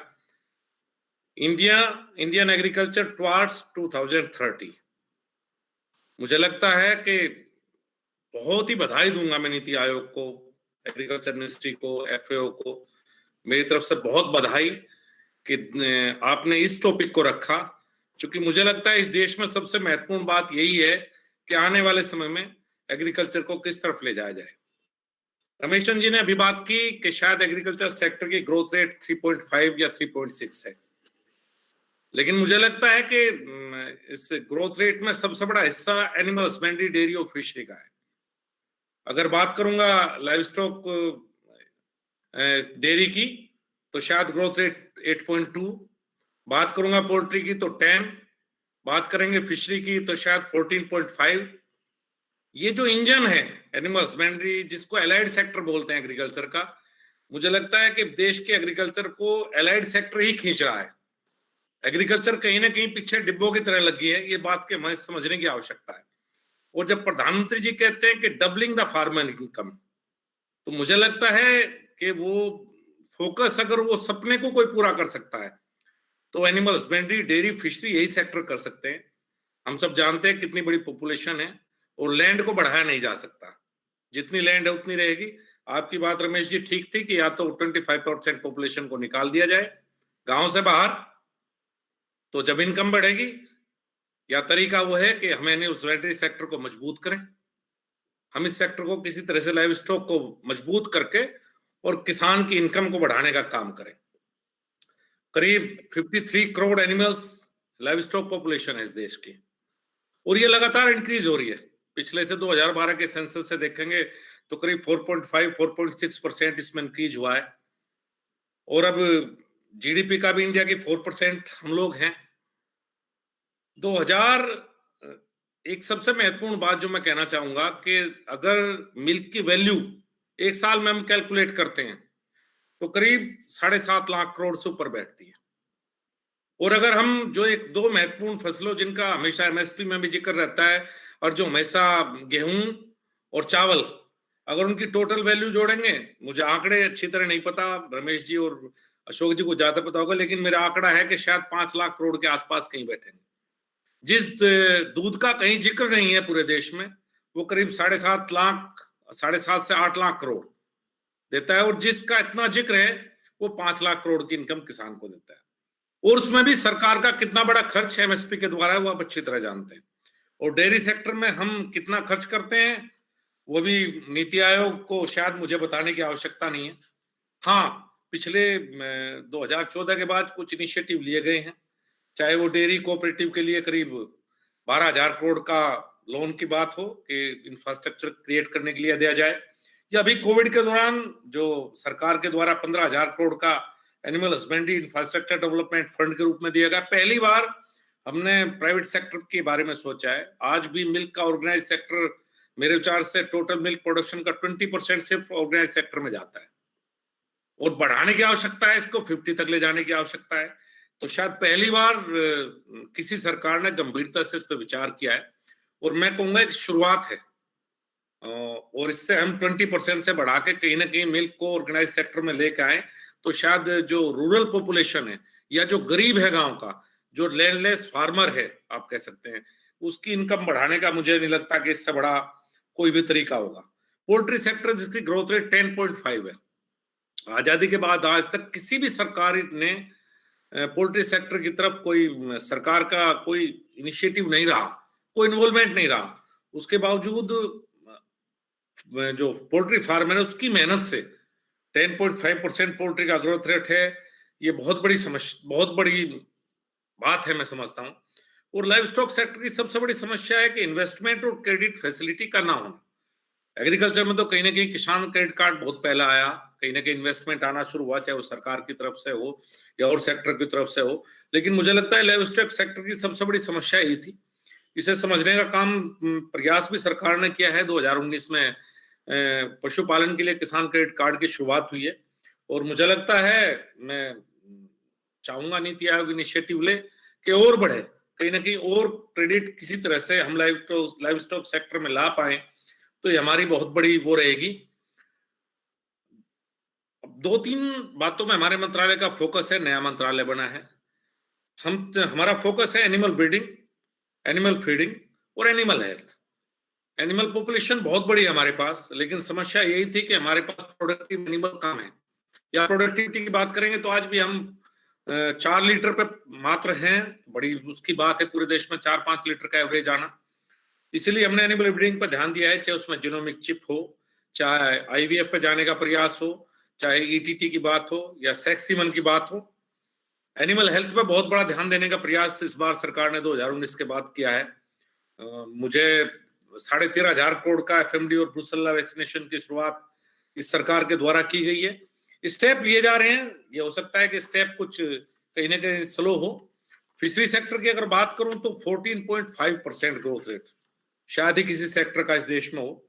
इसमें भी 2014 के बाद, चाहे वो ब्लू रिवोल्यूशन के माध्यम से हो या प्रधानमंत्री मत्स्य संपदा योजना जो 2020 में लॉन्च की गई है 20,000 करोड़ की, शायद ये ऐसा सेक्टर है जिसको हम इंडस्ट्री के रूप में अगर डेवलप करें, नई टेक्नोलॉजी, मार्केटिंग और एक्सपोर्ट का बात करें तो शायद इस सेक्टर में बहुत अपार संभावनाएं मुझे लगता है। अभी जो हमने टारगेट तय किया है, अभी देश में फिश प्रोडक्शन करीब 13.75 मिलियन मेट्रिक टन है। हम चाहते हैं कि इसे 2025 तक बढ़ के करीब 22 मिलियन मेट्रिक टन ये हो। अगर बात करें कि अभी 47,000 करोड़ का एक्सपोर्ट फिश का है इस समय, इसको भी बढ़ने की गुंजाइश शायद 1 लाख करोड़ तक देश में है। पोस्ट हार्वेस्ट लॉस जो बहुत बड़ा है, 25% है, उसको घटा के 10% करने का प्रयास है सरकार का। अब इसमें एक निवेदन जरूर करना चाहूंगा नीति आयोग से विशेष रूप से मैं, कि आने वाले समय में, जैसे अमिताभ कांत जी ने भी कहा कि एनिमल हस्बेंड्री, आपके शुरू में जो आपने कहा था लाइव स्टॉक और हॉर्टिकल्चर, यही 2 सेक्टर ऐसे हैं कि जिसके द्वारा फार्मर की इनकम भी बढ़ाई जा सकती है, एक्सपोर्ट भी बढ़ाए जा सकते हैं। शायद ये 2 ही सेक्टर बचते हैं। ध्यान देने की बात एक्सपोर्ट की अगर बात करूं तो एक हमें अपना ढांचा मजबूत करने की आवश्यकता है, चाहे वो एपीडा के माध्यम हो या एमपीडा का हो। शायद ये दोनों हमारी ऐसी संस्थाएं हैं कि जो अभी इतनी मजबूत नहीं है जितनी मजबूत होनी चाहिए। अगर आज कोई भी एक्सपोर्ट करना चाहता है कोई फार्मर, तो शायद देश में इंडस्ट्रीज के लिए गाइडेंस करने वाले तो लोग बहुत होंगे कि गाइड करेंगे इंडस्ट्री को कि एक्सपोर्ट हो सकता है, विदेश यात्राएं करेंगे। लेकिन अगर एक किसान को गाइड करना है कि हिंदुस्तान से क्या एक्सपोर्ट हो सकता है, तो मुझे लगता है हमारे अपनी 2 संस्थाओं को मजबूत करने की आवश्यकता है, एपीडा और एमपीडा। अब ये दोनों संस्थाएं मिनिस्ट्री ऑफ कॉमर्स का पार्ट है। मैं निवेदन करूंगा राजीव जी और रमेश चंद जी से, वे दोनों इस पे इनिशिएटिव लें, क्योंकि मिनिस्ट्री ऑफ कॉमर्स में इन संस्थाओं को कोई ध्यान कोई नहीं देता इन दोनों के ऊपर। इन संस्थाओं को खुद भी नहीं पता कि किस देश को हम क्या एक्सपोर्ट कर सकते हैं। बताएंगे तो जब खुद पता होगा। तो ऐसी संस्थाओं का निर्माण होना बहुत जरूरी है जो agriculture, animal husbandry, fishery, poultry, इस सेक्टर में किस तरह से हम एक्सपोर्ट कर सकते हैं, इस बात को बताने का प्रयास करें। रमेश चंद जी ने कहा, हम कुछ आज के दिन तो मुझे ऐसा लगता है कि ओवर प्रोडक्शन की समस्या से हम जूझ रहे हैं। पूरा एग्रीकल्चर सेक्टर या एनिमल हस्बेंड्री किसकी बात करेंगे तो हम इस समय ओवर प्रोडक्शन में हैं, और लेकिन हमें साथ के साथ प्रोडक्टिविटी बढ़ानी है, ये भी जरूरी है। मैं टेक्नोलॉजी या कह सकते हैं जो साइंटिस्ट कर सकते हैं एग्रीकल्चर के लिए, उसके लिए एक एग्जांपल रमेश चंद जी को जरूर देना चाहूंगा। रमेश चंद जी, मैं गन्ने के क्षेत्र से हूं, आपने पहले कहा, और एक वैरायटी कितना बड़ा बदलाव ला सकते हैं किसी क्षेत्र में, यह एक साइंटिस्ट कितना बदल सकता है। मेरे शुगर बेल्ट में, चाहे वेस्टर्न यूपी हो, हरियाणा हो, पंजाब हो, पिछले 5-6 सालों में प्रोडक्शन करीब 1.5 से 2 गुनी हुई है। उसका क्रेडिट अगर किसी व्यक्ति को जाता है तो एक आदमी है, उसका नाम है डॉक्टर बख्शीराम। 238 वैरायटी लेके आए गन्ने में, उस एक वैरायटी ने रिवोल्यूशन ला दिया। प्रोडक्टिविटी भी बढ़ाई और साथ के साथ शुगर भी बढ़ी। जहां 9.2%, 9.3% रिकवरी रेट था वेस्टर्न यूपी का या पंजाब या हरियाणा का, आज वो रिकवरी रेट 11.5। मैं देख रहा हूं कि जो वैरायटीज हैं वो आजकल कम आ रही है। जो एक प्रधानमंत्री की सोच है कि लैब टू लैंड, उसमें कहीं ना कहीं रुकावट है। हमें इस सिस्टम को भी मजबूत करना है, चाहे वैरायटी हो या एनिमल हस्बेंड्री में ब्रीडिंग हो, इन पर फोकस करने की बहुत बड़ी आवश्यकता है। और क्रॉप डाइवर्सिफिकेशन की बात रमेश जी ने थोड़ी की थी कि हम ज्यादा शुगर पैदा करते हैं। हाँ, हम 320 से 325 लाख टन चीनी पैदा करते हैं और आज भी कंजप्शन देश में 250 से 260 लाख टन है। हर साल 70 लाख टन का आप कह सकते हैं कि ज्यादा है देश में खाने से। लेकिन जब तक हम किसान को उसकी जो इनकम आज है, हम क्रॉप डाइवर्सिफिकेशन के बाद जब ही कर सकते हैं जब उसे उतनी इनकम की श्योरिटी हम दें। आप क्रॉप डाइवर्सिफाई कीजिए, आपको इतना ही पैसा मिलेगा। और मुझे बड़ी खुशी की बात है गजेंद्र जी बैठे हैं। शायद एग्रीकल्चर एक्सपोर्ट या एक ग्लोबल सिनेरियो के बारे में जितना गजेंद्र जी जानते हैं उतना हम में से कोई नहीं जानता। मैं तो एक किसान हूं, मैं तो गांव की बात आप तक पहुंचा सकता हूं। वो शायद उनकी बात सुनेंगे तो मुझे लगता है हमें ज्यादा इस बारे में ज्ञान होगा। लेकिन ये जरूर है कि डबल द फार्मर इनकम करनी है तो एक ही सेक्टर है, वो है एनिमल हस्बेंड्री, डेयरी और फिशरी, जो किसान की आमदनी दुगनी कर सकता है, जिससे हम एक्सपोर्ट को बढ़ावा दे सकते हैं। हम सबको इस पे फोकस करना है। आप सबका बहुत बहुत धन्यवाद। Thank you, sir. Thank you, Honorable Minister of State of Fisheries, Animal Husbandry and Dairying. Thank you for stressing on the importance of animal husbandry, dairying and fisheries, particularly in improving farmers' income, that is doubling the farmers' income, and also in agricultural growth rate, and also stressing the importance of increasing the productivity of animals and the livestock sector. Thank you very much. Now, I request Shri Gajendra Singh Shekhawat ji, Honorable Minister of Jal Shakti, to provide his remarks. Thank you. धन्यवाद। नीति आयोग और एफओए द्वारा भारतीय कृषि पर राष्ट्रीय संवाद में उपस्थित माननीय कृषि किसान कल्याण राज्य मंत्री आदरणीय पुरुषोत्तम रूपाला जी, मत्स्य पालन, पशुपालन और डेयरी राज्य मंत्री श्री संजीव बालियान जी, नीति आयोग के सीईओ अमिताभ कांत सर, नीति आयोग के माननीय सदस्य आदरणीय प्रोफेसर रमेश चंद्र जी, अशोक दलवई साहब, इस सम्मेलन में समापन सत्र में उपस्थित सारे गणमान्य सदस्यगण, इलेक्ट्रॉनिक और प्रिंट मीडिया के मित्र, भाइयों और बहनों, सबसे पहले मैं भारतीय कृषि पर इस महत्वपूर्ण राष्ट्रीय वार्ता को आयोजित करने के लिए नीति आयोग, कृषि और किसान कल्याण मंत्रालय और food and agriculture organisation of the United Nations को बधाई देना चाहता हूं। और जैसा हम सब जानते हैं कि भारत की अर्थव्यवस्था के लिए कृषि क्षेत्र की भूमिका अत्यंत महत्वपूर्ण है, क्योंकि जनसंख्या का एक बड़ा हिस्सा भारत में अभी भी प्रत्यक्ष और अप्रत्यक्ष रूप से कृषि पर निर्भर करता है। कृषि भारत की आत्मा है और ये बात मैं खुद व्यक्तिगत रूप से भी महसूस करता हूं। मैं मंत्री या जनप्रतिनिधि अब बाद में हूं, पहले मैं ये मानता हूं कि मैं एक किसान हूं और किसानों के सुख दुख को, किसानों की स्थिति को, अवस्था को मैंने बहुत नजदीक से व्यक्तिगत रूप से देखा और समझा है। अभी पिछले साल जो ये कोरोना की आपदा आई है, इसमें भी हमने बहुत कुछ सीखा।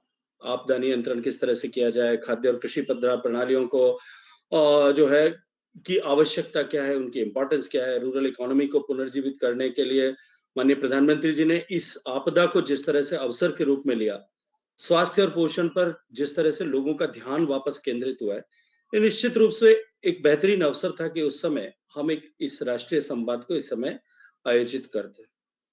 मुझे जानकर बहुत खुशी है कि इस राष्ट्रीय संवाद में उस विषय को प्राथमिकता दी गई जो आने वाले समय में हमारे कल को, that which can shape our future.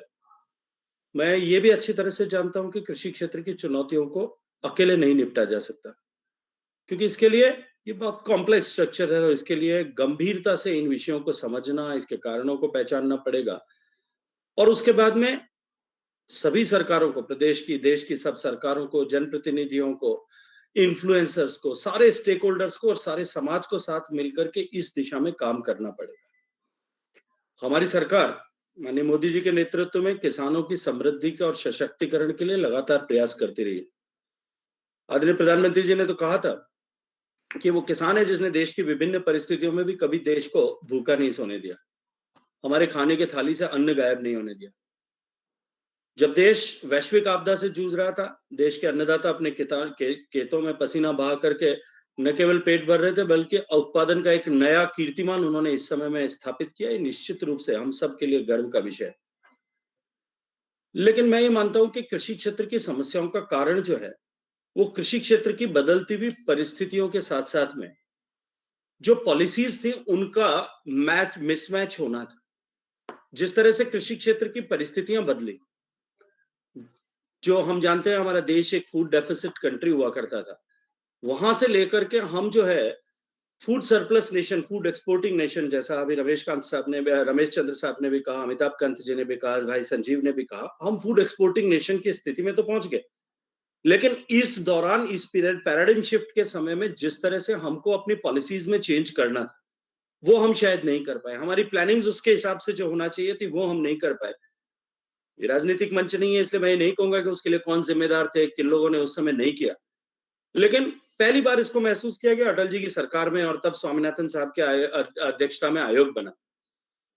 और लेकिन दुर्भाग्य से उन्होंने जिस तरह से काम किया, जिस स्तर पर व्यापक विचार विमर्श किया और अपनी अनुशंसाएं जिस आधार पर की, फिर भी 10 साल तक, एक दशक लगभग का समय बहुत बड़ा समय होता है, और इतने चुनौतीपूर्ण जो है सेक्टर के लिए तो और भी बड़ा जो है समय होता है 10 साल का।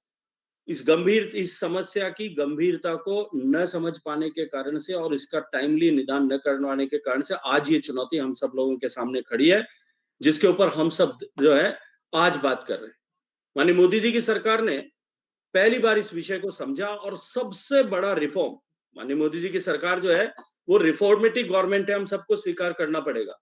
लेकिन जो सबसे बड़ा रिफॉर्म इस दृष्टिकोण से, इस दिशा में किया गया, अगर मोदी जी की सरकार के सारे रिफॉर्म्स के बारे में कभी चर्चा होगी तो निश्चित रूप से इसका उल्लेख होगा कि एग्रीकल्चर की तरफ देखने के पर्सपेक्टिव को, नजरिए को बदला। Production centric approach. आज भी जब हम बात करते हैं, सबसे पहले हम प्रोडक्शन की चिंता करते हैं। मैं जानता हूं प्रोडक्टिविटी एक क्रिटिकल, एक जो है कंपोनेंट है, लेकिन वो केवल एकमात्र कंपोनेंट नहीं है। मुझे याद है पिछले सरकार के समय में, जब मैं माननीय मोदी जी के नेतृत्व में जब कृषि राज्य मंत्री के नाते काम करता था, एक कुछ 0.01% भी अगर सोइंग गेहूं या चावल की घट जाए, लोकसभा में प्रश्नों का अंबार लग जाता था। उससे हम सब जानते थे, लोकसभा के सदस्य भी, माननीय सदस्य भी जानते थे कि कोई खाद्य असुरक्षा नहीं आने वाली है। इतने भंडार हम सबके भरे में, लेकिन हमारी मानसिकता प्रोडक्शन को लेकर के होगी।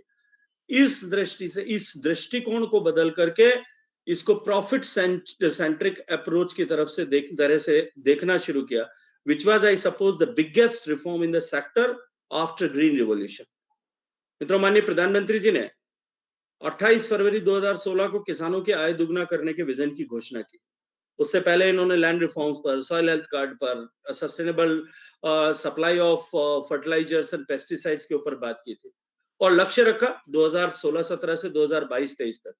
मैंने दल भाई साहब के साथ में इसकी फार्मर्स इनकम की जितनी रिपोर्ट्स इन्होंने बनाई, उन सारे 14 वॉल्यूम्स को line to line, between the line, सब तरह से पढ़ा है। और इसके लिए आय को दुगना करने के रोड मैप में भूमि सुधार, सिंचाई के संसाधनों में वृद्धि, निवेश में वृद्धि, रोबस्ट एग्रीकल्चर इंश्योरेंस, जो है sustainable supply of seeds, fertilisers, pesticides, rainfed agriculture को सपोर्ट, जो है प्रोडक्टिविटी में इंक्रीज, पर एकड़ प्रोडक्टिविटी में increase, dependability upon the farm income पे कमी करना, strengthening and supporting of allied sectors, improvising post-harvest infrastructure, increasing of processing capacities, market reforms, right demand and supply assessment mechanism, better price realization organically और through MSP support, इन सब विषयों पर एक साथ में सरकार ने काम किया। और मुझे लगता है कि इतने कॉम्प्लेक्स स्ट्रक्चर, इतने कॉम्प्लेक्स इश्यू और इतने बड़े क्षेत्र जिसमें दुनिया के लगभग जो है 200 देशों से भी ज्यादा की जितनी कुल आबादी है उससे ज्यादा लोग जिस सेक्टर में इंगेज्ड हैं, डायरेक्टली इनडायरेक्टली, उस सेक्टर की समस्या को सुधार करने के लिए, उस समस्या के से बाहर निकालने के लिए बहुत बड़ा इनिशिएटिव और एक साथ इंटीग्रेटेड मैनर में हमने इस इनिशिएटिव को लिया है, जिसके परिणाम आने वाले समय में निश्चित रूप से आएंगे।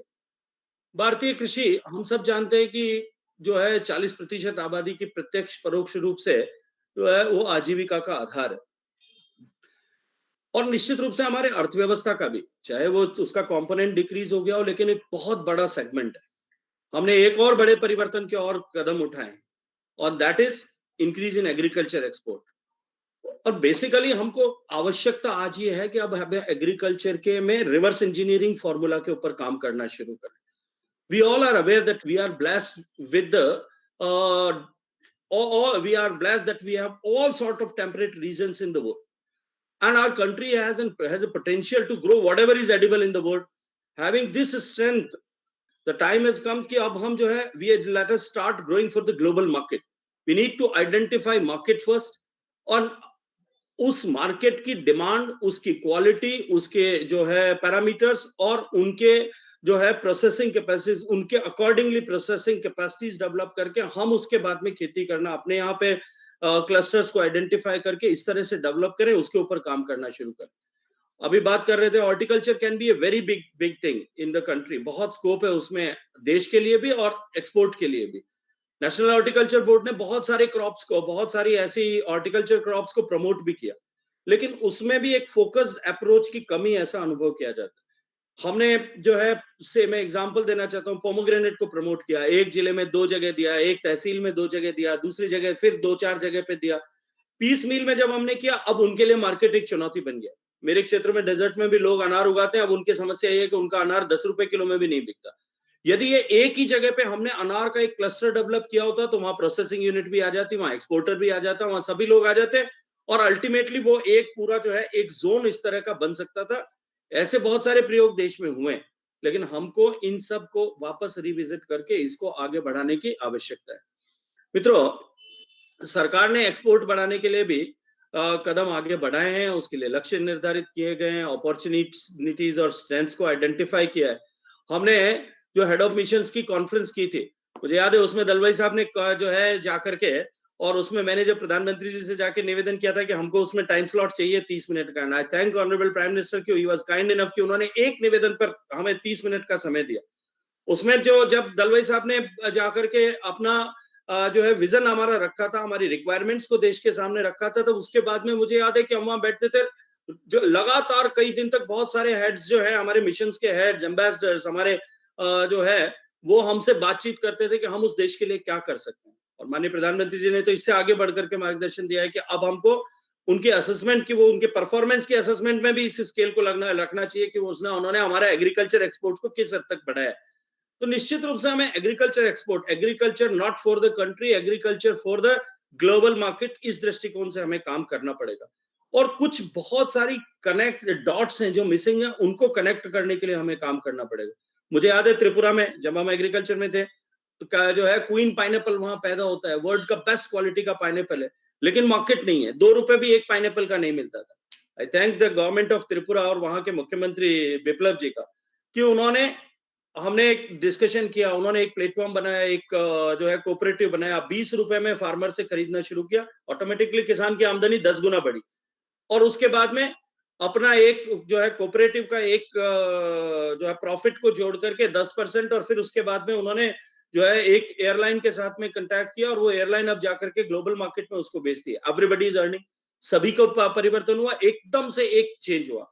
इस तरह से हमको मार्केट को आइडेंटिफाई करके, पोटेंशियल एरिया को आइडेंटिफाई करके उन लिंक्स को कैसे कनेक्ट कर सकते हैं, इस सब के ऊपर काम करने की आवश्यकता है।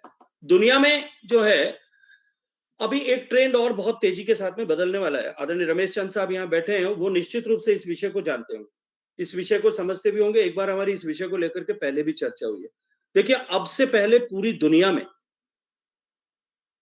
कृषि क्षेत्र की तुलना अब क्या की आवश्यकताओं को हम किस दृष्टिकोण से देखते थे? दुनिया की आवश्यकता को देखते तो फूड को टन्स में, कितने टन फूड ग्रेन पैदा किया है, लेकिन अगर हम बदलते हुए परिदृश्य में जिन देशों में जो है वो जिन देशों की इकोनॉमी अब डेवलप हो गई, जो डेवलप नेशंस हो गए, वहां फूड को क्वांटिटी से असेस नहीं कर रहे हैं।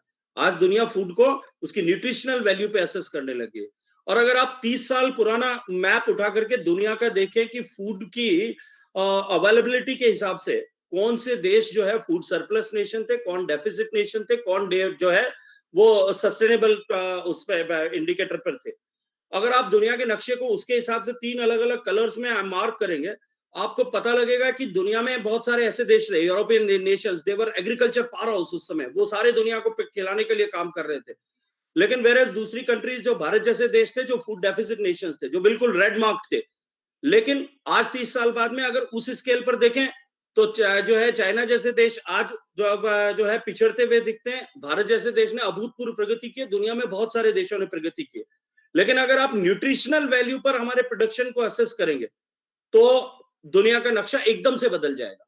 एंड आई स्ट्रांगली फील कि this is an opportunity for India कि हम न्यूट्रिशनल एग्रीकल्चर को, न्यूट्रिशनल कंपोनेंट को देख आइडेंटिफाई करके उसके बेस पर अपने एग्रीकल्चर को जो है सिस्टम को आज से खड़ा करने शुरू करें। उसके माध्यम से हम मार्केट लीडर बन सकते हैं। And again I would say कि हमारे पास में ये करने की क्षमता इसलिए है क्योंकि हम वो सब कुछ उगा सकते हैं, be having all the temperate region, हम वो सब कुछ उगा सकते हैं जो उगाने की हमारे पास में जो उगाने की जिस टेम्परेट रीजन की आवश्यकता है। ये हमारे पास में एक अपॉर्चुनिटी है।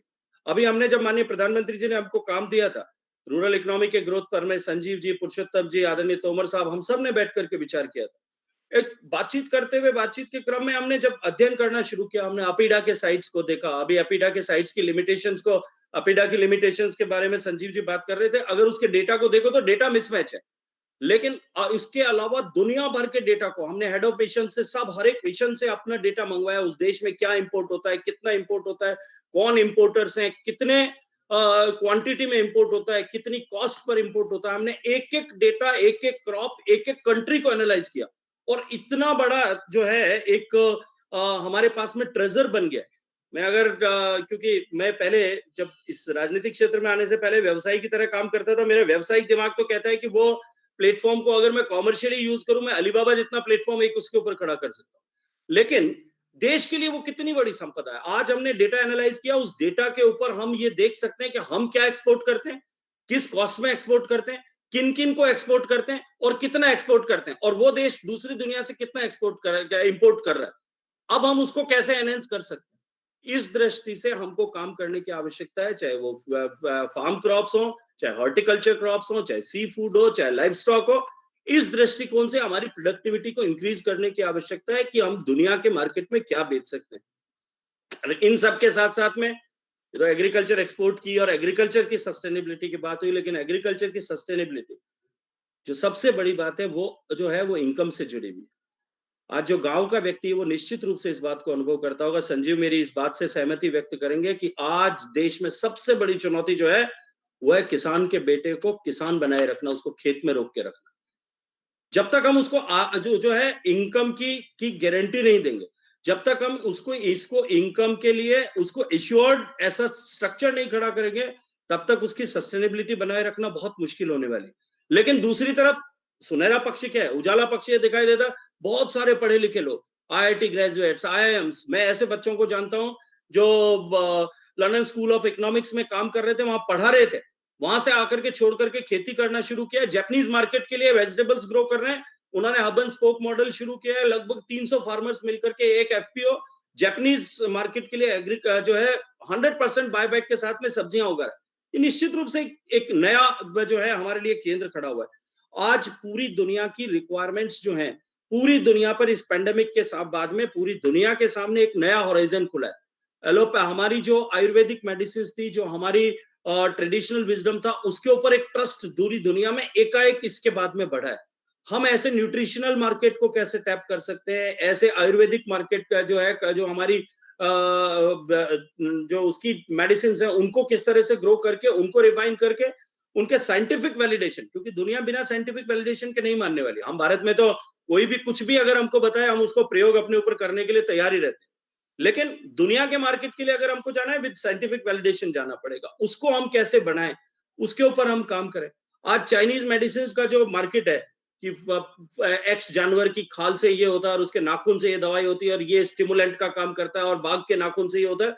4000 करोड़ रुपए का मार्केट लगभग दुनिया में केवल इस तरह के स्टिमुलेंट्स का है। हम ऐसे जो है न्यूट्रिशनल प्रोडक्ट्स को साइंटिफिक वैलिडेशंस के साथ में आइडेंटिफाई करके हमारे देश में हम ग्रो करना शुरू करें, प्रोसेस करना शुरू करें, मार्केट करना शुरू करें। वोकल फॉर ग्लोबल और लोकल फॉर ग्लोबल का मंत्र जो है केवल जो है वो ग्रेन्स उगा करके प्राप्त नहीं किया जा सकता। उसको प्राप्त करने के लिए हमको इन नवीन विधाओं के साथ में काम करना पड़ेगा, उसकी आवश्यकता है। इसके साथ साथ में सस्टेनेबिलिटी ऑफ एग्रीकल्चर की दूसरी सबसे बड़ी जो है रिक्वायरमेंट है, that is availability of water. और जिस तरह से हमारा एग्रीकल्चर सेक्टर आज टोटल कंजम्पशन का ऑलमोस्ट 89% पानी जो कंज्यूम कर रही है, और जो चिंता का विषय है कि देश की केवल 3 क्रॉप्स, गेहूं, चावल और गन्ना, ये 3, और चौथा अगर कपास को जोड़ लें तो टोटल देश के इरिगेशन का और पानी के रिक्वायरमेंट का कंजम्पशन का 80% से ज्यादा ये केवल 4 क्रॉप्स जो है ये उपयोग कर रही। तो इसको भी हमको निश्चित रूप से रिविजिट करने की आवश्यकता है। अपने जो पर ड्रॉप मोर क्रॉप का विजन माननीय प्रधानमंत्री जी ने दिया है, उसको नीचे तक कैसे ले जा सकते हैं। जो एक बड़ी चिंता अभी संजीव जी ने व्यक्त की कि जो है there is a huge risk between lab and land. आज चाइना 320 लीटर में 350 लीटर में चावल पैदा करता है, हमको 3500 लीटर पानी की जरूरत पड़ती है। ऐसा नहीं है कि हमारे पास में वो टेक्नोलॉजी नहीं, लेकिन हमको उस टेक्नोलॉजी को लैब से लैंड तक ट्रांसफर हम ठीक से नहीं कर पाए। इतने वर्ष बीत जाने के बाद में भी हम उसमें आगे प्रगति नहीं कर पाए। तो इसके लिए हमको भी निश्चित रूप से अब समय की आवश्यकता है कि हम एक एक बूंद पानी का अधिकतम उपयोग किस तरह से करें ताकि आने वाले समय में हमारा कृषि क्षेत्र जो है वो सस्टेनेबल बना रहे, और उसको सस्टेनेबल बनाए रखने के लिए हमको काम करना पड़ेगा। देखिए, अब हम समय आ गया है कि अब हम सप्लाई साइड मैनेजमेंट की सोच से बाहर निकलना पड़ेगा, डिमांड साइड मैनेजमेंट पर हमको काम करना पड़ेगा। अगर देश को जो है जल समृद्धि देना है, कृषि क्षेत्र के सस्टेनेबिलिटी को बनाए रखना है, तो अब हमको डिमांड साइड पर काम करना पड़ेगा। बहुत जो है बड़े इनिशिएटिव्स उसमें लेने की आवश्यकता है। कृषि मंत्रालय को भी उसमें सोचने की आवश्यकता है, प्रदेशों की सरकारों को भी उसमें सोचने की आवश्यकता है, और हम सबको मिलकर के ऐसी क्रॉप्स का आइडेंटिफाई करना पड़ेगा जो लो वाटर इंटेंस क्रॉप हो, वाटर गजलिंग क्रॉप्स नहीं हो। उनका जो है अभी संजीव जी कह रहे थे कि टोटल हमारा 325 मिलियन टन का प्रोडक्शन है, 260-70 मिलियन टन की रिक्वायरमेंट है। केवल वो जो सरप्लस हमारी क्वांटिटी है, उसको अगर हम डाइवर्सिफाई करने के लिए टोटल इन्वेस्टमेंट जितना उस पर करते हैं, हमको अगर हैंड होल्डिंग की जरूरत पड़ेगी, हमको हैंड होल्डिंग करना पड़ेगा। इसके हिसाब से हमको प्लान करना पड़ेगा। और एक मैकेनिज्म को तो दलवाई साहब के जो रिकमेंडेशंस थी उसमें भी मुझे याद है, उसमें है हमको एक रोबस्ट मैकेनिज्म इस विषय का तो बनाना ही पड़ेगा कि हमें क्या आवश्यकता है, कितनी आवश्यकता है, कितना हमारा जो है उसके ऊपर हमको उगाना पड़ेगा। ये अगर क्लियर पिक्चर फार्मर के मन में होगा तो निश्चित रूप से डाइवर्सिफाई कराने के लिए एक कैटालिक एजेंट की तरह ये काम कर सकता है। तो हमको पानी का उपभोग, हमारी आवश्यकता और हमारा मार्केट पोटेंशियल, इन तीनों चीजों को एक साथ कनेक्ट करके देखने की आवश्यकता है।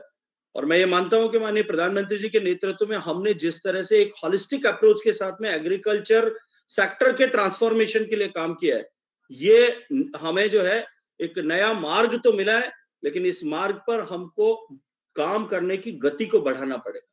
और इस मार्ग पर काम करने की गति को बढ़ाने से ही हम जो है सस्टेनेबल एग्रीकल्चर, सस्टेनेबल जो है water security and sustainable future अपने देश को दे पाएंगे। मैं एक बार फिर बहुत सारी शुभकामनाएं और धन्यवाद देना चाहता हूं एफएओ और नीति आयोग को कि उन्होंने इसे आयोजित किया। न केवल आयोजित किया बल्कि मुझे भी आप सब लोगों से बातचीत करने का और आप सब लोगों की बातचीत सुनने का अवसर प्रदान किया।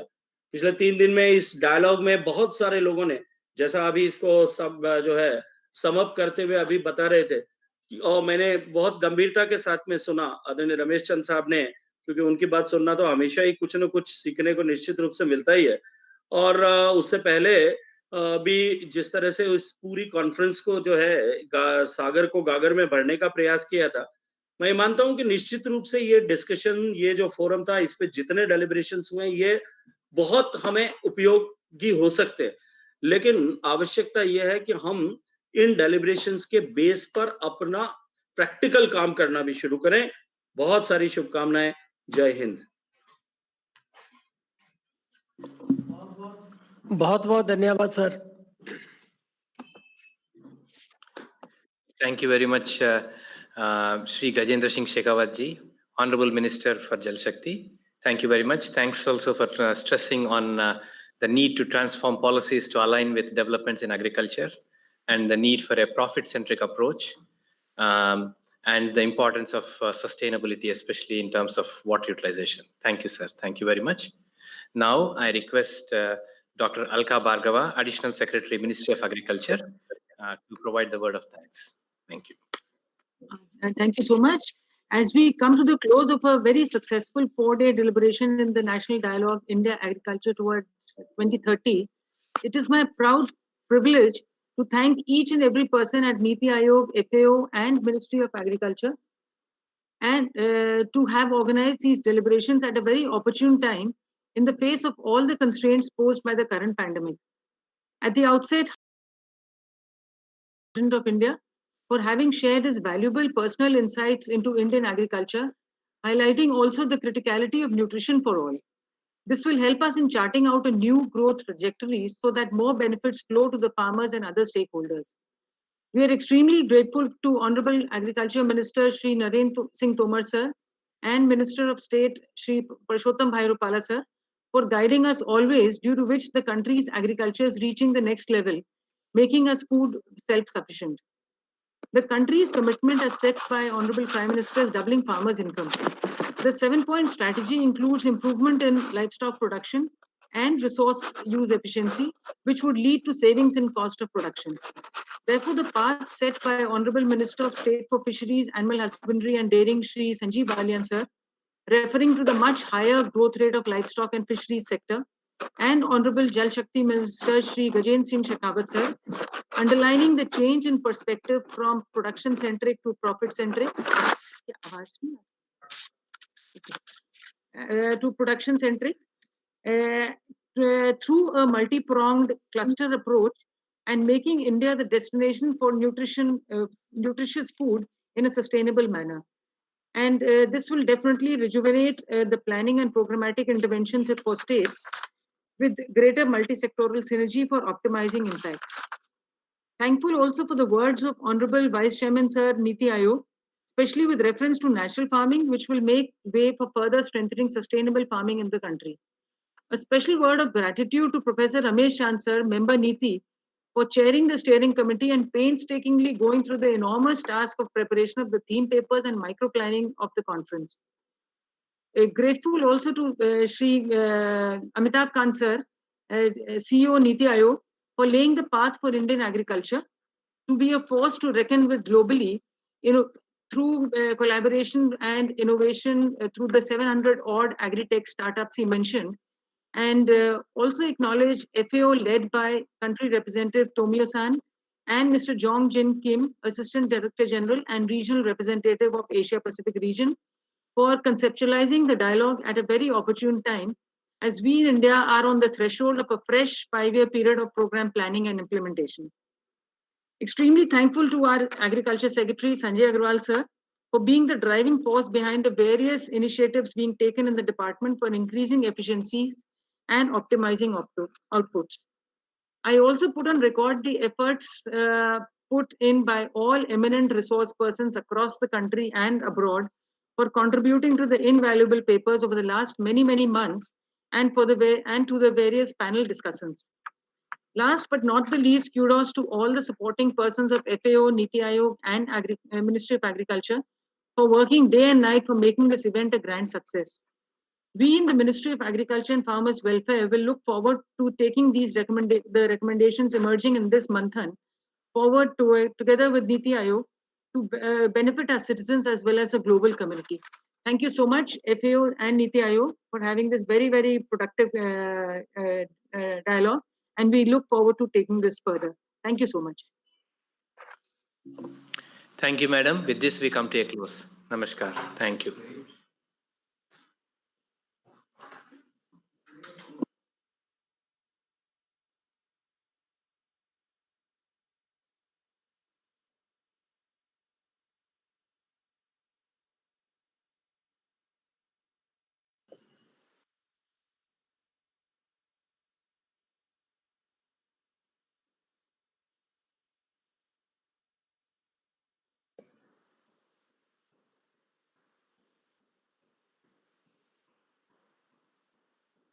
Sir, are we all done, sir? Thank you so much, sir.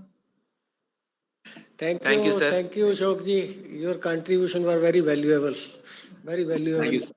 intervention. Thank you, everyone. Thank you, Samji. Thank you very much. Thanks a lot, sir. Thank you so much, sir. Thank you for your kind words. Thanks, everybody. Thank you, everyone. Thank you. Thank you very much. We all learned so much, sir. It was really very good. It was Thank you. Thank you, Tomio. Yeah, Salini ji, thank you so much. Thank you. Welcome. Yeah. Rakesh ji, yeah, thank you. Thank you all. Rakesh Konda, thank you. Yeah. Thank you, sir. Dr. Shyam Gadka, thank you so much. Romeo, thank you so much for giving us this opportunity. Thank you. Thank you, Dr. Darwai. Thank you. Right. Thank you, Lord. Yeah, I know, so I remember in August of last year when, the Lois happened. Yeah. When it was so abstract at the time. And then now, we will compare things to produce and to present. Thank you very much for your support. Thank you in all and guiding us. Thank you. All right.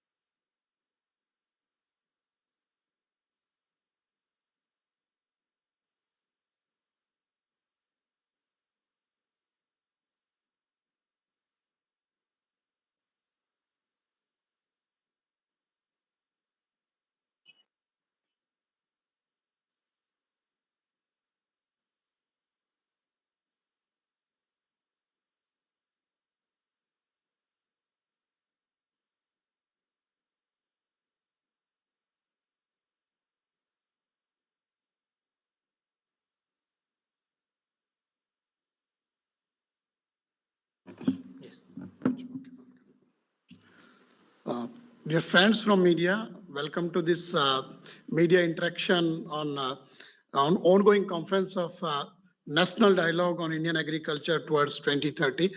Started on 19th of January with the Vice President, Honorable Mr. Venkaiah Naidu inaugurated this, and we had 8 thematic paper presented in the conferences last 3 days. In fact, today is the 4th day, and this is the concluding session with media. You already have a press release and detail about this conference. So to discuss with you, whatever you want to discuss and ask the question, we have Professor Ramesh Chand, member Niti Aayog, and who is the chairman of the steering committee, which is working on this national dialogue. And we have Mr. Tomio Sechiri, who is FAO representative in India and a Japanese national. So floor is with you. Please, you can start with identifying yourself and then can ask a question from us here.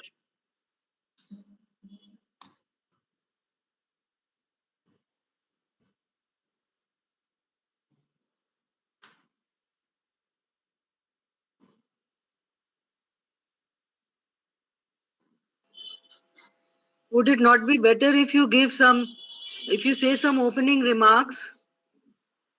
So, Ramesh Chandji, please, you can. Thank Dr. you.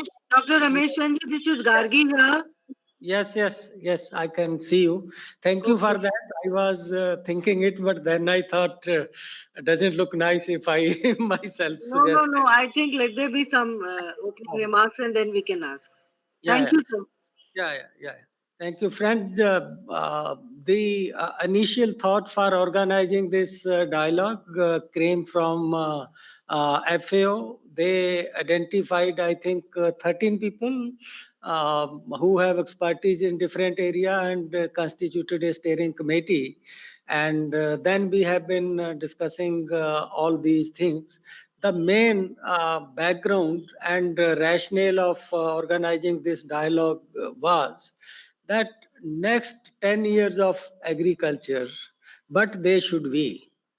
Should we just take it that whatever has been happening in the past, it will be more or less continuation of that with a little more or little less here and there. So we look at it as a continuing process, like we used to see in the 5-year plans, that you just look at continuation of the process. But then during deliberation in the steering committee, it was realized that agriculture issues have become now very complex. They are very formidable, even in terms of what we are seeking from agriculture. That is now different. Earlier, we used to worry only about maximizing growth, more production. But now there are multiple goals. Now people want agriculture to address sustainability. We want agriculture now to address income of the farmer, aspiration of the farmers. We also want agriculture to be efficient, competing with the world. And you know that now trade liberalization, all those things. So how we compete with that. Then there are also issues that India has become surplus, but nutrition of the country is a matter of concern. Then climate change is another thing which is happening. So while all those things are happening, it is also found that in some places in the world, the countries are talking of organizing agriculture in a different way. But they call that application of non-agriculture sciences into agriculture. So that is also happening. So if we have to incorporate multiple goals from agriculture, if we have to expand role of agriculture beyond growth rate in agri-food production to ensure sustainability of water, land, biodiversity, ecology, and also, you know that now we are surplus. You all know that 7 million ton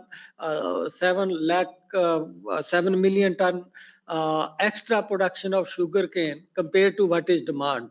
Similarly, rice and wheat surplus. In many other commodities, we are emerging as surplus. So how we change our strategy from shortage management to surplus management? How we become more export competitive? Then I can keep on speaking on these kind of issues, that there are other issues also related to rural employment. The traditional theories of development told us people will move out of agriculture, easily find employment in industry and services, and this is how income of people in agriculture will increase, because there will be lesser and lesser labor. But that thing is not now happening at the rate at which it is expected to happen. So with all this background, we thought of something like reimagining agriculture for next 10 years, which we can call medium to long run kind of situation. Have a look at what kind of demand will be there. Have a look at what kind of climate changes are expected. Having a look at what kind of science is on the horizon. All those things. So then we identified six, I will not say six authors, six team of people to contribute papers, beginning from policy related issues, science related issues, sustainability related issue, and nutrition and dietary issues, pest and diseases issues, biosecurity, like that.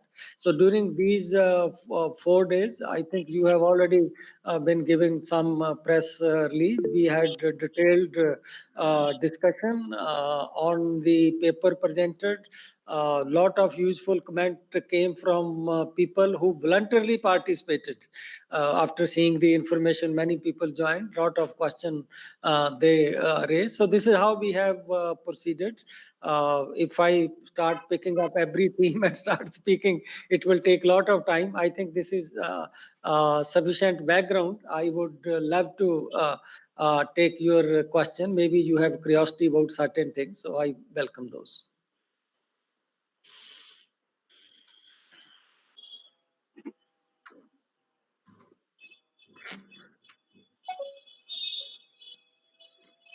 बहुत आराम से छोड़ रहे हैं आप, हमें नहीं है सवाल तो फिर So you can ask Gargi if you want to make any question. You want to start with me, Dr. Ramesh, and I know this is a FAO meeting, but actually I'm out of town. I've not followed it up so well, but one knows the issues. I would like to know that you're seeking to bring in reforms in agriculture, which are being protested against, and what is your reaction? I mean, how sustainable will that be? Will you be able to carry all the farmers together? Obviously, farmers are unhappy. A lot of farmers are protesting. So what is your view on that? आप publicly बताएं हमें. Yeah, though we will be slightly digressing, but I will not be avoiding answer to your. Yeah, thank you so much. Yeah. You see, we had given a study on this, governance and reforms. The paper is written by Shiraj Hussain and Seema Batla. They touched upon this kind of issues. You see, as far as the need for reform is concerned, I think everybody is convinced. Even maybe you had seen on NDTV when my interview was shown by Srinivasan to farmers leader, including Yogender Alag. The response of Yogender Alag was, I do not want to say the word of appreciation he used for me. So what he said was that Ramesh Chand and Ashok Gulati, they look at these reforms only from technical angle and angle of agriculture. They don't look at these from political angles. So I think that is important, that if you start looking at something from a political angle, then you can create any kind of confrontation, you can create any kind of issue out of it. But most of the people, I have a working paper also on our site. I shared with you, Gargi. I hope you have gone through it. Yes, of course, I've read it. Today, if you see, if you divide agriculture in 5 segments and look at how much the segment is liberalized and what is the growth of the sector, you will just find more liberalized the segment of agriculture, higher is the growth. Today, we are talking of even double-digit growth in fishery, poultry, livestock product, dairy growing at more than 5%. And you know how it is happening. Fruit and vegetable taken out of APMC. It is choice of the farmer whether you bring fruit and vegetable to market or you do not bring fruit and vegetable to the markets. And the apprehension that if this thing is liberalized, then market will close. You just find that though it is not legal requirement, but farmers are continuing to bring fruit and vegetable to the market in those states where fruit and vegetable are denotified. So we need to liberalize the agriculture sector. There are strong reasons for it. If we want to be export competitor, we need to reduce our logistic cost, which right now is as high as 16%. We need to reduce it. Otherwise, how we will be competitive?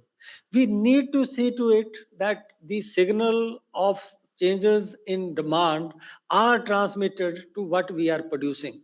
So those things are only possible if you have less direct intervention of the government, intervention of the government, which does not let those changes permeate to the productions. So I somehow feel that now it has become a sort of clashes of ego, that even the protesting farmers seems to be for reforms, but they are probably asking that first you repeal and then bring new one. We are for that kind of thing.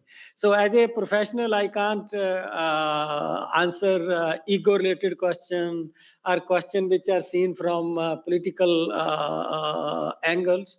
But I feel that both government and Supreme Court, they have shown accommodation, they have shown flexibility, that if there are some issues which are concerning farmers, government has also shown its willingness, and Supreme Court has constituted a committee that you look at what farmers want, and already committee has interacted with farmer leader of 8 states. So I think now there is a need for something that we need to somehow leave this ego issue, look at the larger interest of the sectors, because if these reforms are repealed, I don't know whether in next 10, 15 years, anybody will have courage to bring these kind of reforms. And if that delay happen, it will be very, very damaging for the farmer and agriculture sector. Let me share with you that last 10 years, we had growth rate of 3.6%. And there is an acceleration in growth rate in the last 20 years from 2.5% to 3.6%. But still you look at agrarian distress. Still you look at how unhappy farmers are.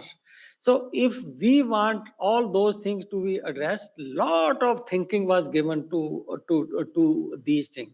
That what is the thinking behind it? Like if you say that if there is liberalization, that anybody can go to farmer and buy the produce, that give opportunity to the farmer to become trader. That give opportunity to farmer's son to become trader and do the trade. So this is how these acts were, these reforms were conceived. But unfortunately, controversy has risen. And I am not one who will say that everything was perfect in these reforms. There always is room for improvement. So when government has shown willingness and flexibility, that if there are deficiency, tell us by clause, clause by clause, we are willing to take that. So I feel that farmer should have agreed to it. So let us be optimistic and hope that something positive will emerge finally. Thank you, Dr. Rameshan.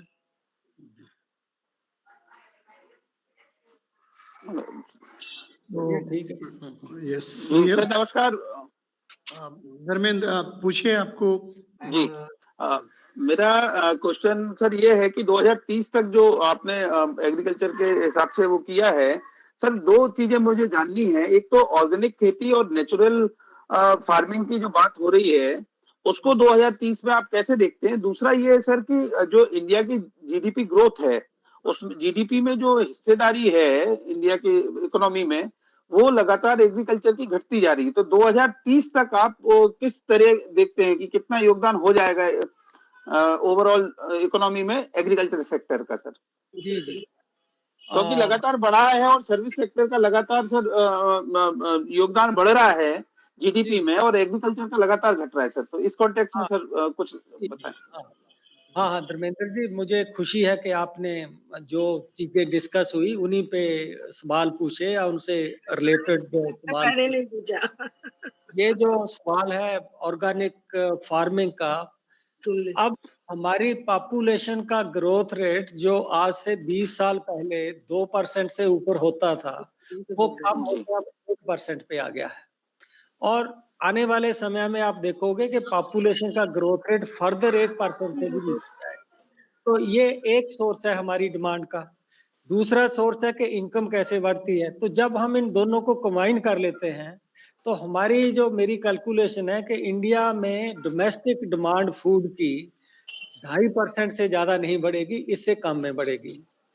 अब हमारा growth rate output का है food का 3.6%।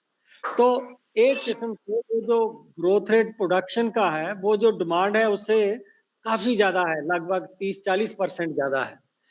इसका एक interpretation ये है कि यदि हम थोड़ा अपनी प्रायोरिटी जो ग्रोथ को देते हैं उसको डिग्रेड कर दें और जो quality food, chemical free food, food इसकी और अपना प्रायोरिटी इंक्रीज कर दें तो हमारी फूड और न्यूट्रिशन सिक्योरिटी को कोई खतरा नहीं है। आज से 20 साल पहले यदि मैं ऑर्गेनिक फार्मिंग की बात करता तो शायद लोग ना सुनते, क्योंकि वो एक शॉर्टेज का जमाना था कि क्या बात कर रहा है वो, उससे तो यील्ड कम हो जाती है तो हम कहाँ जाएंगे। तो अब यदि हम एक ग्रेजुअल वे में ऑर्गेनिक फार्मिंग की ओर मूव भी करते हैं तो ऐसा नहीं होगा कि पूरा कोई ऑर्गेनिक फार्मिंग आके 50% एरिया को शिफ्ट कर देगा। एक नया इक्विलिब्रियम आएगा जिसमें आप देखोगे कि 15-20% एरिया उसमें जा सकता है मैक्सिमम। दूसरे मेथड भी अपने आप एफिशिएंट हो जाएंगे। तो यदि हम ऑर्गेनिक फार्मिंग या इकोलॉजिकल फार्मिंग की ओर जाते हैं जो फूड सेफ्टी और सस्टेनेबिलिटी के लिए इम्पोर्टेंट है, तो उससे मेरे हिसाब से आज फूड सिक्योरिटी को कोई थ्रेट नहीं है। तो हम अफोर्ड कर सकते हैं कि उस डायरेक्शन में हम मूव करें। तो ये मेरा उसके बारे में ये है। दूसरा आपने पूछा कि एग्रीकल्चर का शेयर जो है वो कम होता जा रहा है। ये एक अकाउंटिंग प्रोसीजर है। शेयर कम होने का मतलब ये नहीं है कि एग्रीकल्चर की इंपॉर्टेंस कम होगी। ये एक अकाउंटिंग प्रोसीजर है कि आप value added in the sector लेते हो। एग्रीकल्चर का रोल समय के साथ एग्रीकल्चर की प्रोडक्शन के बाहर बढ़ता है और विदिन जो एग्रीकल्चर उसका रोल है वो कम होता है रिलेटिव टर्म में, परसेंट टर्म में। तो आप देखोगे कि जैसे अब डिमांड हम कह रहे हैं कि वैल्यू एडेड प्रोडक्ट बनाइए, प्रोसेस प्रोडक्ट बनाइए, क्वालिटी प्रोडक्ट बनाइए, वैल्यू चेन एस्टेब्लिश करिए। तो उस प्रोसेस में वो सारी चीजें कैसे होती हैं? यदि इंडिया का टेक्सटाइल एक्सपोर्ट कपड़े का, गारमेंट का इतना होता है तो उसका बेस एक कॉटन प्रोडक्शन ही है ना। तो ये एक अकाउंटिंग मेथड है और उसमें जो ये कम होता है वो इसलिए है समय के साथ रॉ फूड प्रोडक्शन की जो ग्रोथ है या रॉ एग्रीकल्चर प्रोड्यूस की जो ग्रोथ है वो नॉन एग्रीकल्चर प्रोड्यूस से कम रहती है। अब जैसे एग्रीकल्चर 3.5% है, लेकिन नॉन एग्रीकल्चर आप देखोगे कि वो 6-7% से ग्रो होता है। इस वजह से जब आप परसेंट कैलकुलेट करते हो तो वो कम हो जाती है। लेकिन यदि आप एग्रीकल्चर का पोस्ट हार्वेस्ट का कंट्रीब्यूशन फैक्टर इन कर लें कि फूड प्रोसेसिंग की ग्रोथ क्या हो रही है भाई, उसको भी एग्रीकल्चर में मिलाकर देखो, तब जो उसकी ओवरऑल कंट्रीब्यूशन है उसमें नहीं होता। तो ये तो एक प्रोसीजर है नेशनल काउंटिंग सिस्टम जो इंटरनेशनली एक्सेप्ट किया हुआ है कि आप रॉ प्रोडक्शन में जब तक किसी चीज की फॉर्म चेंज नहीं होती तब तक आप उसको उस सेक्टर का मानोगे। जब उसकी फॉर्म चेंज होगी, वो फूड की ही वैल्यू इंक्रीज होती है, लेकिन वो count as a manufacturing sector होता है। तो उसको आप ऐसा ना सोचिए। मुझे बड़ी खुशी है कि आपने ये पेचीदा और जो कंफ्यूज करने वाला लोगों को सवाल है वो ये पूछा। तो ये उसका वजह है कि प्री हार्वेस्ट स्टेज में जो रॉ प्रोड्यूस की ग्रोथ है वो बाकी चीजों की ग्रोथ से कम होती है, इसलिए परसेंट कम हो जाता है। लेकिन इसका मतलब ये नहीं कि उसकी कंट्रीब्यूशन या उसकी इम्पोर्टेंस जो है सेक्टर की वो कोई कम होगी। Definitely sir, I can understand this thing sir. मैं इसमें एक सप्लीमेंट्री मेरे को बस छोटा सा सर जिज्ञासा थी मेरी कि सर जो आपने कहा कि फूड की डिमांड जो है वो 2.5% है और एग्रीकल्चर की जो प्रोडक्शन की ग्रोथ है वो 3.6% है। तो इसका मतलब ये है सर कि लॉन्ग टर्म में अगर हम डाइवर्सिफाई नहीं होती है खेती किसी कारण से और ऑर्गेनिक और नेचुरल फार्मिंग में कम जाते हैं, तो क्या सर कि ये एग्री प्रोडक्ट की जो रेट है, जो कीमत है, वो कंपैरेटिवली सर इंडिया में कम मिलेगी?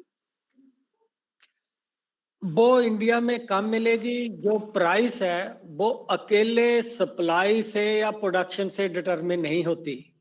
जो प्राइस है वो सप्लाई और डिमांड दोनों से डिटरमिन होती है और इंटरनेशनल प्राइस क्या बनती हैं उनसे डिटरमिन होती है। आपने शायद देखा होगा कि पिछले 4-5 महीने में पाम ऑयल की प्राइस भी बढ़ रही है, इंटरनेशनल प्राइस कई चीजों की जो है वो इंक्रीज हो रहे हैं। उसके बहुत से फैक्टर्स हैं जो उस प्राइस को सुनिश्चित करते हैं। तो यदि प्रोडक्शन हमारी डिमांड से ज्यादा बढ़ रहा है और हम एक्सपोर्ट नहीं कर पा रहे, डेफिनेटली प्राइसेस पे प्रेशर होगा कि वो रियल टर्म पे गिरे। लेकिन यही एक रीजन है कि मैं बार बार इसको एम्फेसाइज कर रहा हूं। एक मैं आपसे कॉन्फिडेंशियल इंफॉर्मेशन शेयर करता हूं कि मैं इस नंबर से इतना ज्यादा कंसर्न हूं कि मैंने फाइनेंस कमीशन की रिपोर्ट में जो पार्लियामेंट फर्स्ट को टेबल होगी तब पब्लिक की जाएगी, एक्सपोर्ट को बढ़ावा देने के लिए स्टेट्स के लिए रिक्वेस्ट करके सभी मेंबर को कन्विंस करके एक स्पेशल इंसेंटिव रखवाया है उसके बीच में। और एक्सपोर्ट को कैसे ले जाना है एक कमेटी से रिपोर्ट तैयार कराई है और उसकी आप देखोगे जिस दिन वो रिपोर्ट पुट अप होगी कि कितनी अच्छी जो रिकमेंडेशन है। तो मैं ऐसे कन्विंस किया फाइनेंस कमीशन के बाकी लोगों को, जो हमारा एग्जिस्टिंग एक्सपोर्ट है वो तो हमें मेंटेन रखना ही है। इसके अलावा डिमांड और प्रोडक्शन का इम्बैलेंस का मतलब ये है कि हमें 25% जो हर साल ग्रोथ होगी हमारी एग्रीकल्चर की, एटलीस्ट वो एक्सपोर्ट करनी पड़ेगी। नहीं तो फिर वो शुगर की तरह स्टॉक और वो बीट की तरह स्टॉक और उसके इकोनॉमी पे बहुत उस तरह के प्रभाव होते हैं। और कोई जस्टिफिकेशन नहीं कि आप पानी को यूज करो, जमीन की ताकत को यूज करो और उसको वहाँ स्टॉक बना के रख दो उसको सड़ने के लिए। तो इसीलिए हम एक्सपोर्ट पे इतना ज्यादा एम्फेसिस देते हैं। लेकिन ये श्योर है कि यदि हमारा एक्सपोर्ट नहीं होता और यदि हम जो ऑर्गेनिक की ओर भी नहीं जाते तो डेफिनेटली प्राइस पे नीचे आने का प्रेशर होगा। Thank you very much sir.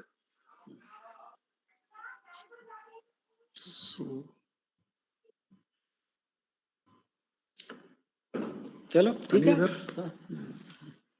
Or I don't think that anybody. Sanjeev Mukherjee थे। Sanjeev, I saw his name.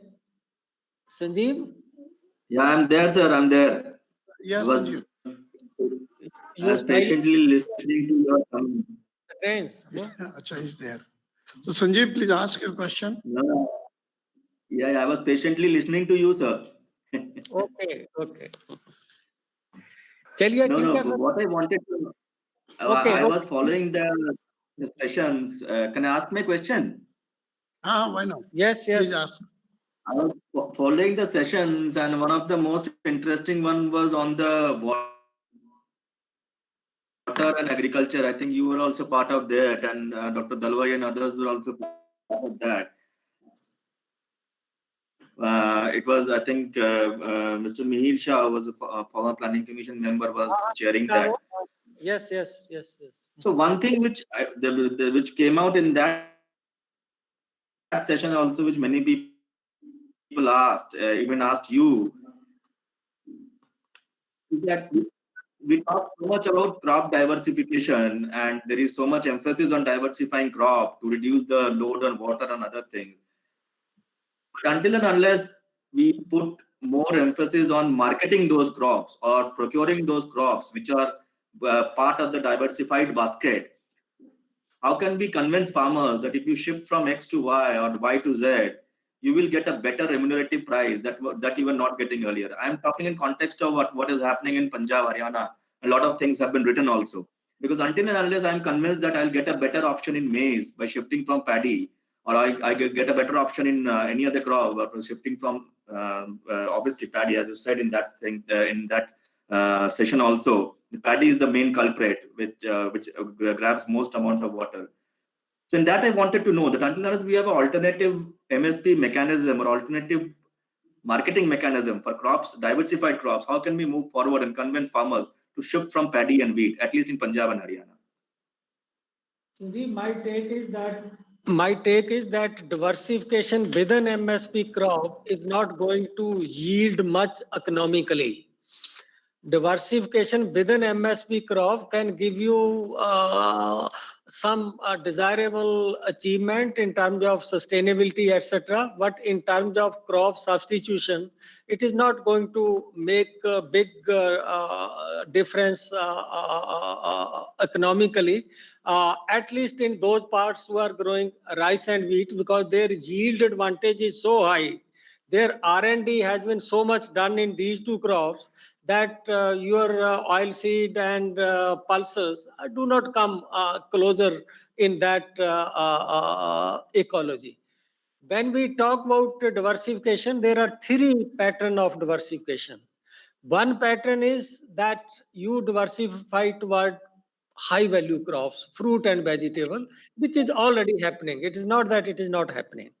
Second is that you diversify more toward allied activities like livestock, like fishery, poultry, and that is also happening. It is not that it is not happening, but we want it to happen at a faster rate, particularly for horticulture crops. There is third pattern of diversification where we are seeing that we should be producing more of oilseed and pulses, and even if our cereal don't grow by 1%, that may be okay, because per capita intake of cereal is declining and population is increasing by 1%. Now, that substitution will vary from state to state. Today, in one of the session or in the conclusion, I spoke before the minister this thing. We are not making appropriate use of national level indicators because we are not going into regionally differentiated policies. Every place has its own kind of things. Like if you talk about diversification and you do it in northern Karnataka, it may be desirable to do it. You will get more return from oilseed and pulses. Already they are going in favor of pulses. But if you feel that you will introduce oilseed and pulses in Punjab and Haryana, I don't see any chance at the existing productivity and existing prices. Those two states, the scope of diversification is, I have written so many things on it, high value crops, because they are already having productivity of close to 10 ton, rice and paddy and wheat, 10 ton. अब आप कितना कर लीजिए pulses में, oil seed में, वो उसके close भी कभी नहीं आता। और कल यदि आप मेहर शाह वाले सेशन में बैठे हो, मैंने उन्हें एक पॉइंट रेज किया था, sir you people always discuss problem of rice wheat rotation. Wheat is a great gift of nature to Northwest India. Its I heard environment. that. Huh? You were there? I heard that. Yes, yes. And I have read a DPW paper very intently long time back. Beat का problem नहीं है। यदि आप सोचो कि beat में chemical use होता है तो आप वहां पर चना भी ग्रो करोगे, उसमें भी केमिकल यूज होता है, या उसमें ज्यादा पेस्ट लगेंगे क्योंकि प्रोटीन्स को कीड़े भी ज्यादा पसंद करते हैं, प्रोटीन रिच क्रॉप्स को। और वो जो ऑयल सीड है, मस्टर्ड के कुछ ऐसी पॉसिबिलिटी है कि आप बीट को रिप्लेस कर सकते हो।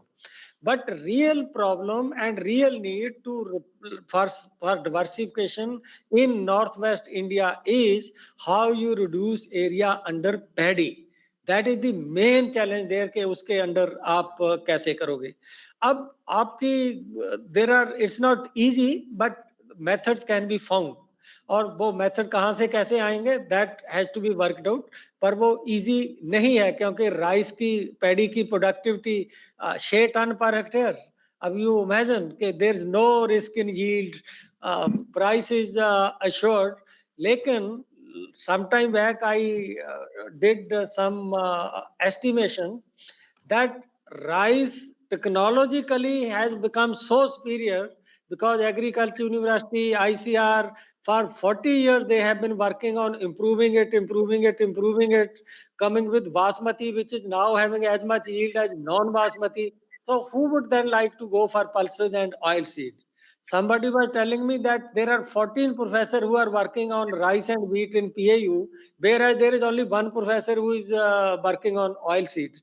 So you look at the R&D that has gone into these crops. If we start making effort now, if we are able to achieve technological breakthrough in pulses, only then you will find that after many, many years, not after 5 years, we are having some alternative which technologically compete. With economic support, you can narrow down the gap in profitability. You can't completely bridge that through giving economic support. That if you want to replace, say, rice with moong, that require that there is 3 times either productivity or price. तो आप उसको price जो है मूंग की 60 रुपए से बढ़ाकर 180 रुपये दे दो MSP. That's not possible. That's not possible. So north west India में एक और किस्म का डाइवर्सिफिकेशन है, उसके लिए there are ways. It has to be area specific. Like in Kandi area, they can go for poplar, they can go for agroforestry. I'm growing it at my farm, which is in Kandi area. That give me much more net return than what I will get from rice. But if everybody start growing it, prices will crash. It is a high producing economy. In other area, maybe maize can be a choice. In some other area, already you find cotton is coming back. So we need to think like this, area specific, identifying 1 or 2 district for one thing, another 2 district for second thing, another 2 district for 3 thing. So diversification in Punjab and Haryana is a bit complex, but it is doable. One thing I just want to, if I just have a chance to ask another question, follow up. So we are talking about diversification on one hand, but if you look at the other part of the story is that our policies, means say in case of ethanol, we are again promoting making ethanol from sugarcane and paddy and from grains or surplus paddy. So there is a dichotomy in the way the thinking is going on. On one hand, we are saying that we should cut down on crops which guzzle more water, sugarcane, paddy are being the primary one. But on the other hand, we are again promoting them as an ethanol alternative, as feedstock for ethanol. No, isn't there a problem there? Yes, no, there's no contradiction. That is loss minimization principle. Rather than allowing stock of rice to rot, it is better to use it for ethanol. It's not that rice is a better candidate for producing ethanol. It may not be very attractive alternative. But if your stock is to rot, its value will be reduced to 0. It is better that rather than allowing it to rot, you use it for that purpose. In case of sugarcane, depending upon what is the price of crude, so sometimes you find that sugarcane become an attractive candidate even for producing ethanol. Right now, we are talking of ethanol because even if you want to reduce area under sugarcane, it will not happen in 2 years or 3 years. Minimum, it will take 5-6 years because it is a crop. Once you have sown, at least you take 3 crops. Yes. That is one thing. And if you start planning, it will take 1 or 2 years. You give them alternative. So ये जो है ना ethanol use करने के लिए ये है कि भाई short term में जितनी देर access है, we are not able to sell sugar in international market. उतनी देर तक इस produce को कुछ तो बनाओ. तो what is that कुछ भी बनाओ? That is ethanol. Right. Thank you, sir. Thank you for your answers. Do we have any or anybody else? I don't think.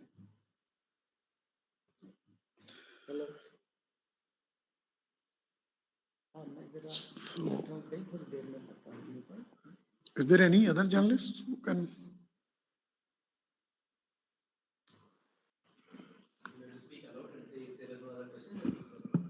Yeah, if anybody wants to ask a question, any other journalist is there to ask. So I think nobody there. So thank you very much to all of you to join us in this media interaction. Damin, Sanjeev, Gargi ji. Thank you, sir. Thank you. Thank you. And Ramesh Chandji and Ramya Sicheri, thank you very much for both of you. Thank you. To give Namaste. answer of the questions made by journalists. Thank you very much.